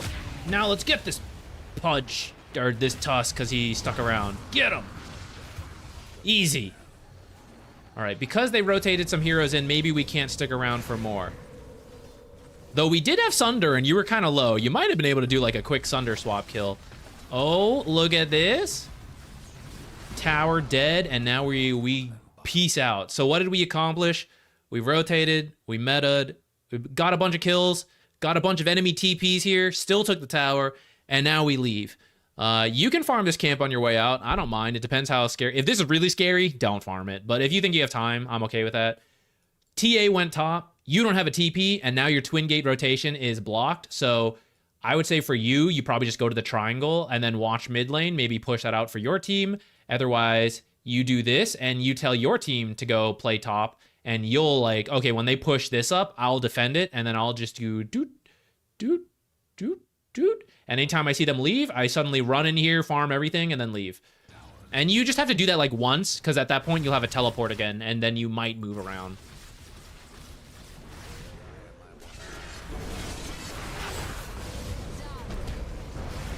You don't have meta, so you actually don't need to be there for that. It kind of worked out, but it would be totally okay if you just left there. Dire's top tower's getting beat down. Dire's top tower, you know the drill.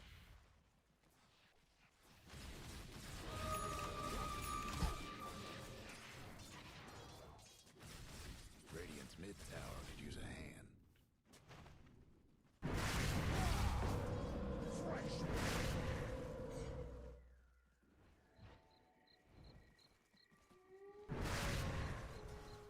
Okay, I see a lot of people come into our lane.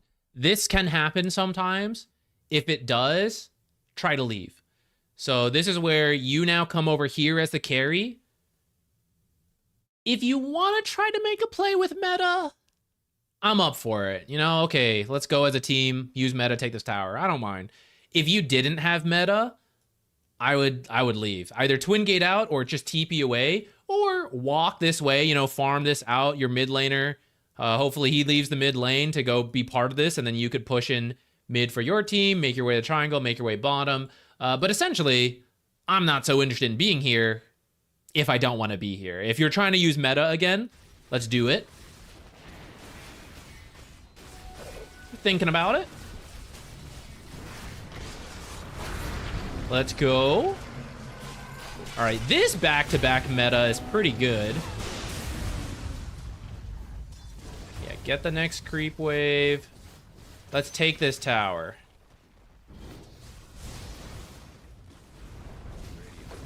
So your meta usage as the laning stage ended has been very good.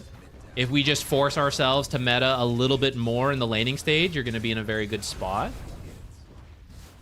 And then you left early, TB'd mid. I'm actually totally okay with that. If you want, depending how many heroes are dead, you could potentially move into the triangle or in the side spot to steal some farm before leaving. But it really depends on how close they are to respawning and how much they threaten you.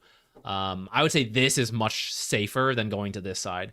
But going here means you steal farm because it's 619, right?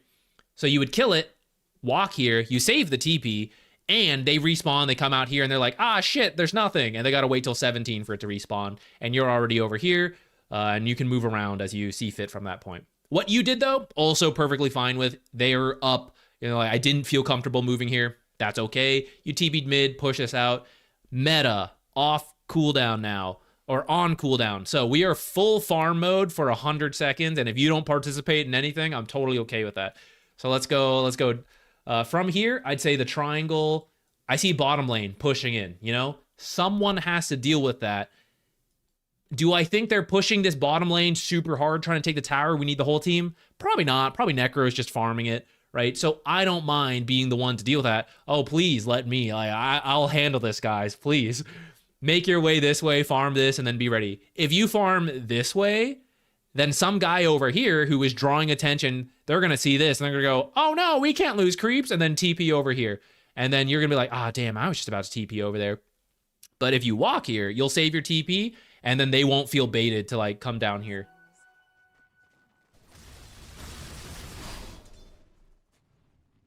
All right, good so far. But this camp, this will be here. This will not be here, so I would just skip through this, head straight to the lane.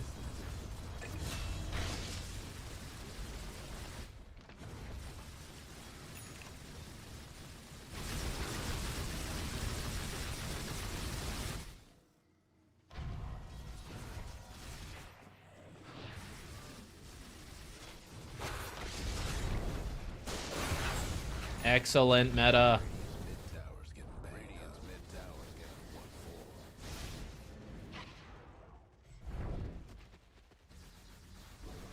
There was some action top. If you guys kept pushing this lane, you might actually take that tower with meta. Though it's a little scary.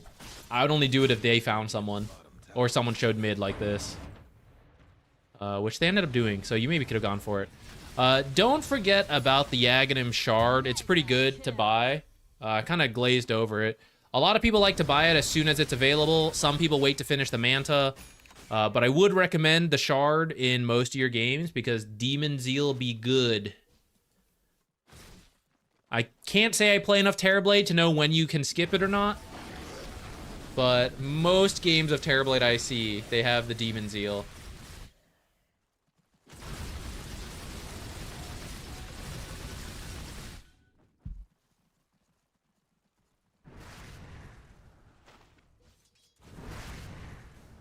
There was a lot of regen, so I decided to take Scotty. Yeah, I like the Scotty purchase. I think it's good. Depending who's a bigger issue. You know, if TA's the one popping off, I might do, like, the Butterfly first.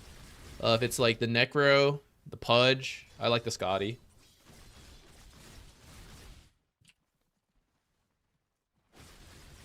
You mentioned 10k at 20 minutes. I mean, you're pretty close. With the slight adjustments... the like 2 metas you could have used in the laning stage, I think you'd be there. You'd be at the 4k at 10 minutes and then the 10k at 20 minutes. The benchmarks you mentioned trying to hit. Just like slightly better, what's it called? Why do we see Windranger tooltips instead of TB? Interesting. I mean, we were watching a Windranger game last, so maybe something bugged out with that. Also, I think part of that thing works by just jumping ahead. Oh my god. I just realized a bunch of you guys were donating for the replays. I totally didn't notice. We'll do those coming up here. That guy paying in post. You don't have to. You won by random chance. I appreciate it, but if you win by random chance, don't feel pressured to do anything like that. Thank you very much. It's harder to use big abilities when your team is losing. That's true, but I think you should also just lower your standard at that point, right? Where it's like, oh, I'd like to find a core kill. We're losing. I'll take a support kill. Oh, I'd like to use meta to like win a big team fight and take towers.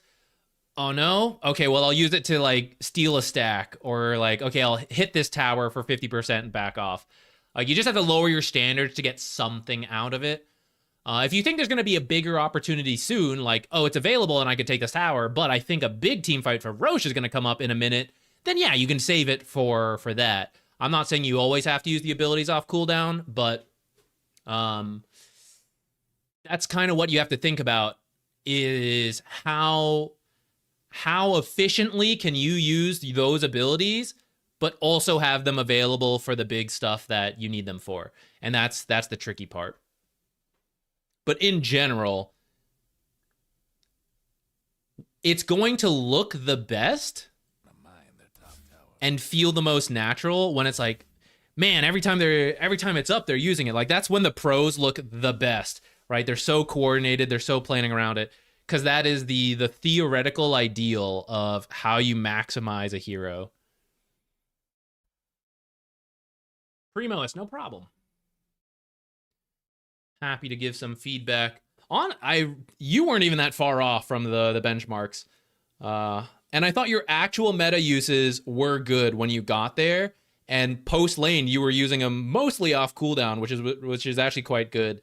It was mostly just that laning stage using meta a little bit more, which will then also help with the second thing, which is how do we creep manage a little bit better, because it ended up pushed out a while. It was kind of awkward. It's sometimes like that just because, you know, it's you and the support. It gets very messy on occasion. But the meta could actually help with that for you to like completely shove the lane in to try to reset it yourself.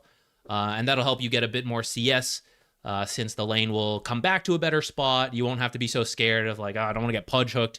Totally fair. I don't want to get pudge hooked under his tower either. And so the safer we can do that, the better. Okay. We had some donations here. So let me Let me see what the order was so we can make sure we get to everybody.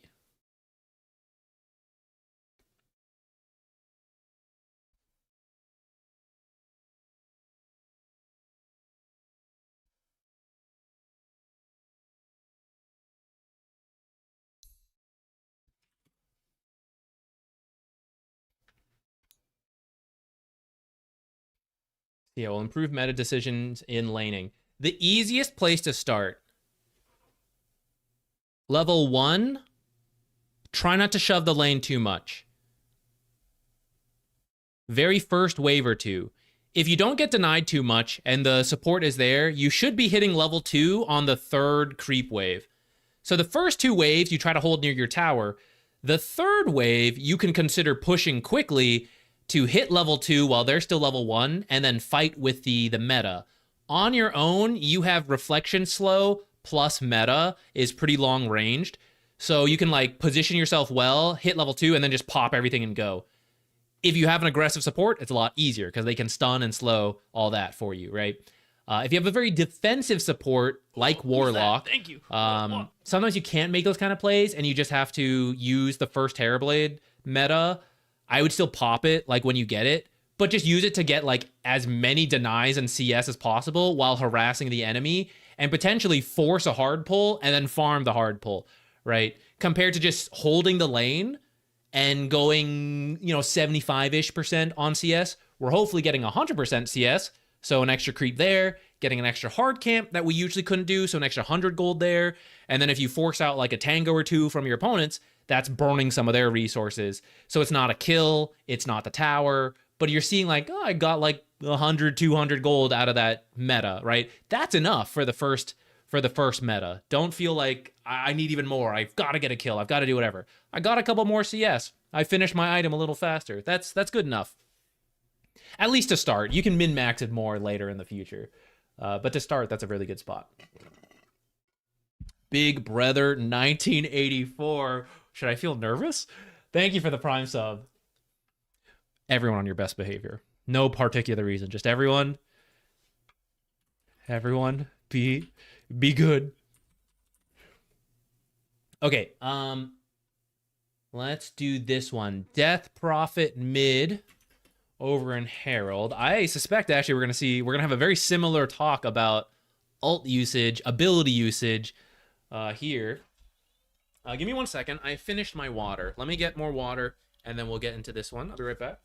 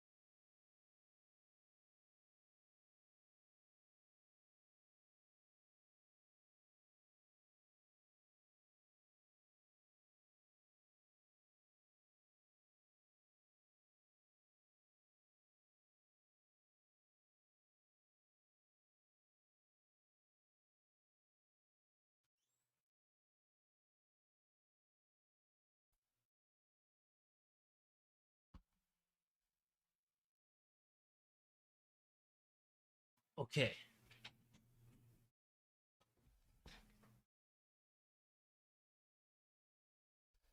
So we got Death Prophet, Herald. Let's set the stage. Now we haven't even looked yet, so I have no idea what this will be. But an ideal game plan, a rough game plan. Maybe we stick to it, maybe not, depending how the game goes. For Death Prophet mid, usually a pretty strong laner. If you can bully people by lining up your Crypt Swarm, the Q, to secure CS while hitting the enemy, often the range creep, potentially a melee creep and a range creep, or like 2 melee creeps, but hopefully not just like the first melee creep because you're gonna like damage everything else. It's usually one of the later creeps plus harass. And then you use the Spirit Siphon to heal yourself while damaging the enemies and run next to them. That's kind of the ideal laning stage. And while they're running away, you're doing damage, or you just turn around and like, okay, he left the lane, I'm going to deny creeps in front of his face. So usually you try to do that. You try to hit 6 first, and then you pop the ult and just run people down. If you're 6 first, and just run them down, kill them, take the tower. You can also rotate to another lane, use that exorcism as soon as possible, get a kill bottom, take a tower. So it's a very similar idea to like the Terrorblade, hitting level 2 first. How do we use meta, min-max value, the focus fire and the Windranger we just talked about. This time it'll be around exorcism for the spirit, for the Death Prophet. Is that going to be the case all the time? Maybe not. I think I see a sniper. I'm guessing this is sniper mid, in which case it's a lot harder to crush the lane because he's a long-ranged hero. Death Prophet does better versus melee heroes, so it might be a bit tricky. So in this case, it might be more of a farm fest type of thing, shove in lanes, and potentially go stack a camp over here and just focus on our own farm for a bit, hit level 6, and then see. Maybe with, if you ask your Spirit Breaker, charge this sniper, all exorcism. That could be an easy way to get a kill. Maybe you come to this lane and get a kill there. Let's just see what happens.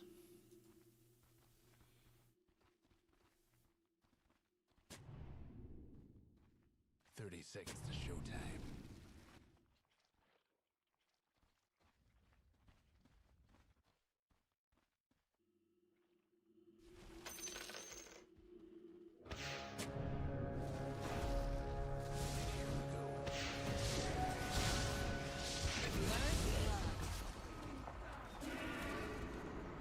If your team, I think you were thinking about backing away. Hold on, a couple things to talk about here. So if your team is kind of posturing like this, I would join them in the off chance you get a first blood. It's always a great way to start the game. There's a rare situations where your team's here and they suddenly invade this way and they kill you. Unlikely in this game, but in general, if the team's going to group at a bounty rune, you might as well go with them. And you might get the first kill yourself. Like, it's like right here where the stuff is happening and you should be here with them, since we have so many. If it was just like 1-1, 2-2, and you see them using spells and you're like, just forget it, go get runes, that's fine. But with this many heroes, I'd probably stick around and go for it. It looks like it will be... Oh, here's the other thing I want to talk about. You attack the sniper, but if we think about it, should we see the sniper? No. We see him because we have a ward on the high ground. But otherwise, we're all on the low ground, and there's no creeps here, or like here, that would see the sniper. So this should actually let sniper know you have an observer that sees him in this area, which means he can then bring a sentry and put it here, and indeed, there's going to be an observer here. Now, if you're going to kill him, that's kind of worth it, right? Like, okay, he got my observer, but we killed him. That's fine. If this is just a casual poke, though, and you don't think you're about to line up like a Crypt Swarm power shot to get the kill, I wouldn't do it.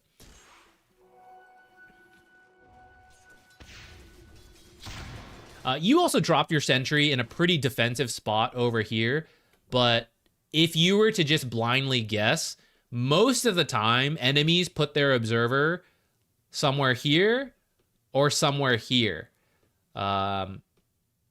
If I was blindly guessing with a sentry, which I think is fine to do in a lot of pub games if you want, I would pick a side. If there's something that makes you feel like, I saw snipers show on the top side, I'm going to guess there, right? do it there. It's more rare to see them put it on your half. That's usually an advanced like smoke at the start of the game, go drop wards. And especially like directly in the middle. That's some very advanced stuff. Okay, that was kind of we'll take that. That was kind of a weird exchange. Oops. Okay, we missed some CS there. I think you might have been managing your inventory. I think you were trying to buy something. So at the start of the game, when you're just sitting around, I definitely recommend shift queuing some stuff. So for most mid laners, you're going to buy a bottle. So go ahead and shift click the bottle. It'll put it here. That'll make it easier to buy this. You can even hotkey the quick buy. So then you don't even have to like move your mouse down here. You don't even have to take your eyes away from the creeps. You know, whatever you have it bound to. Mine is like Alt and a mouse button. Then I'm buying the bottle if I have enough money and then attacking it. They also recently added in the mark to buy feature, so you can shift click the bottle in here. And for most mid laners, you're always going to buy it. So you right click it and there's an option of like mark to buy. As soon as you have enough money, it'll buy. No brains required. It'll just, it'll just do it on its own. And that way you can like focus on these CS. So I can understand why you're missing it. And if you build those habits, then it'll help you get these CS and you won't have to miss this. Because all the CS does add up. Every little bit you can get helps to make a difference.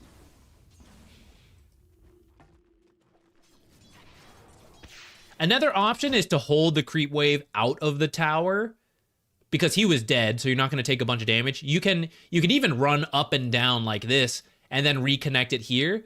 It gives him a chance to contest them when he respawns, but it means they have 6 creeps to your 4 creeps, and it's going to manage here.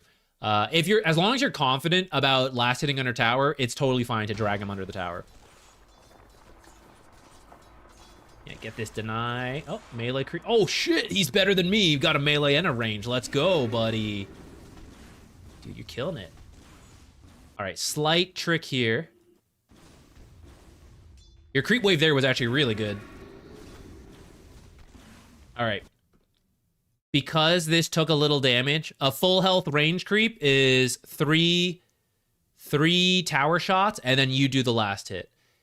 If it takes a little bit of damage, this is where things get messy. It's going to be either 2 tower shots and then the last hit, or you're going to attack it, a tower shot's going to hit it, and then you're going to attack it again and hope that's enough. Depends how much damage the creep took. Let's not worry about the specifics because I don't really know those specifics. I just do it by feel. In this case, if you're assuming it's 2 tower hits, let's slow down. So 1, and then as the tower is launching the attack, if you can get the timing down to start winding up your attack to launch now, that is the best. And that way it connects now. Whereas if you start the attack now, you're a slower attacking hero on the Death Prophet. The tower might hit it first. Creeps might hit it first if they were a little closer. Or a fast attacking hero like Sniper or melee heroes could get the deny before you if you're both starting to go for it now. So if you can predict ahead of time, okay, I know it's the second tower shot and then I want to attack. As you see the projectile going from the tower, just like start your attack. I know this is Herald, so I'm not expecting you to do like every single last hit trick, but this is like what you work on over time, and then that's what you'll notice. We go from 5 and 2 to now 8 and 3, and then you keep working on it, and you're like, you start to bump it up, and it does add up.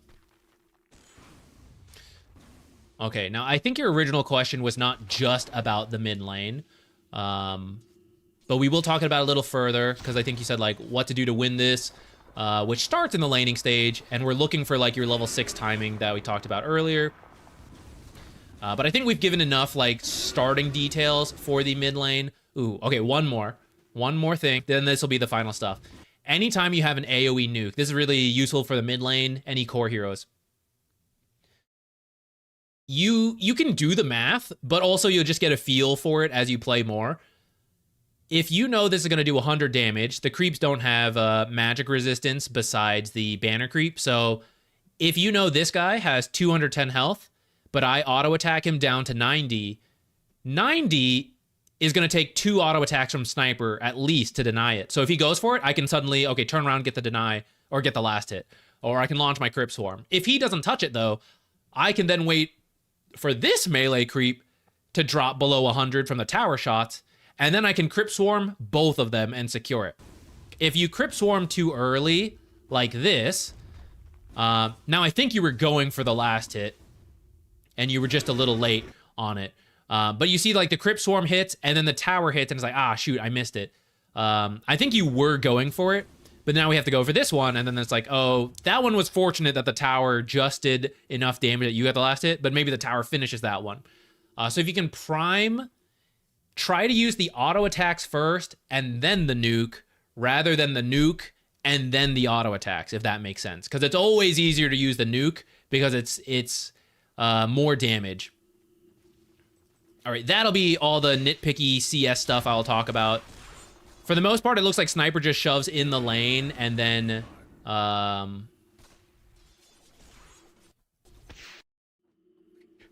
I said we would zoom through the lane. Here, Sniper's getting the water rune.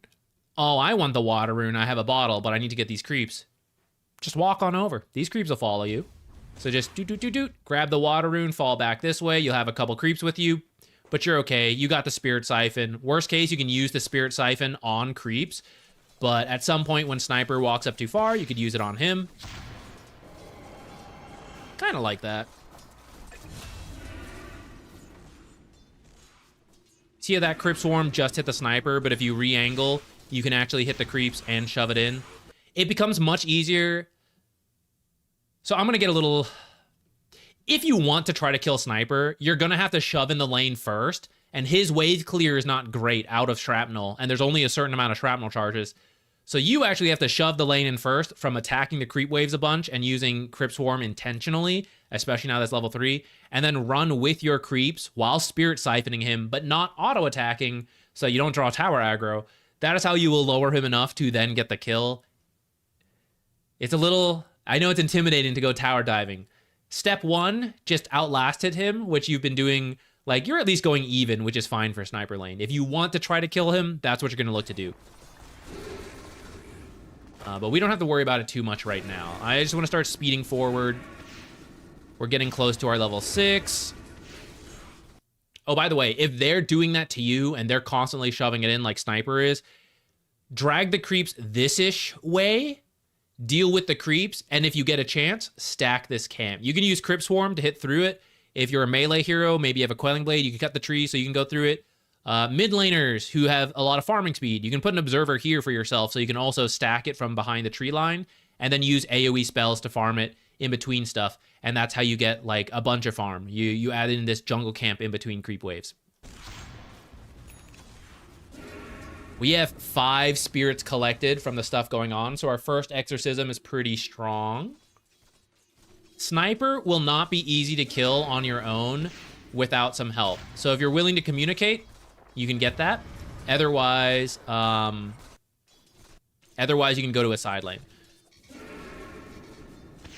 So I think you just got caught off guard because you were full health, and then he activated take aim, so he was getting the 100% headshot chance and doing a lot of damage suddenly to you. You also didn't have enough mana to like immediately Spirit Siphon, so it kind of got you there. In this situation, you actually don't even have to go up. So this creep wave will balance itself a little bit for a while. This is where you could potentially be doing a stack at 5 minutes. But you can also just stay here. You actually got closer than you needed to because you wanted this range creep, because you Crypt Swarmed through it, and then you had to go for that auto attack. 1, this is where you can auto attack first and then Crypt Swarm to get both. But also, if you just change the angle of the Crypt Swarm, like you stand here and Crypt Swarm this way, then you don't have to worry about losing the range creep. Or don't use Crypt Swarm and then just go for an auto attack. And that way you won't feel pressured to walk in too far against a Sniper. In the early levels, it wasn't a huge deal. Now that he's getting higher level and he can do pretty much what he did, we do have to be more careful. It's okay though. We're just adding to the Spirit Collector. So we can come back mid and deal with that, and then we should have level 6 off of this creep wave.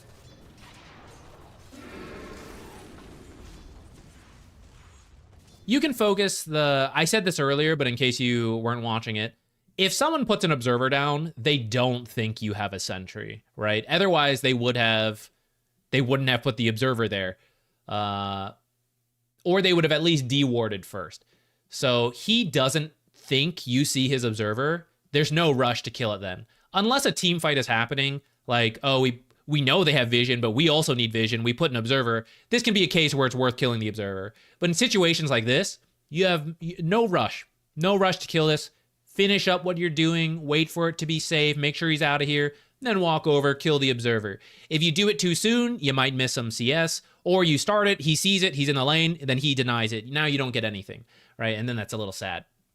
So feel free to take your time on that. Just deal with whatever you need to. He wouldn't have put it if he thought you were going to kill it.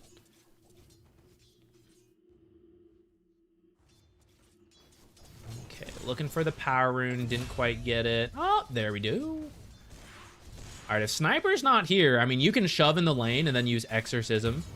But otherwise, we can look to side lanes to go. I actually see Sniper in the bottom lane right now. So this is a good time to just non-stop attack. Unfortunately, there's a catapult, which is hard to go through. But, I mean, we just got to get started, right? Just keep auto-attacking.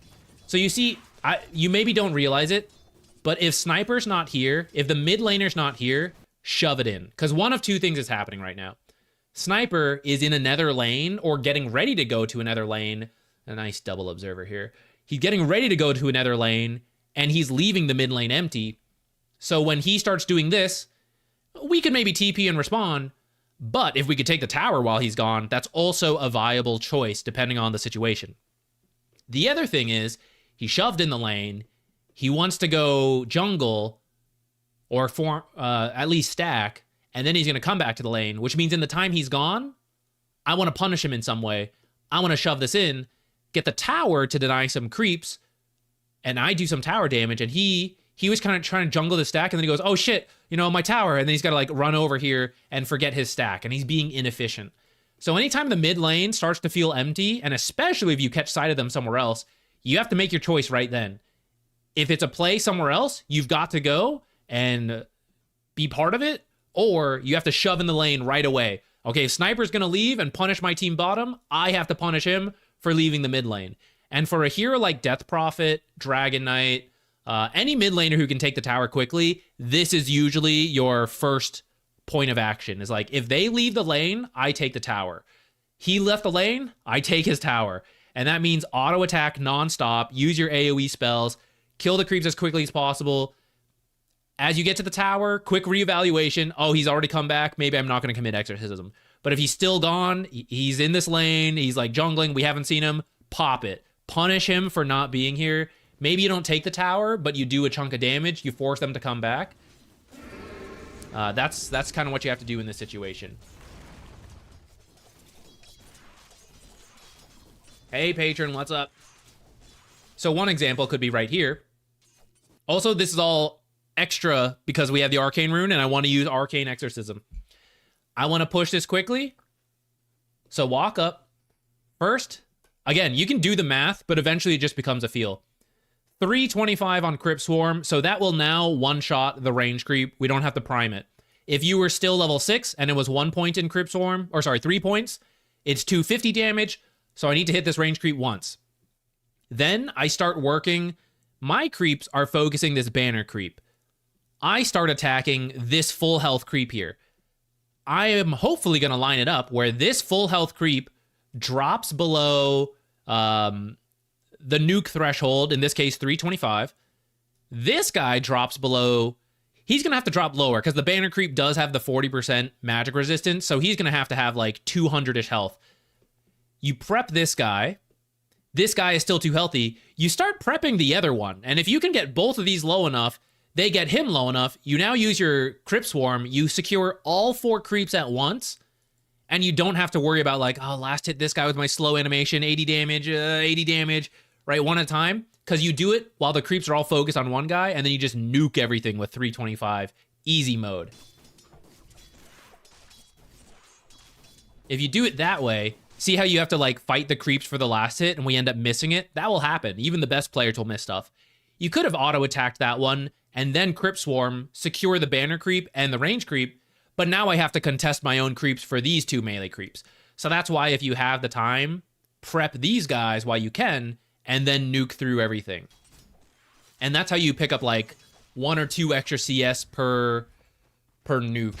A lot of people mess it up, and you just lose a couple CS that you didn't really need to lose. Like that one, right? There's nothing wrong with going for the auto attack, but it's easier with the Crypt Swarm. Now, because we took a while to get to this tower, now I'm not sure if we can push it.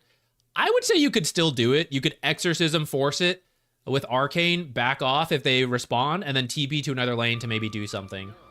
It looks like maybe you're going to wait for the power rune. Haste. Okay, haste Arcane rune, run top. I'm up for this. Let's go. Easy kill. One more. We can tank this tower. Don't be scared. Easy. Real quick note here. You have a haste rune, so it's not really a huge issue. Let's pretend you don't have the haste rune. You do a shitload of damage with Exorcism and Spirit Siphon. And then Crypt Swarm is going to be a pretty low cooldown too to keep spamming out. Even lower because you have the Arcane Rune. Your auto attacks are not bad because you're a universal hero, but in terms of amount of damage you're going to do, it is Exorcism, Spirit Siphon, Crypt Swarm, auto attacks, especially in the early game where you don't have a lot of items. So in this situation, all you have to do is run next to the Clinks. Anytime you're like right on top of him, feel free to throw an auto attack at that point. While you're standing still, he's going to build some distance, run up close to him again, and then go, okay, he can't get away from me. One more auto attack. The worst case would be if we stand still and auto attack too much like this, and then he breaks he breaks Spirit Siphon. So now we're not getting that heal and damage. And then maybe now we have to run up, but now the Exorcism is doing less damage because it's having to hit Clinks over here. You actually do the most damage to your Exorcism targets when you're close to them. For example, if you're taking the tower and you're free to do so, instead of standing out here and letting the ghost go like, you, stand like right here next to the tower, and then the ghost will go, and you'll increase your DPS. So just stay close to the targets is generally better for Death Prophet. You had the haste rune, so it wasn't a huge deal. You're actually TPing out. You have Exorcism for 50 more seconds. You can actually stay here to take this tower. I see you're TPing down here. So, okay, let's see how this plays out. But you don't have to get kills in all the lanes. It's okay to kill like one guy and take a tower. It's actually way safer. This is like, we're really going for a lot here. Let's see how it pays off. Part of this is like, although we have Exorcism going, we don't have any more Spirit Siphon charges. So it actually would have been better to maybe just stay top and take that tower. This tower falls if you're up there. Maybe with maybe not quite dead, but it'd be close. This is way too aggressive. I'm not gonna get punished. Okay, so let's now break that down. Payoff. If we had come down here, we could have gotten a kill, and it could have been cool. But we wouldn't have had a lot of Exorcism duration left to actually take the tower. So we'd get a kill, no tower. Not bad. I would say getting kills and a tower is bigger than getting kills in multiple lanes. If we come here and we don't get a kill, now we didn't get the tower, and I TP'd down here. So now what do I do? Now I have to walk back to my mid lane, or I have to like, hey Jug, this is my lane now, you get out of here, right? Now we're kind of in a weird spot, and we can't just TP away because we chose to TP down here. If they were diving, I'd be more up for it. But they were pretty far up, so the kill was going to be pretty difficult. So in this particular situation, at least, I would say after you get those kills, just stay up here, do what damage you can to the tower, and then you can reevaluate. Maybe you walk mid, but maybe Sniper should have been punishing you for making that rotation, and you have to TP back mid. At least she used her ult. So true. So true. And you can maybe use that ult a little bit sooner. In the end, holding it kind of paid off. You got a double kill top. But if you had taken mid tower, that also would have been a very good use. Like, because you had the Arcane Rune, if you used your ultimate right now to take this tower, I am perfectly okay with that. Where is Sniper? He's not defending the tower. Let's pop it. Let's just do it. Okay, he's here. Maybe we don't. Maybe we grab the rune, reevaluate. if you both double nuke this wave, catapult exorcism, probably going to take this tower. You can even... Oh, you don't have a fortify. But it could be something you do, aggressively fortify. Okay, if not this wave, he just used shrapnel. He used one here, one here. Maybe another shrapnel's coming up. He only has 2 at most. So, nuke this. 3rd shrapnel. Yeah, let's go. Pop it. Let's get in here. This is good. Take this tower. Don't go for another play. Just take the tower. Okay, if the kill comes to you, that's okay. That's free. Get that tower. Get that tower. Get that tower. All right. Very happy. This is a pretty strong start. We talked about how your CS can be a little bit better, but otherwise, the exorcism usage has been pretty solid so far. 60 seconds. I see you heading down here. Now maybe we can kill someone with a surprise invis and spirit siphon, but you also have 2,000 gold. There's a lot of money to spend. We are technically, you know, we're about top net worth. We're fighting with sniper for the spot, but also half the net worth is right here. So you're actually in true net worth, you're down here. So until we spend this money, we're not actually this strong. We're not the top hero in the game. We're the bottom hero in the game. Maybe they haven't spent all their money. Maybe they're also down here a little bit. But for us, that's what I'm a little worried about. I haven't spent 2,000 gold, and I don't have my strongest ability in Exorcism. So right now, it would be very reasonable for you to jungle until Exorcism is up. And let's say you're going for a Yule's. You finish the 600 gold, you buy it, Exorcism's up, and now we truly are the top net worth hero with our strongest ability, and that's going to be a lot better for us. I think the build right now is actually Aghanims. We probably can't finish Aghanims by the time the next Exorcism is up, but you could at least buy some of the components so that it's not just empty gold, and we're tankier. You have like a point booster and an ogre club or something. It'll at least be, you know, tankier for the money we have. Is Treads good or Phase on DP? Since she is now a universal hero, Treads is a little bit more popular. The old build was Phase boots, and if you're really worried about armor, I would say it's probably okay to do. This is a little early on the Exorcism. It's good. Don't be afraid to use the Spirit Siphon there on the Clinks. You got 4 charges, just drop them. And if you know you're trying to get invis heroes, make sure you carry Dust, even when you have a Zeus on your team. Situations like this will happen, where he gets away because you can't. You can totally dive this. Spirit Siphon, Crypt Swarm, run at him. Don't worry about auto attacks. Just chase him with a Spirit Siphon. I think you might actually get the kill if you go in that order. And it's definitely a kill if you have Dust from earlier. Anyways, also didn't have to chase for the kill. Could just go for the tower.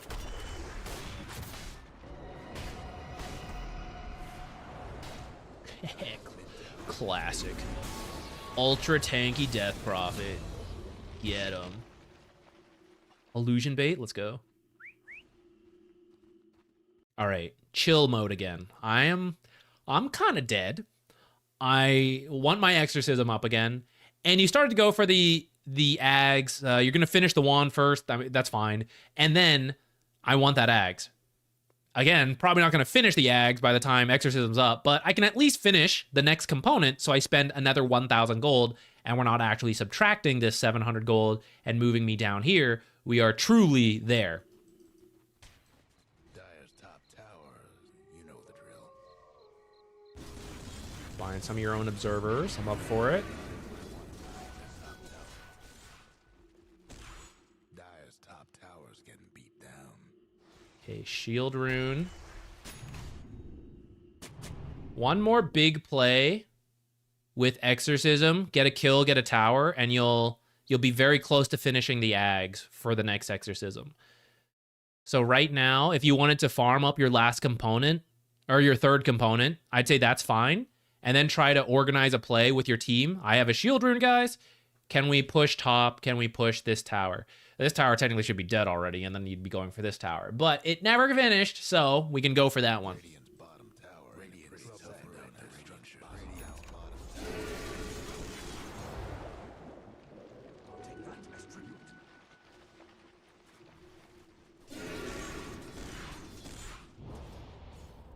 At this rate, it feels like we're kind of just farming up the ags. You see here where you're waiting. We're not doing anything right now, you know? What are they going to do? I can literally see they're pushing the wave back. So rather than wait for the wave to come here, just go jungle. Just come over here, farm this camp, watch the wave, right? You don't have to do anything when you're doing this. Just let the hero sit and attack. Click over and see like, oh, they're pushing in the wave. So let me speed this up and then come over here. Oh, it's sitting here for quite a while. Let me move to the next camp. Let me check in again. Okay, they're pushing it now. I'm going to make my way back. And you might lose a creep or two, but that is well worth it when this camp is 100 gold and a creep is like 35, right? So even if you miss 3 creeps, it's at least break even, and the odds of you missing 3 creeps, pretty low.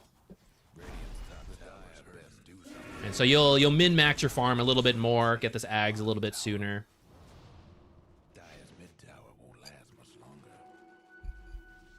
Almost choked right there. You guys ever drink just too much liquid at once? That was pretty good. That was the creep prepping I was talking about, right? You did all the auto attacks and then you nuked with the spell. That was good. You see how for the last few minutes we've been like pushing the wave and then wait. Part of the reason you push in the wave is so you're free to go do something else. Whether that's a gank because we have Exorcism and Shield Rune and now an Amplify Damage Rune, or shove in the wave, go jungle so that we can finish our ags a little sooner, feel stronger about gonna go make these plays. That's kind of why you shove in a lane. You don't shove it in to then like wait here for it to come back. And if you're too scared to shove it in and move up, which I'd say is a very good call, that's why we got to fall back and go do something else.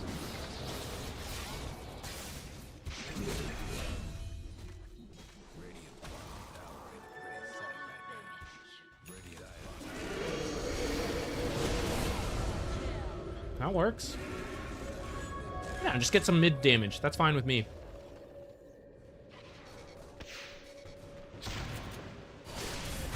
Uh-oh. All chatting. Oh, Sniper's doing a lot of damage, so we're going to need an answer to that. Let's finish the ags, and then we got to buy some armor this game. Ghost Scepter could be good. A Ghost Scepter into some armor. Ghost Scepter into... what could be good? Shivas? Trying to think what other armor options you got. Shivas is probably the best. Witchblade might not be bad either, actually.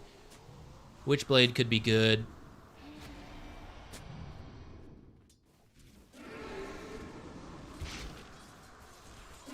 Blade Mail. That's not too bad.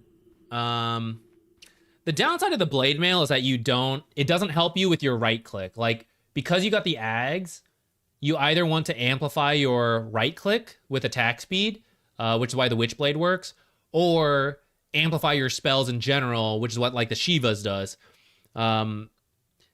You are tanky in general, so Blade Mail is like not bad, but Clink's, some of his damage will come from skeletons, which won't reflect. I don't know. I don't hate it, but I think one of the other two is probably better first. Easy solo kill. Great. Right. Get some top tier 2 damage in. And then maybe do... you can always do Roche is an option for you with Exorcism. I mean, you don't have it right now, I know, but in general. All right, so far this is good. And I think part of your question was we throw. Let me see where that is. Let's see if we like jump to that and move on, because we actually do have a couple other replays we have to do. So it looks like we don't grow a huge lead, but then we have a real bad fight and it goes away. So maybe let's jump to that point.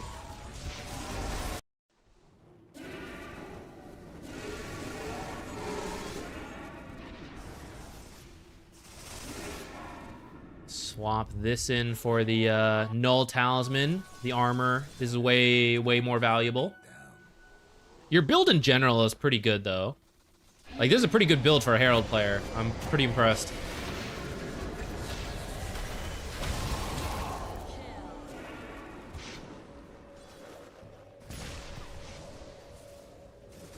Chasing for a kill a little bit. Okay, we're back for the tower. There we go. Okay, this looks okay. Now, I know Roshan is not easy to get the team to do, especially in Herald, but I mean, if you could, it would be a good objective to go for. You've been very on top of runes.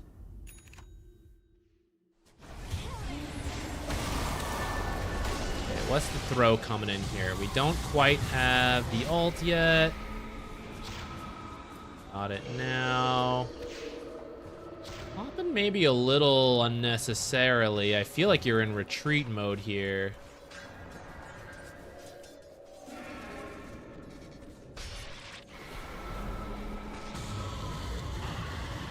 I think we've gone over aggressive here as a team. Oh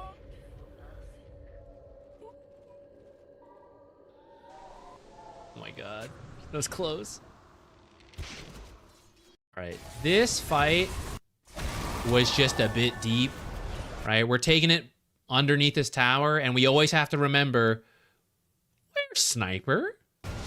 And Sniper is ho-ho-ha-haing. He actually used take aim way too soon, so he's actually not ho-ho-ha-haing, but he is shrapneling and firing his ultimate occasionally. A lot of your fights from this point forward can't happen unless you know where Sniper is, because he's going to be your biggest threat. This happens in a lot of pubs. One way you can potentially address it, now that you have Blade Mail Shivas, if no one on your team is doing a good job of it, you can consider a Blink Dagger on Death Prophet. And as soon as you think you know where Sniper is, just blink on top, use your abilities, and what's he going to do about it? You're going to need detection, because he's got Silver Edge. He didn't build a BKB, though, right? So the best he can do is Hurricane Pike you, and then that's it. So that could be one way you deal with it. You can also just be careful about taking the fights until Spirit Breaker finds him. But your team will need to deal with the Sniper to win these fights. I think you're thinking about what item to get. You're getting an AC.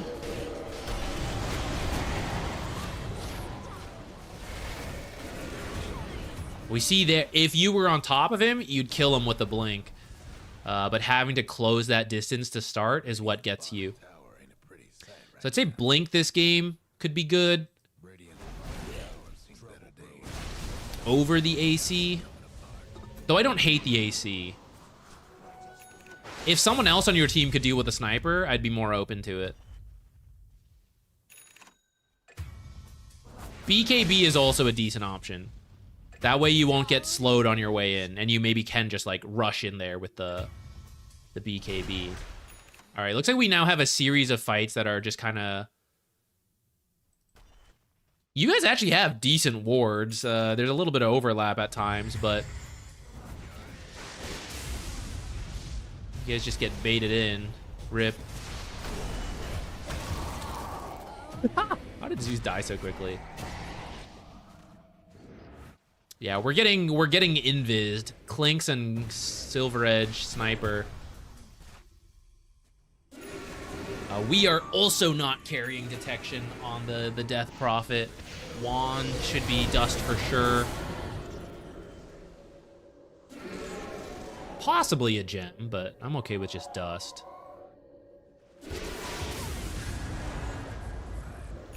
Okay, no exorcism. We're trying to push high ground. This feels like where we're gonna throw.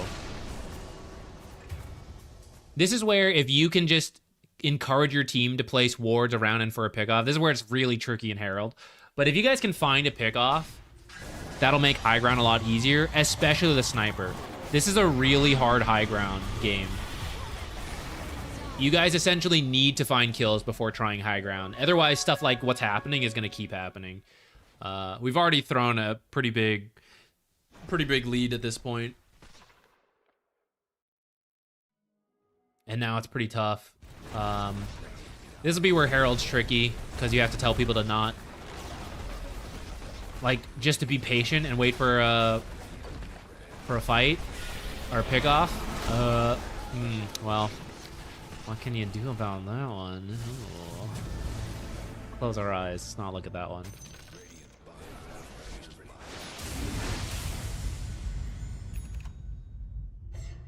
Sniper's dead. Let's go. Push. Push. Oh, there's our gem. Let's go. Push. No. So, 5v4, easy wins. You see how Windranger's on her own? 1v2, even though it's 5 versus 4. That's why we got to avoid splitting up. I know it's real tricky in Herald, but that sniper kill is actually what we've been waiting for. And that would have been the time to just send it as a team, 5 heroes down mid, force the buyback if he has it, and then just hide again.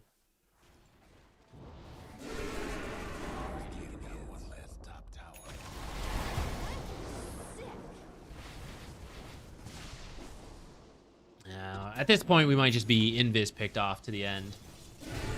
And this is why Invis is so good in pub games.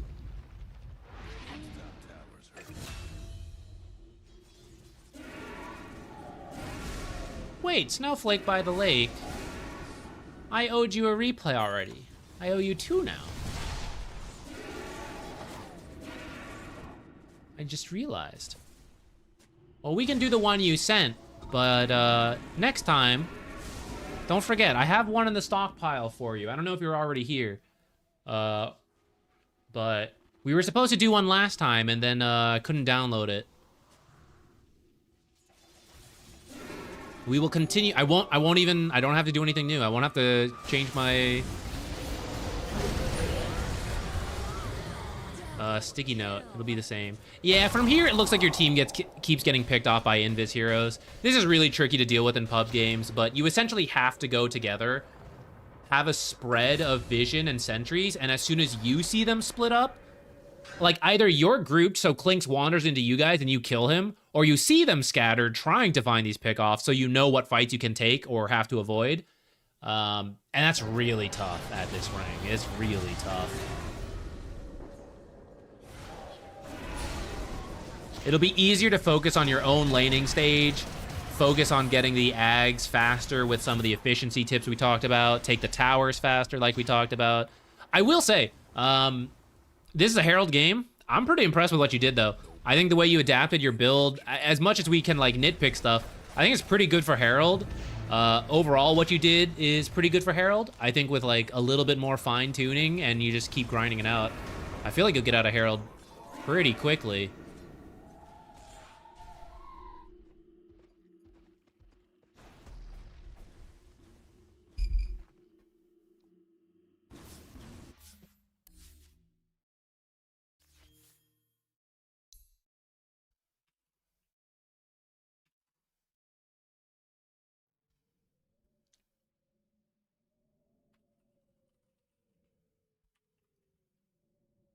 What is this? Divine.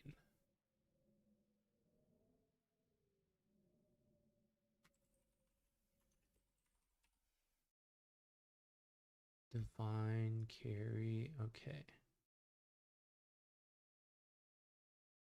Never ceases to amaze me how well modern Herald players play compared to years ago. I mean, that's kind of the thing with having an old game, right? And why the new player experience is tricky, because that's our lowest bracket. You're a new player coming in, and it can be difficult. Now, there's much worse Herald players as well. Like I said, I think that replay was actually a pretty good showing for a Herald player. But definitely, the skill floor has risen quite a lot. I will say, for new players, as long as they're willing to do a little bit of research, the resources has also increased a lot for a new player to be able to jump into the game way more informed than they were in the past. So that's kind of the saving grace. It's not just like a one-sided, like, oh, it sucks to be a new player. All right. We're going to start with Snowflake by the lakes here. I don't know if they're still here, but we had a series of donations earlier that we're now going through for the guaranteed replays. And we'll see if we have time at the end to do any more. Though I kind of think we won't. It's already like 7 here at my time, 7:20. So by the time we do 2 more replays, we might be pushing like 8 o'clock or something. All right, let's see. Juggernaut. What'd you say about this? How to improve my GPM and XPM? I feel like I own the game, yet the opposing carry has the same XPM and GPM. Okay, let's take a quick look at that. Is Shadow Demon good right now? Yeah, I'd say he's pretty strong. Definitely a strong start. Who's the enemy carry? Is it the Dragon Knight? It's the Ember carry. Interesting. Maybe they lane swapped actually. I guess we'll see in the in game. They do have a Magnus, so getting a little bit of extra farm speed from that. Okay, maybe it was the Ember. Now most of it, Jug is ahead, and it looks like there's some pretty big recoveries via maybe a big throw. So it might be less about Jug being inefficient or his team being inefficient, and more about like, oh, we took a really bad fight, and that is what then recovered Ember's XP, GP. Like I see like a 3,000 jump here, you know, and then like another one towards the end. So it might be those plays more than yeah, this right here. It might be this more than anything, but we can take a quick look. Since you won your lane, think to make sure we can try to find this, maybe we skip the laning stage. Let's do the same check that we did for the other players. Let's see when Jug hits 6 and see when he uses Omni Slash. That's maybe the trend for oh look, it's already used, guys. Let's go back. The trend for today's talk. All right, hits level 6. Just immediately goes in, Omni Slashes. Fantastic. I mean, you won't always get a kill delivered to you like that, but that's the dream. He got level 6, he used level 6, and now he can just chill farm mode for a while. Support players, like let's say you're this Lion, Juggernaut just used the ult, just got the kill, get the hell out of here. Time to leave, Lion. Go over here, go help with like runes, help stack, you know, wander this way, stack for the Jug, make your way up here. Do things with the Legion, because Juggernaut is in chill mode right now. And I would say you can just shove the lane and then jungle. So, like, they're still dead. You're safe to do this. Great. And then, like, just farm this hard camp on your way back. This is a little more risk than I think you need to take. Maybe Magnus TP to lane and you just killed him. We jumped ahead, so I'm not sure. If that's the case, then what you're doing is fine. But notice in the end, it got scary, you fell back, and now we're going to farm this creep wave. So rather than farm it here, maybe we miss a CS or 2 because we do this, but if you pick up the hard camp, this is 100 gold. Farm the small camp, this is 60 gold. So this is essentially 2 melee creeps, and if the lane is still up here for whatever reason, I mean, we just move to the boglets, and then come back to lane when it does finally push up. So a little bit of min-maxing right there.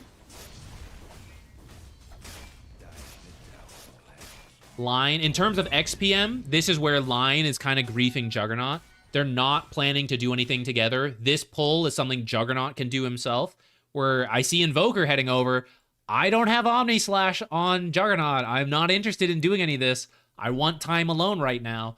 Carry player, say this nicely. Don't yell and scream at your teammates, but you know, you would say, hey guys, I'm okay here by myself for now. You can go play with Legion, you know, something like that. Something to make it clear. Just understand, support players are constantly in this, like, I know I'm supposed to leave, but as soon as I leave, my carry player will implode and yell and break their item. So you have to let them know, hey, I'm a normal person just like you. Feel free to go do the right thing, and I will not break my items. They go, oh, thank you, fantastic. I have permission from the master. I can leave. I can go play Dota. I'm allowed to go play Dota now. That's all the carry players got to do once you know you're in these situations. They may not always listen, but at least you've done your part. You let them know. And to be fair, right, support players also don't know for sure. They're like, can I leave my carry alone? You're the carry player. You know what you can or can't do. So you help to communicate that. Say like, hey, I'm genuinely fine here. I don't need you. In a nice way. I love you. Thank you for your help for getting me to this point, but I'm now good. It's time for me to grow on my own. Just shove this. Don't wait here. Just shove. Shove, shove, shove, shove, shove, shove, shove, shove, shove, shove, shove, shove, shove. Auto attack. Shove. Do it. Shove. Shove the lane. In the time you've sat here, you could already be farming this hard camp. 100 more gold. You guys are still trying to maintain equilibrium. Who gives a shit right now? No offense. Yes! Shove. Shove. No, see, Lion's still here. He's splitting all this XP with Juggernaut. If Lion was gone for the last 2 minutes, Juggernaut would be level 9 right now. Not actually. He'd be like level 8 on his way to level 9. That's the difference. Ember, he's level 6. He shouldn't be level 6, potentially. With Lion here, harassing him, drawing all the attention here, 3 heroes up here, Ember is going to be slowing down. That's when you look over and the carry starting to ping the enemy carry level. He's like, he's level 8. What did you guys do down there? It's because we're bringing all the heroes up here. This is a negative play what Lion's doing. No offense, Lion, if you're in here. Much love. But this is a negative play. It's slowing down Juggernaut. You're trying to help, but this is slowing down Juggernaut. And Juggernaut, you should also know this. You might not feel safe on your own yet. I don't know. We're doing this and you're not here. But you're okay right here. You don't need this pull. In fact, let's imagine you shove the lane sooner, like I said. This creep wave is damaging this tower. You can choose to commit and try to take this tower, or you can be farming this camp. So now, solo XP on Jug, tower damage, threatening to take it, so someone has to come deal with it, and Juggernaut is farming 100 gold here, moving on to 60 gold, moving on to here, waiting, because the creep wave came under the tower, this creep wave fights this creep wave, pushes up, blah, blah, blah. Eventually the wave moves in here, Juggernaut catches it, repeats. He's solo taking this tower by shoving in creep waves, no risks to him, choosing at any point if he wants to commit for it, but he doesn't have to. And he's doing this all on his own. And Lion is over here hexing this guy to get the actual dual kill and all that stuff. Killing this Crystal Maiden. Helping with this duel right there. I guess it wasn't needed. But helping with this right here, this double stun. Keeping the teammates alive. He's showing up now, but it's a little too late. And Jug is going to take this tower. That's good for Jug. But could have done this on his own at any point. I would finish the tower here first, actually. I do see most of them top, so you're probably okay. But if anyone can TP to rotate, this is what they're TPing to rotate to. So finish this tower, and then you can take this creep wave safely. If you take this, they might respawn, TP, and then like, I don't feel so good staying here. Don't even try to take this tier 2. Don't even try, my guy. Go this way. You can steal any jungle stacks if you can, or if you just make your way this way, farm this, farm back here. We don't care about tier 2s at this point. We'll never take it. You do have Omni Slash, so if you want to come up here and participate, that's fine with me. I don't think you needed to use it on that Crystal Maiden. I think you could actually just kill that Crystal Maiden by attacking her and save your Omni Slash.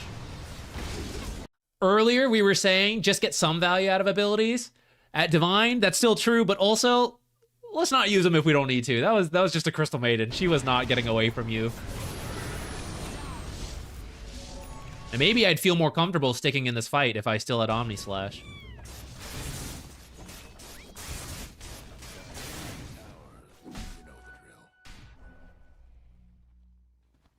Alright, well, Omni Slash was used, so back to farm mode. So you're kind of low, so you're going home. I guess so. I feel like maybe you run over here and farm like easier stuff, and then when this is up, you didn't have to go back. But whatever, that won't be the biggest deal. Spend some time running here. You gotta jungle these camps on your way out sooner. Though it looked like you were thinking about defending bottom. But you can walk to these camps and farm and then TP as needed. Like now.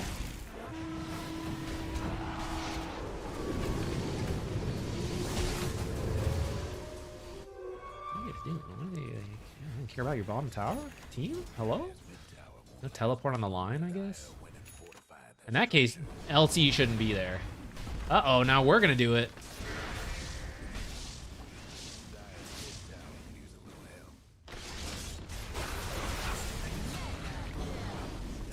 All right, let's go, let's go. Now get the hell away from me, Lion. No! What is Legion doing here? This is Jug's place. Legion, get out of here. Look at this. Jug should be on his own, free farming, getting solo XP, and these guys, they're gonna split it with him. There's no one down here. Get out of here. Where's Ember? Ember's free farming. This is why Ember's the same level. He's getting solo XP, even though he's losing, and he can't farm as fast as Jug. Jug is constantly splitting it with teammates. This play up here near Jug, I'm not saying this is always bad. If they find someone, you know what they're going to do? They're going to respond. They're going to bring heroes, and now there's going to be multiple heroes near Jug again. Got to get to the Ember. Get to the carry.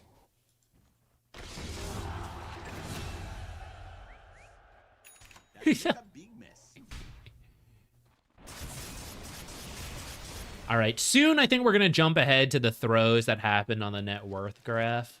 I think we've identified a couple situations already where you could speed yourself up in this early game and how your team's movements are actually slowing you down rather than speeding you up. And you're seeing how it's giving your Ember Spirit, your opponent Ember Spirit, space to catch up to you. GPM-wise, not so much, but the XPM-wise, yes. And so that's what you need to be aware of and say as nicely as you can to your team, right? Like, I am okay, please go play here. I am not okay, I need help. For example, this, right? Like, what am I doing up here? Right? What am I doing up here? Oh, Zach, don't I need to push the lane? This is put... Let's go back. Done. This is pushing the lane. There's no more risk needed from the carry player at this point. The lane has been pushed. How do I know this? This creep wave is supposed to fight the creep wave that is like right around here. So who the hell are these creeps, right? These creeps are the extra in the lane. So that means it is pushing in our favor. You don't need to do anything anymore. The carry player now just goes this way, this way, this way, all this stuff. I mean, if you see a bunch of heroes up here, yeah, you can be aggressive. But if I'm scared and I don't see anyone, which is the current case, I no longer need to do anything. Mjolnir this creep in the front and then move this way. This is extra risk. You don't even need to take this creep wave. Depending how safe you feel based on what has happened, you can do this creep wave, but this is not necessary. What will happen if you're not here, these creeps will fight these guys. There's 5 to 4, so they're going to die. There's probably going to be about 3 creeps pushing forward. They're going to get to about here, and then this creep wave is going to be there at that point. It's going to be 5 to 3 creeps. If you want, at that time, this is much safer here versus here, so you could farm that. Or you could not do anything, and then 5 versus 3 creeps is going to push up, now up to here. And then it's going to meet the next creep wave, and you're going to have like 4 to 5 creeps. So it's eventually going to die, and it's going to push this way, and it's only going to be 2 creeps this time. It's going to meet 5 creeps, 5 versus 2 creeps, and it's going to become 5 creeps pushing up, moving this way. And it is constantly slowly moving towards the enemy tower, and you don't need to do anything until they deal with it, and then it shoves all the way up here, and then Jug can do this. This is way safer. This is not safe. This one definitely not safe. This path into here certainly wasn't safe.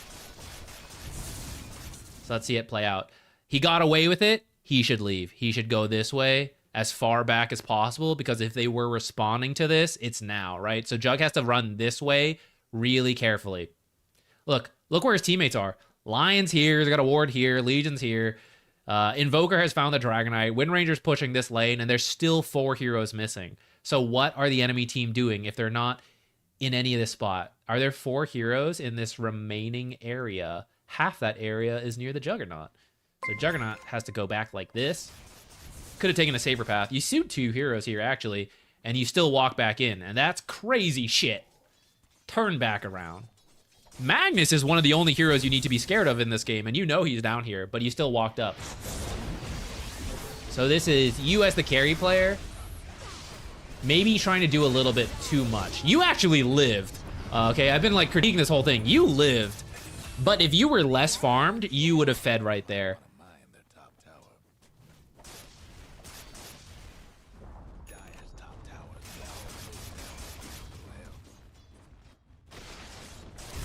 And if they chain stunned better and were more prepared, I think they would kill you.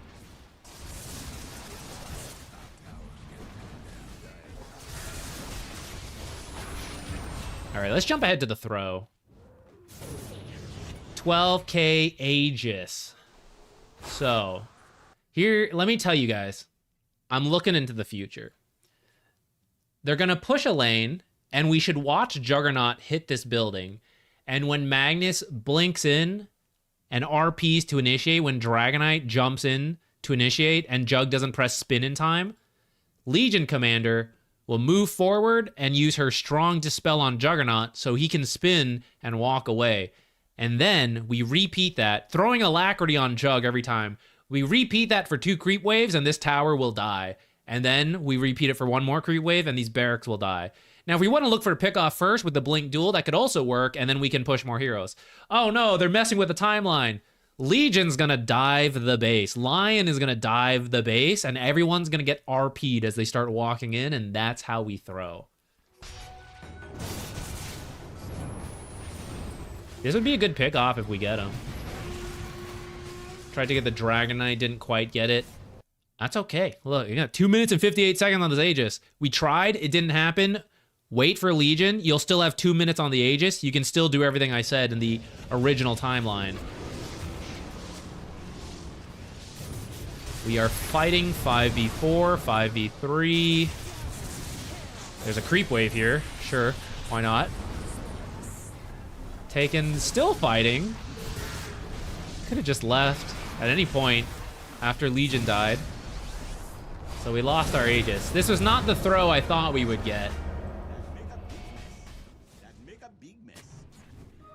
But a lot of that was just not leaving. Even if Juggernaut is the only one to leave, the whole team could respawn and you would have Aegis for another minute plus still like a 6k gold lead. That's not bad. It's not as good as what we just had, but it's not bad.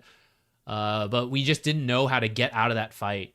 And we ended up losing everybody and the Aegis.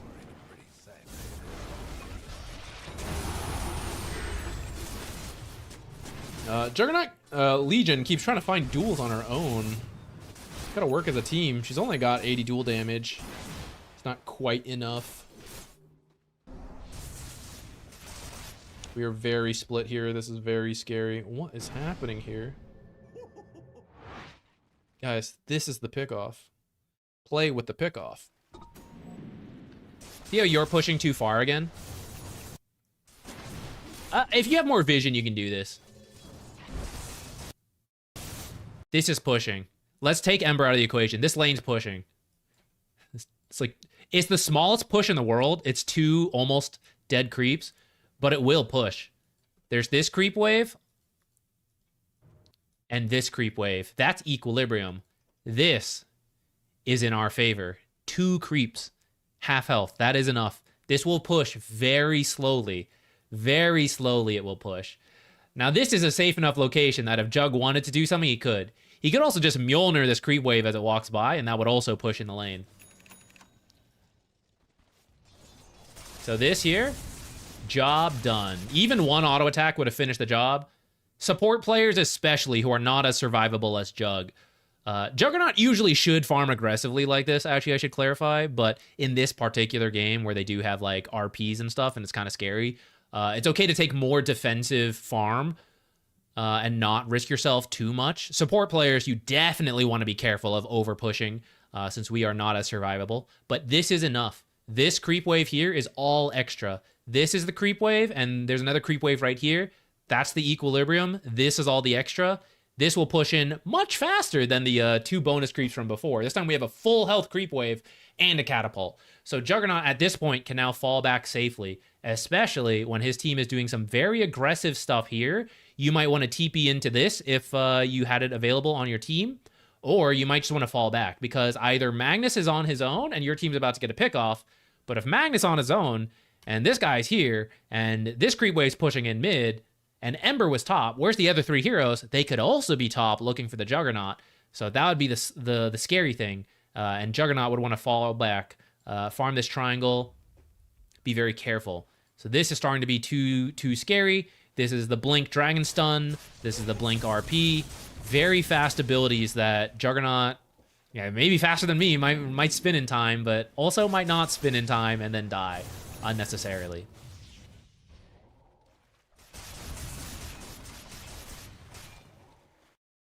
Is Juggernaut safe right now? I have no idea. There are lanes pushing in, but does the enemy have vision here? They could. We have one sentry, but that doesn't mean they don't have an observer somewhere in here. And that's the scary thing, right? They could be coming in here with a smoke to get the Juggernaut. If they have any observers alive and they know that a couple heroes are bottom and they see Juggernaut farming their jungle, this is the scary thing. Unless you have more confidence that they don't have vision, you do have to be careful of these kind of plays when they have the instant stuns. If they don't have the instant stuns and you know you're like, spin TP is guaranteed, you can do this shit all you want. You're gonna be super aggressive.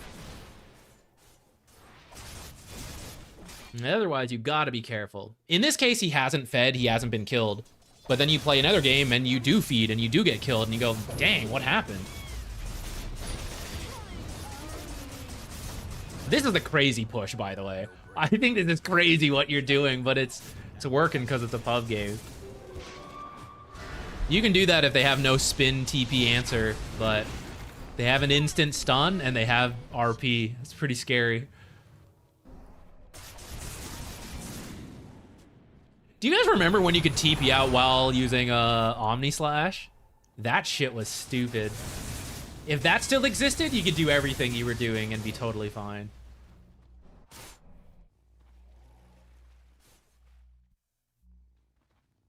All right, I guess that main throw was the big thing. I mean, you guys even built a lead back up. Oh, you did win the game, I see. You won the game, but Ember kind of recovered. Okay, I think we've kind of covered the original questions then. The reason you didn't accelerate as fast in the early game, which is kind of crazy to say, because I know Juggernaut does look like quite farm, but some of the stuff we talked about in the early game is part of it, and then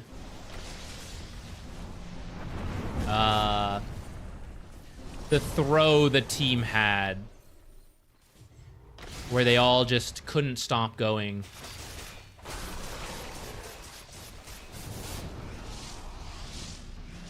God damn.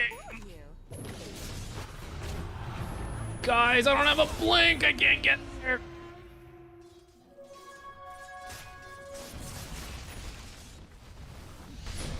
All right, who's next? T-Spark. Well, the $10. Thank you for a free review years ago. I mean, don't worry about that. Thank you so much. I appreciate it. Okay, let me get your game in here. Oh, Snowflake, you are here. Oh, I missed the multi-chat. Oops, totally forgot. No wonder why. I thought I had the multi-chat open, but it was a different thing. Oops.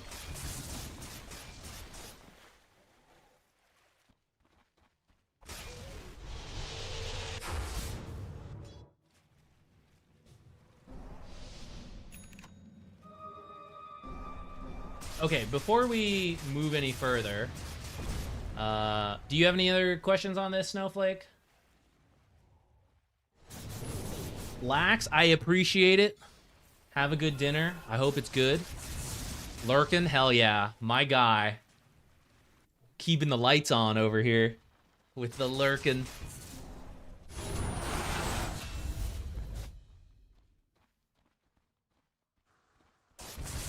Let me get a timestamp set up for the next replay we're about to move to.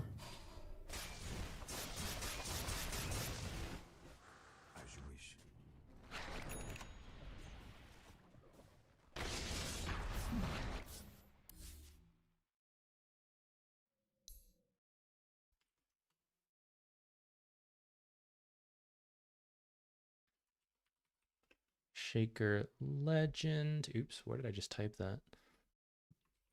Legend.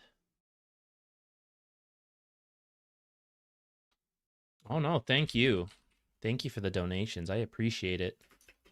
Support is what keeps me going. Soft support. I'm trying to do like two things and I can't think about it. I'm trying to be genuinely grateful, but also type the word soft support. No man can multitask like that. It's impossible. Thank you. Seriously, for any of the support, you guys. Even just being here is great, but everyone who donates and subscribes and everything like that, it's super helpful. Next time I'll politely ask them to leave me alone. Exactly. Give a little direction, you know, say like, I can just farm down here. You guys can like go pressure Ember. Something very simple like that. It comes across, it's not like rude. And it's also better than like, oh, I'm okay. And then he's like, well, damn, what do I do? I'm lost. You know, he's got like no idea what to do. But you can help provide directions like, well, I think, you know, pressuring Ember sounds pretty good. You know, play around Legion maybe. It's pretty helpful. Oh, I hear some storm clouds, guys. If I suddenly disappear, I guess that's Texas power grid went out. I'm gonna download this real quick. I'm gonna go to the bathroom and then let's probably finish up today's stream with this review.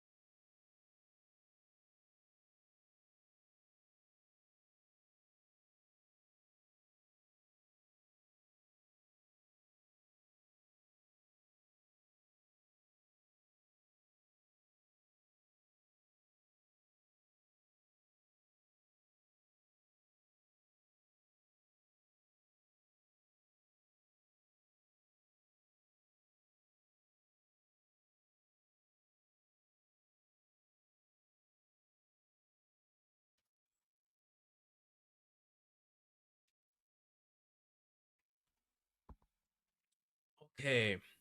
I have like an 80% win rate on... Oh, wait, let me do the timestamp. Okay, welcome, Earthshaker players, jumping to this timestamp. I have an 80% win rate on Earthshaker, but I hit Legend, and recently that has dropped to like 55. Totally lost on how to recover bad games. And then earlier in your message, you were saying, after dying around the 4-minute mark, the game snowballed. How do I find my way into the game as a shutdown Earthshaker pre-blink? Or very behind post-blink? Gotcha. First of all, I'll say a 55% win rate is still really good. I know it's not the same as an 80% win rate, but a lot of climbing in Dota is in bursts like that, where you... I mean, it's different for everyone, but a lot of times people stagnate around 50% while you slowly learn, and then something clicks, and then it's like, boom, you know, 300 MMR, 500 MMR, and then you stagnate again. Because usually while you practice one thing, something else slips. And it's only like eventually it all reaches the point that you can do enough subconsciously and actively, you know, something else that finally is like, boom, it all comes together. So maybe that's what happened. It's like, oh, that's my 80% win rate. Now I'm kind of like 55-ish. And then we'll like float here a little bit and then boom, it's back up again. But good questions. I like it. We're moving to the Earthshaker. Looks like potentially a offlane alchemist versus Sven, maybe shaman. Be careful of this one. Common sentry spot to deward is right here. Gonna lose this one for free. If you really want an observer in the back, I would... this tree line makes it weird where like anything here is very awkward. I would actually say like further back so you can go for courier snipes as well. Could be good. Or in front of the tower, because if you're running around a lot, like somewhere here-ish, much less likely to be killed. Like let's say they block here.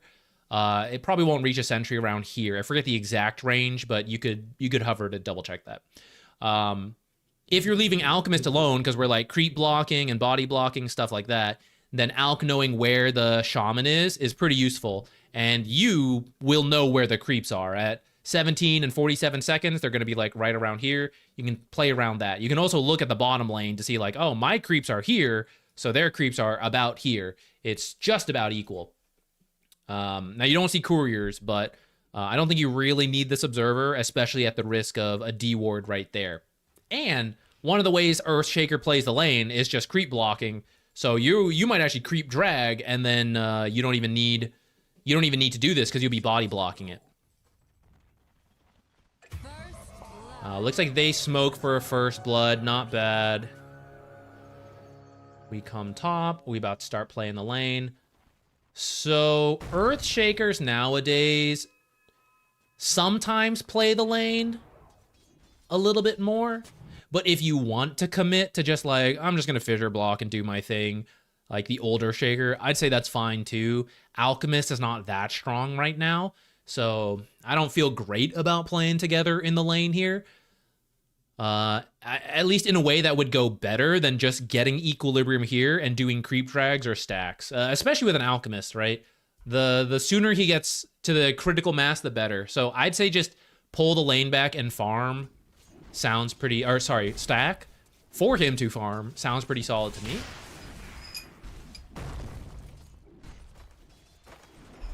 While we see some of the lane, to your question about how to recover, this is one of the tricky things about Earthshaker. Ah, there you go. D-ward, unblocks the camp, and D-wards the observer. The tricky thing with Earthshaker, nice block, might get you a kill here. Ooh, let's go, very nice. The tricky thing with Earthshaker is if you watch a pro game with a 4 Earthshaker, not so common nowadays, but he'll be very active. He'll probably be under-leveled, and at 10 minutes, like, he might be level 4. And then he's gonna sit in a lane for like 5 minutes, and he's gonna finish his Blink Dagger and catch back up in levels at the same time. That's the part that is severely lacking in pub games. Even as you set this Alchemist up with like infinite amount of stacks, and you non-stop gank this sniper for the puck, and they're both like 3 levels over their counterparts, then you're like, so can I have this lane? And they'll be like, I will literally report you and break my items if you look at me again. And you're like, okay. Now you're just some level 4 Earthshaker and your blink is super late. And that's the weird part. Ultimately, you still need to look for something like that. Like if you're behind, you have to find farm somewhere, and it's typically sitting in a lane that sucks and no one else wants to deal with, but you deal with it.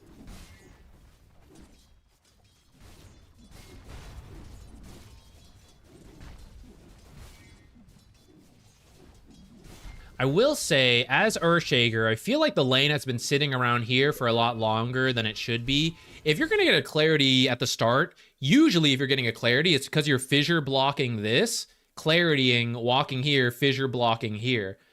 Because you went for the rune off that first blood, another option is to body block their creep wave, tell Alchemist not to do anything, and the very first wave will go under tower and then shove out here, and then you just focus on preventing the lane. I actually think you should have been able to hold the lane out here for quite a lot based on how the game started, but instead I see us constantly playing up here. So that's one thing for you to think about with Earthshaker. A lot more thoughts on alternative creep equilibrium compared to the usual laning. Though you did get a kill, and a little over-aggressive there. That might lead to us being killed later. And you don't need to kill Sven there to avoid that extra damage. If you just chilled, you'd be in a good spot. Alchemist was healthier. You don't have to do much. Like right here, you should be pulling. If you were there sooner... This is how we die. Lol. If you pulled a little sooner, I don't think Shadow Shaman would have been there. But also, if we do some of the earlier creep equilibrium stuff and the lane is further back, you'd have more room to do the potential triangle stacks, which hasn't quite happened yet. It's good to look for rotations. This will be a pretty tough one. If anyone needs help, it's the Puck versus Sniper matchup, which actually is not too bad yet, but it might be getting worse.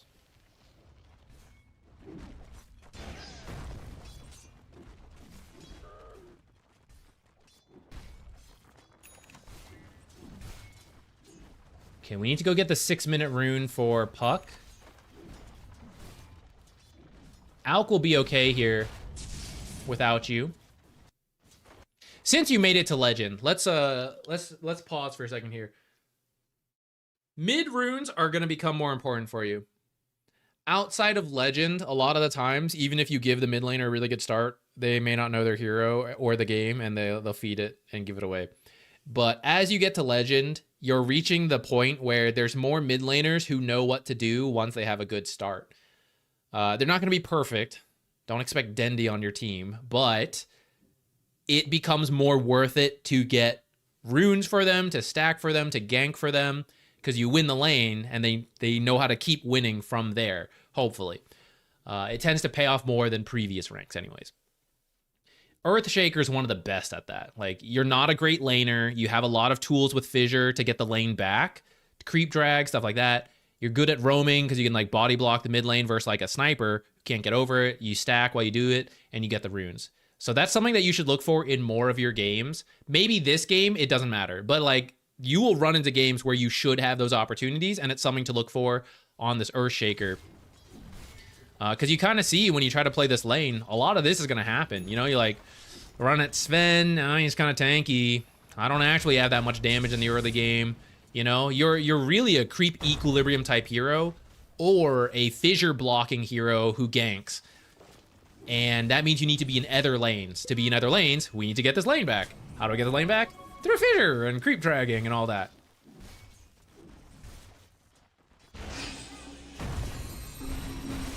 Puck is here. We didn't quite get the kill fast enough. Sniper rotates in.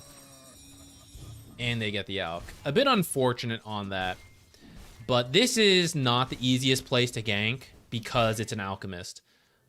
Alchemist offlane just doesn't contribute much. Until Radiance. Which is why you're really just playing for stacking farming. And the ganks usually you want in this lane, and potentially it could have if the lane was going a little better. Otherwise, the ganks happen somewhere else. Like Drow Dazzle. Much easier to kill the... Deny? Oh, nice. Much easier to kill like some of the other lanes.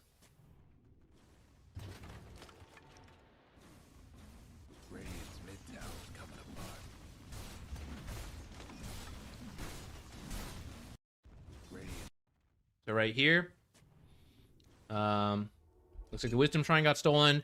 Make your way to the right. Absorb this XP. We're too scared to show in the lane lest we die. So just absorb what you can. Make your way over here. Stack, pull this way. Help secure the 8-minute runes. If we can't win the lane ourselves, we need to get our mid laner to help us. And the mid laner will be stronger with the power runes. So this is part of recovering. In this case, there was a bigger creep wave, so it's pretty tempting to stay here. And I don't mind if you do. I would have thought Alchemist would have TP'd back right away, so it would have been okay for you to leave it for him.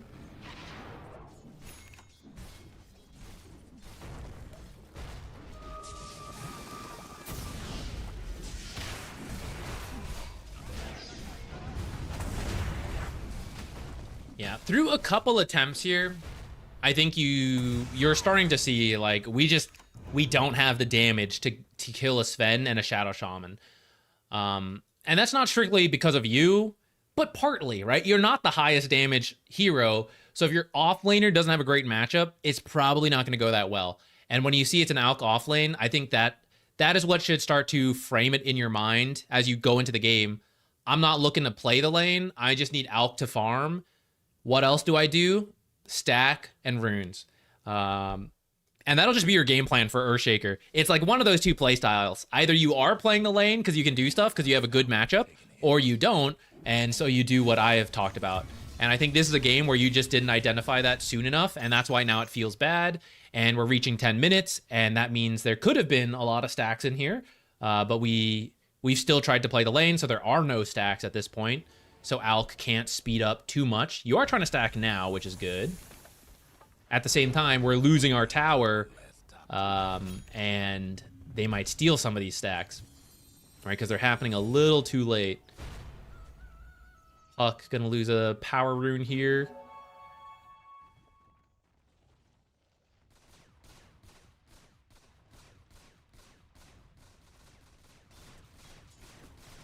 Now, in another world where there are more stacks, Puck is maybe stronger and can be making plays without you, and you sit in the mid lane. Alchemist could be doing the stacks you made, so you get to sit in the off lane and absorb a little bit more there.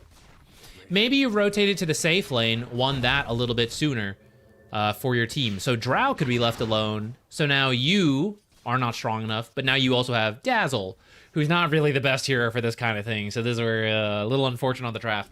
But, I mean, 2 supports better than 1 support when it comes to maybe we can make something happen.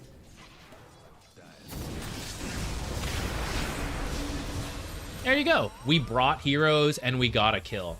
How do we free up those heroes? We help them in their lane earlier. Oh, dang. It's gonna happen. It would have been a tough kill anyways.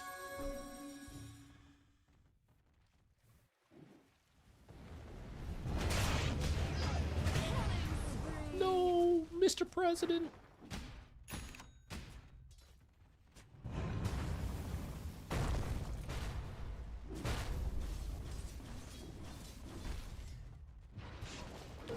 So here's in theory, no one would come to you.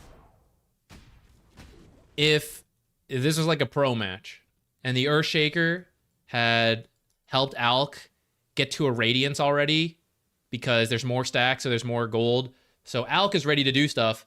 Alk and Puck and Dazzle might move around. Drow would like hold mid. Earthshaker would hold bot. Stuff like that. That's where a pro match would give Earthshaker space. For a pub game, this is where we'll struggle. And I would just stack. If no playmakers on your team, no one's doing well enough to do that, just stack as much as you can. And when your cores go to do the stacks, go to the lane. It's not going to be the best, but I mean, it's just what we're going to have to work with.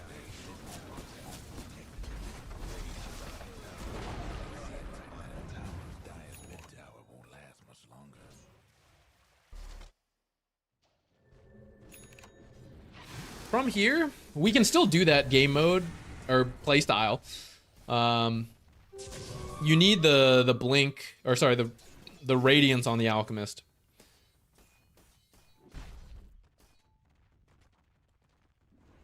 Your observer should just be defensive. Your team is just in farm mode. They are going to make plays, and we're going to hope to respond to those plays or avoid them. And just take out their vision. Place a defensive observer somewhere likely to survive. That one, we're just going to hope they don't check that spot. I mean, it's not the worst, but it is, I'd say it's one of the more common ones to check for. I'd say if you had done in the river, that would be a lot better. Or like somewhere in this area would have been more likely to survive. The area is correct, though. The idea is correct. The exact location, I suspect we might lose.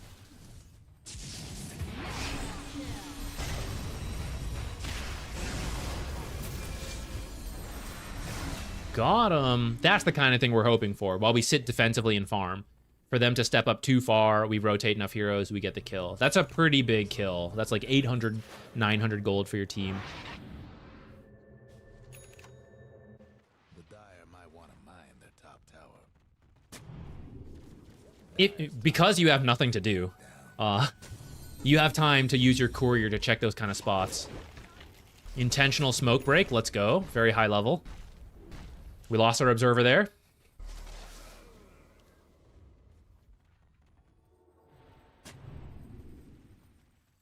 Odds of them, I'm okay with this entry, but for the record, the odds of them having an observer here and an observer over here are kind of low.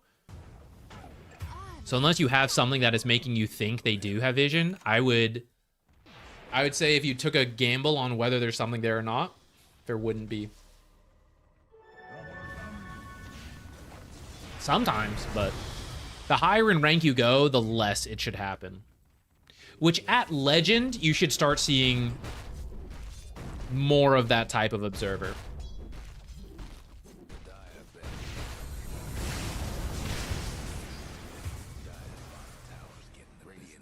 Part of this surprise, let's go back.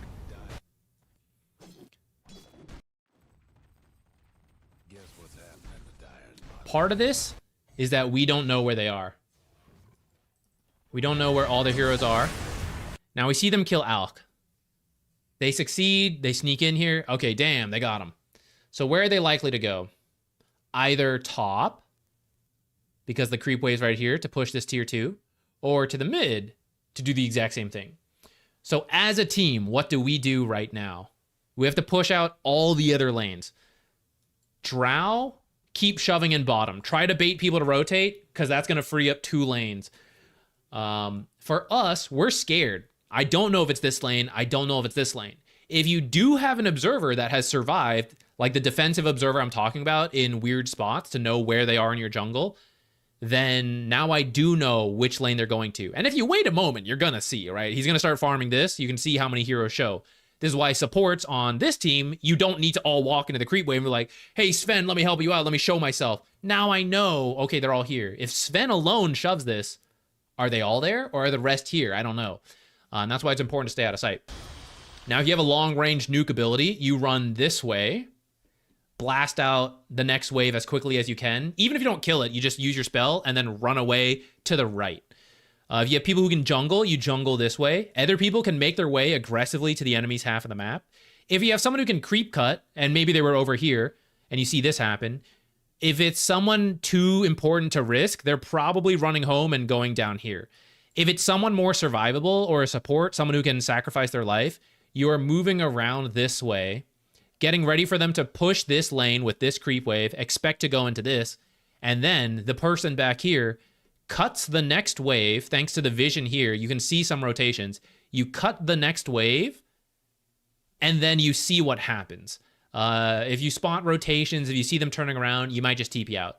If you're fast enough, you might cut this wave, run through the twin gate. Cut this wave, run back here, move this way.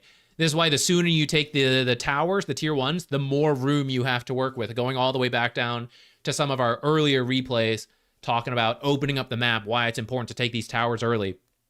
If this is down, whoever is creep cutting has a lot more room to work with. You can cut through all this stuff. The rotations have to come to here instead of here. You have way more chance of success and way more likelihood to cut multiple waves to waste time.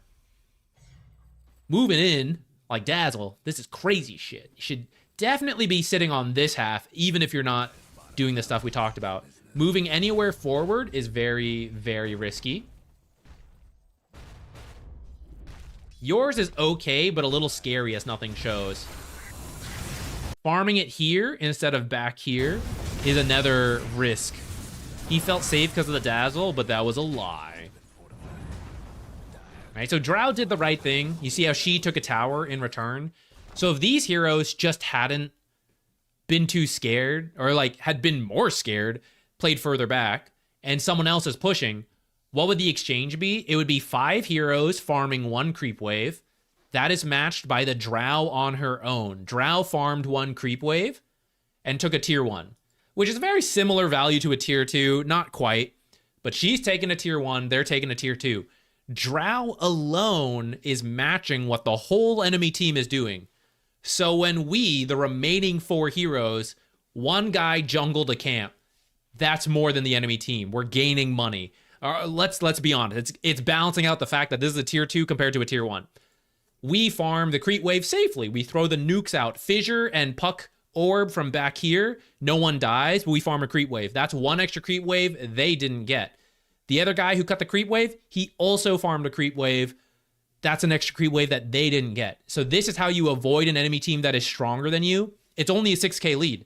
They take the tier 2, it's a 5k lead. How did that happen? Because we avoid them and we split across the map. This isn't Earthshaker specific. This is just playing from behind and avoiding the enemy team when they group up like this. Any tips on how to learn to do creep dragging? Like at the very start of the game? People have been asking for this. Maybe I should do a video on this soon-ish.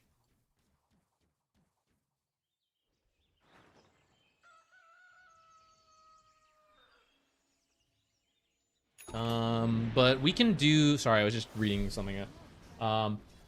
We can do a quick showcase in a custom lobby like right after this.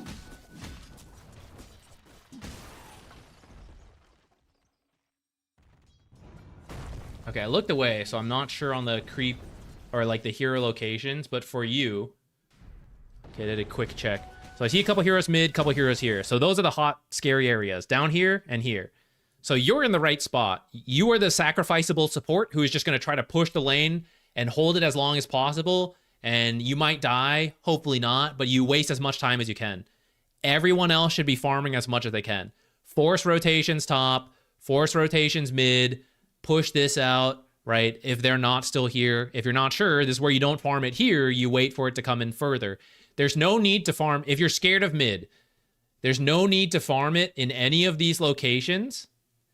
This back here is the safest place you could farm the mid lane.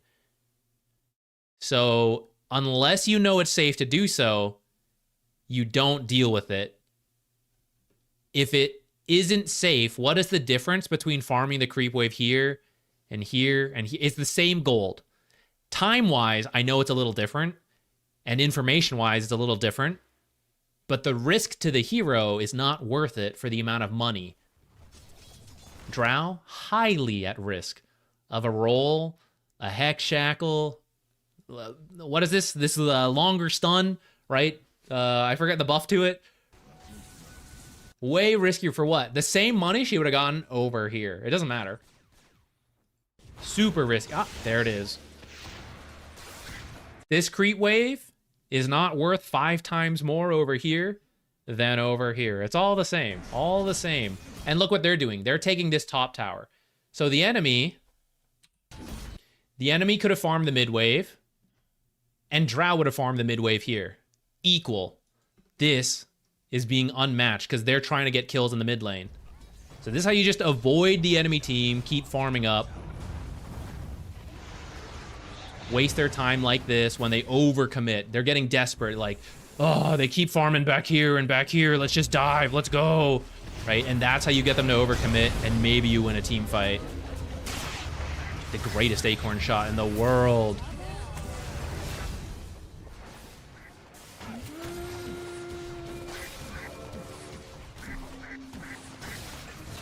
Let's go.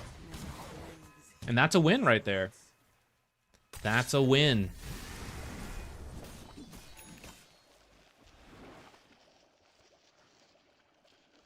Okay, let's talk about Creep Dragon real quick then.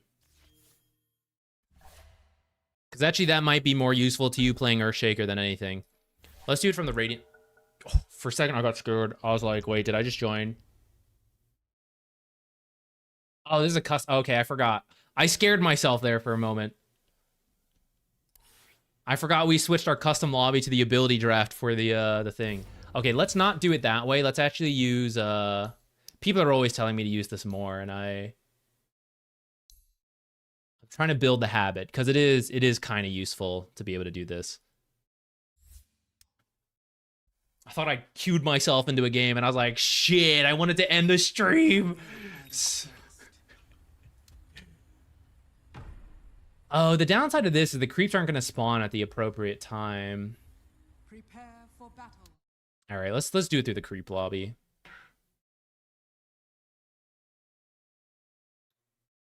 Did I just quit Dota? Or did the game crash? I didn't mean to quit the game, but I think I just did. Truly, time to end the stream any moment now.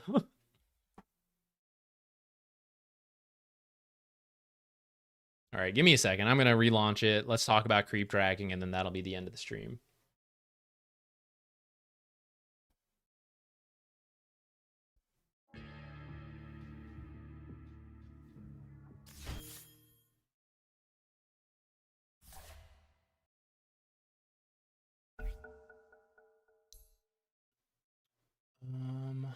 All pick.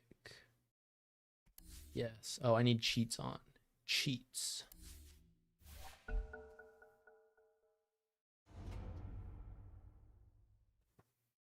Crack your knuckles. Okay. Take your pick. Well, as we get ready to talk about creep dragging, the reality is you actually don't really need to creep drag in a lot of brackets because enemies are really bad about dealing with creep waves. And there's a lot of tricks you can do in the lane itself where you don't end up needing to do anything. For those of you that don't know, you're an Earthshaker player, so you probably already knew the trick, but usually when the creep spawns, one of the things you can do, creep spawns, boom, pop your clarity, run up here, get ready to do it again wherever fissure is available again. I think it usually ends up being around here. And that alone will get the lane pretty far up, and you don't even need to creep drag after that a lot of times. You just need to like go body block and mess with them. But let's pretend we can't do that for whatever reason, like we were part of a fight, or we're not playing Earthshaker, so we don't have Fissure available. I'm just gonna, let's start the game so we don't have to wait too long. So the creeps are gonna spawn. So another trick you can then do, if you're just in the lane, you TP the lane, body block 3 of these creeps. They're split right now, so maybe it's just 2, but usually they reconverge kind of like this. Body block right here. If you just got the bounty rune, you can run out to the river, start body blocking here. That's another trick you can do. And these are all tricks that happen very quickly at the start of the game. And if it gets scary, you like run this way, you TP home eventually, whatever, right? So things you can do to get the very first wave to push out. In the 1v2 practice we did the other stream, if you guys didn't catch that, we set it up, and then like right as soon as the lane started, I was like, okay, I won. Because I saw the equilibrium already shifting my way. Based off like minimal tricks. And you can do that in a lot of pubs, and then you don't have the creep drag. But let's pretend you need to. You're high enough rank that you need to creep drag, or you just want to give it a go. You want to try it out. You play team games, you actually will need to creep drag a little bit more, because people who party queue tend to be a little bit more informed on this stuff. So the lane sucks for whatever reason. Level 1 creep drag. Play the lane. Notice like right around now is the time you would leave. Let me go to all vision. So you can play the lane for a little bit, and if you have any ability to snipe the range creep, this is where like Maranas could arrow the range creep if you want to do this kind of thing. Pudges. Those heroes are not good at creep dragging, so they wouldn't really do this. But if you have any way to like force aggression to kill the enemy creep wave a little faster, it can help you a lot, because either A, if their lane is pushing, you don't need to creep drag, so then you don't need to creep drag anymore. But if you shove the lane in and there's like 2 to 3 creeps going on a tower, what does that mean? It means the enemy carry is busy doing this, and they can't help stop you from creep dragging. And it also means, okay, I'm going to go creep drag right now. My offlaner, there's 3 creeps they want to get last hits, and now they have to 2v1 because I'm getting ready to go drag the next creep wave, and now they have to like, I'm too scared to walk in. So you just lose 3 creeps, and that feels bad. So on the very first wave, if you can be more aggressive, attack creeps a little bit more, get these killed so that by the time you have to leave, which is right around now, from here to walk over this way to make sure you're catching this wave, you've killed at least 3 of the creeps so that you don't feel too bad about what you missed. And as the range creep gets denied, it's like the offlaner got full XP, because usually you're there, you secure the range creep, you split it 50-50. You're not here, it gets denied, 50% goes all the way to the offlaner. It's like they still got 100%. So they're still going to build the level difference over time. So Earthshaker, I'm going to run over here. You can only aggro the creep wave once they get to a certain range of the tower. I forget the exact amount. I think it's for the first 5 minutes or 7.5 minutes. I forget these exact specifics.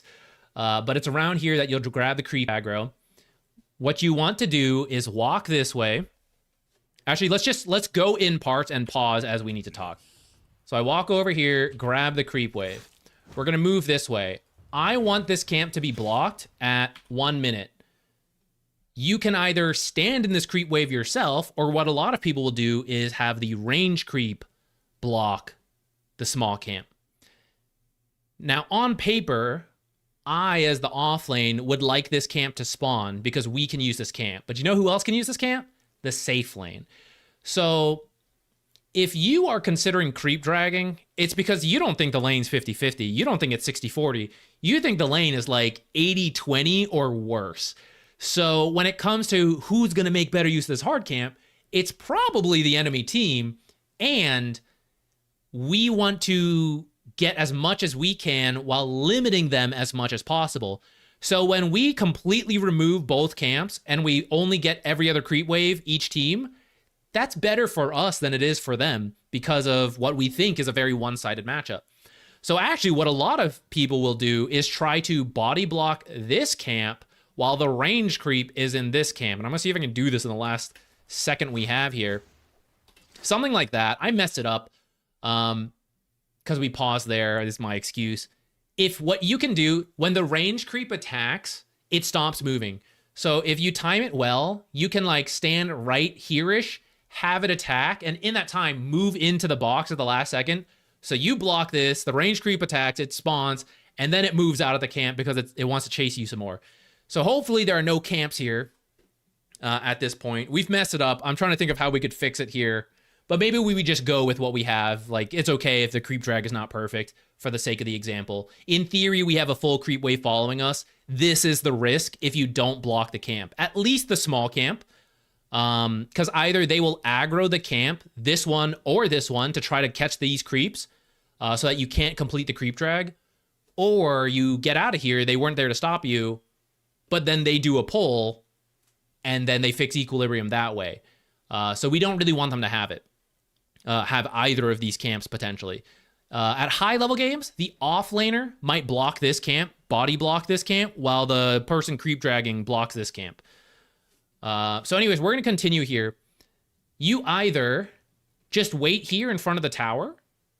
That's kind of like level 1, the easiest, less likely to mess up, but more likely to face pressure from the enemy.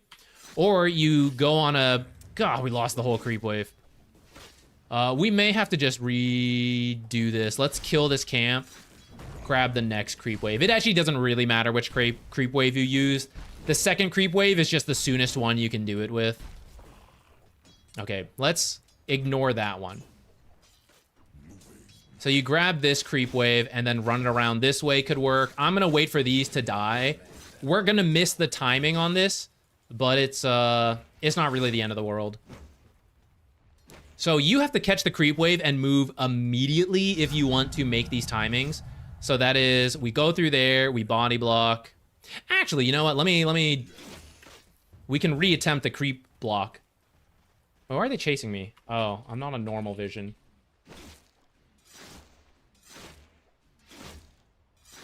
Get away from me, you freaks.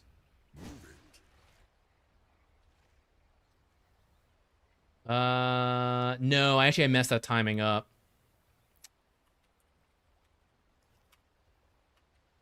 Hang on, we could fix it. We could fix it!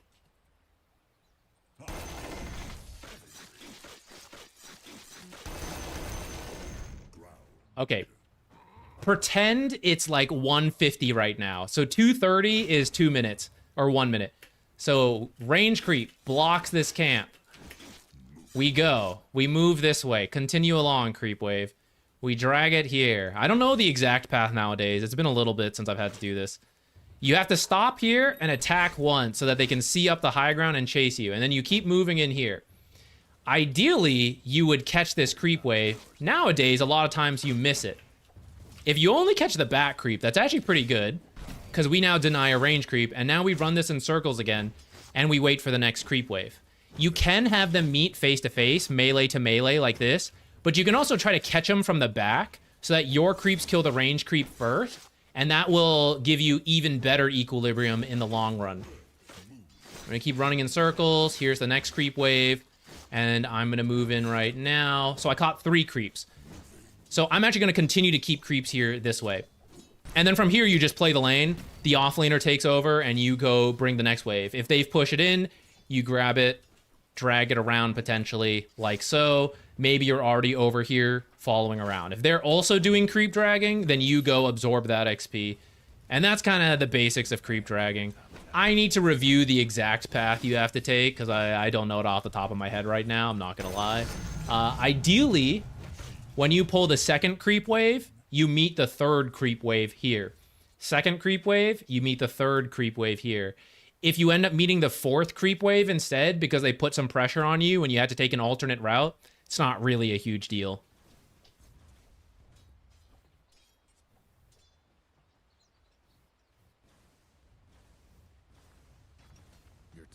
You didn't know you could do it twice? Boom. There's your extra knowledge. Here, let me show you. Actually, that won't.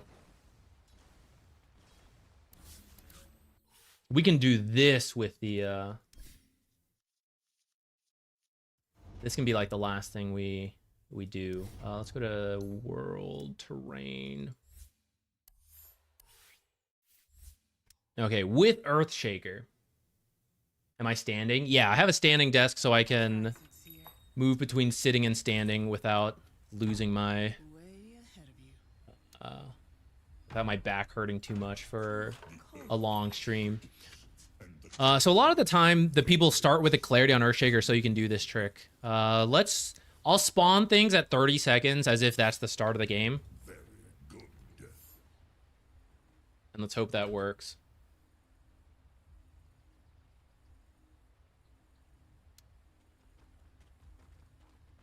You fissure block, boom, pop the clarity, run up like this. It'll be somewhere around here. And then...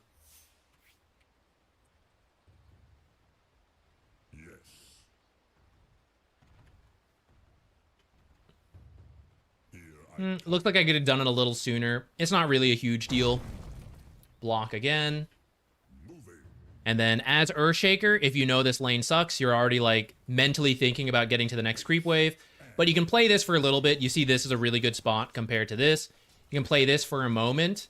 And then around now is when you would start heading over. Because if we're imagining it's 30 seconds sooner. So like, okay, play a little longer. And then, okay, I'm going to head over. You'd have to... Oh, I guess you would have been here a little sooner to catch the next creep wave if you had to. But if nothing else, like, if the equilibrium is good, you don't need to creep drag at that point. You just need to body block. So I left a little too soon. Faster than I realized. If you're grabbing the next creep wave and dragging it through, you have to leave a little sooner, catch it, do what we talked about. But otherwise, you blocked this camp, and then you're good to go. Like, the next creep wave would also be here, and you're just, like, chilling for the next 2 minutes. Is there some kind of way to bubble up waves for a hard tower push? It depends what what lane you're in. So, pro tactic, the catapult wave spawns at 5 minutes. So there's 2 ways you can do it. 4 minutes and 30, that creep wave, you do a small camp pull. The small camp doesn't kill whatever, right? You do a full pull, kills 1 or 2 creeps. If it's kobolds, maybe kills no creeps. So you start to build up that creep wave, and then the catapult's coming, and you just keep pushing, so then you have a big creep wave off of the 5-minute catapult wave. You do it in reverse. The catapult wave pushes up, you pull the whole thing, their catapult wave goes under your tower, you kill their catapult wave, your catapult wave finishes, starts to come back to lane, the next creep wave is already on the way, so then you start pushing the tower, and your catapult wave is here, and then the 5:30 creep wave falls in to hopefully in time before your catapult dies, depending on what exactly happens here. But you can always use a fortify if you need to. You can body the tower. Super advanced that I would love to see a pro team do. You can just pull the catapult, because the catapult has a longer aggro range than anyone else. So let's say it's like, oh, we want to push mid and top. Grab just the catapult to the small camp. It will stay there indefinitely because the creeps barely do any damage to the catapult and the catapult barely does any damage back. You go for the mid lane, do this push with your catapult wave. You go to this lane because the side lanes get there slower. So you can finish the mid push, take a tower or not, come bottom, take the tower with the catapult or not, then come top, clear this small camp, and the catapult rejoins the creep wave at that point. So you could, in theory, push all 3 lanes with all 3 catapults if you were really coordinated and did that trick. It's usually not worth it. I'll be real. It's usually not worth it. But I think it'd be really cool to see a team do that.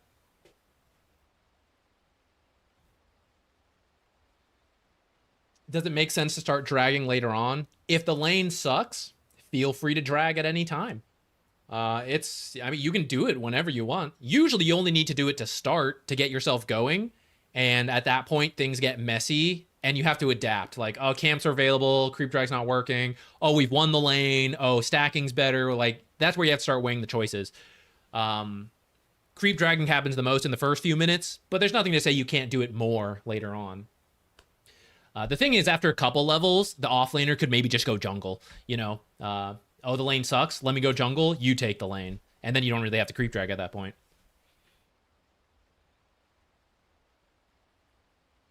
Nice, I'll have to try that. If you ever coordinate it, please send me the replay. I would love to see it work. Thanks for the demos. No problem. Happy to help. You know, we can show another one too, actually. Let me, if you guys didn't see the 2v1 practice, here's another creep wave trick, right?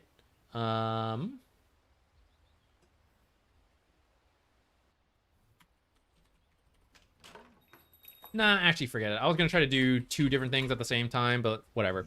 Let's say you go to the bounty runes, you TP the lane. So as the support or as the offlaner, I'm blocking these creeps.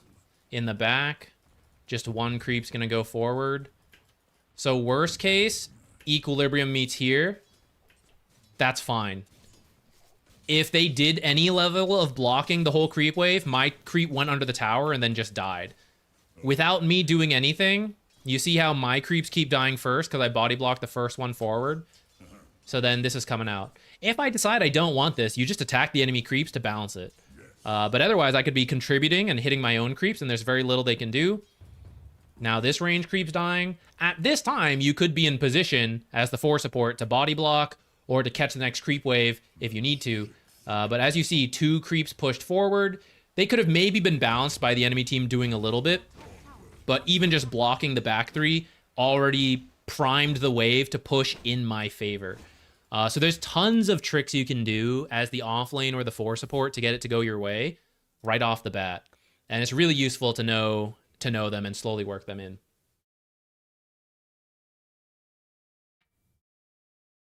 The catapult pull thing is like Morgan Freeman 100% brain capacity meme. I like that one, yeah. All right, guys, thank you so much. Let me see who's streaming, who we can raid.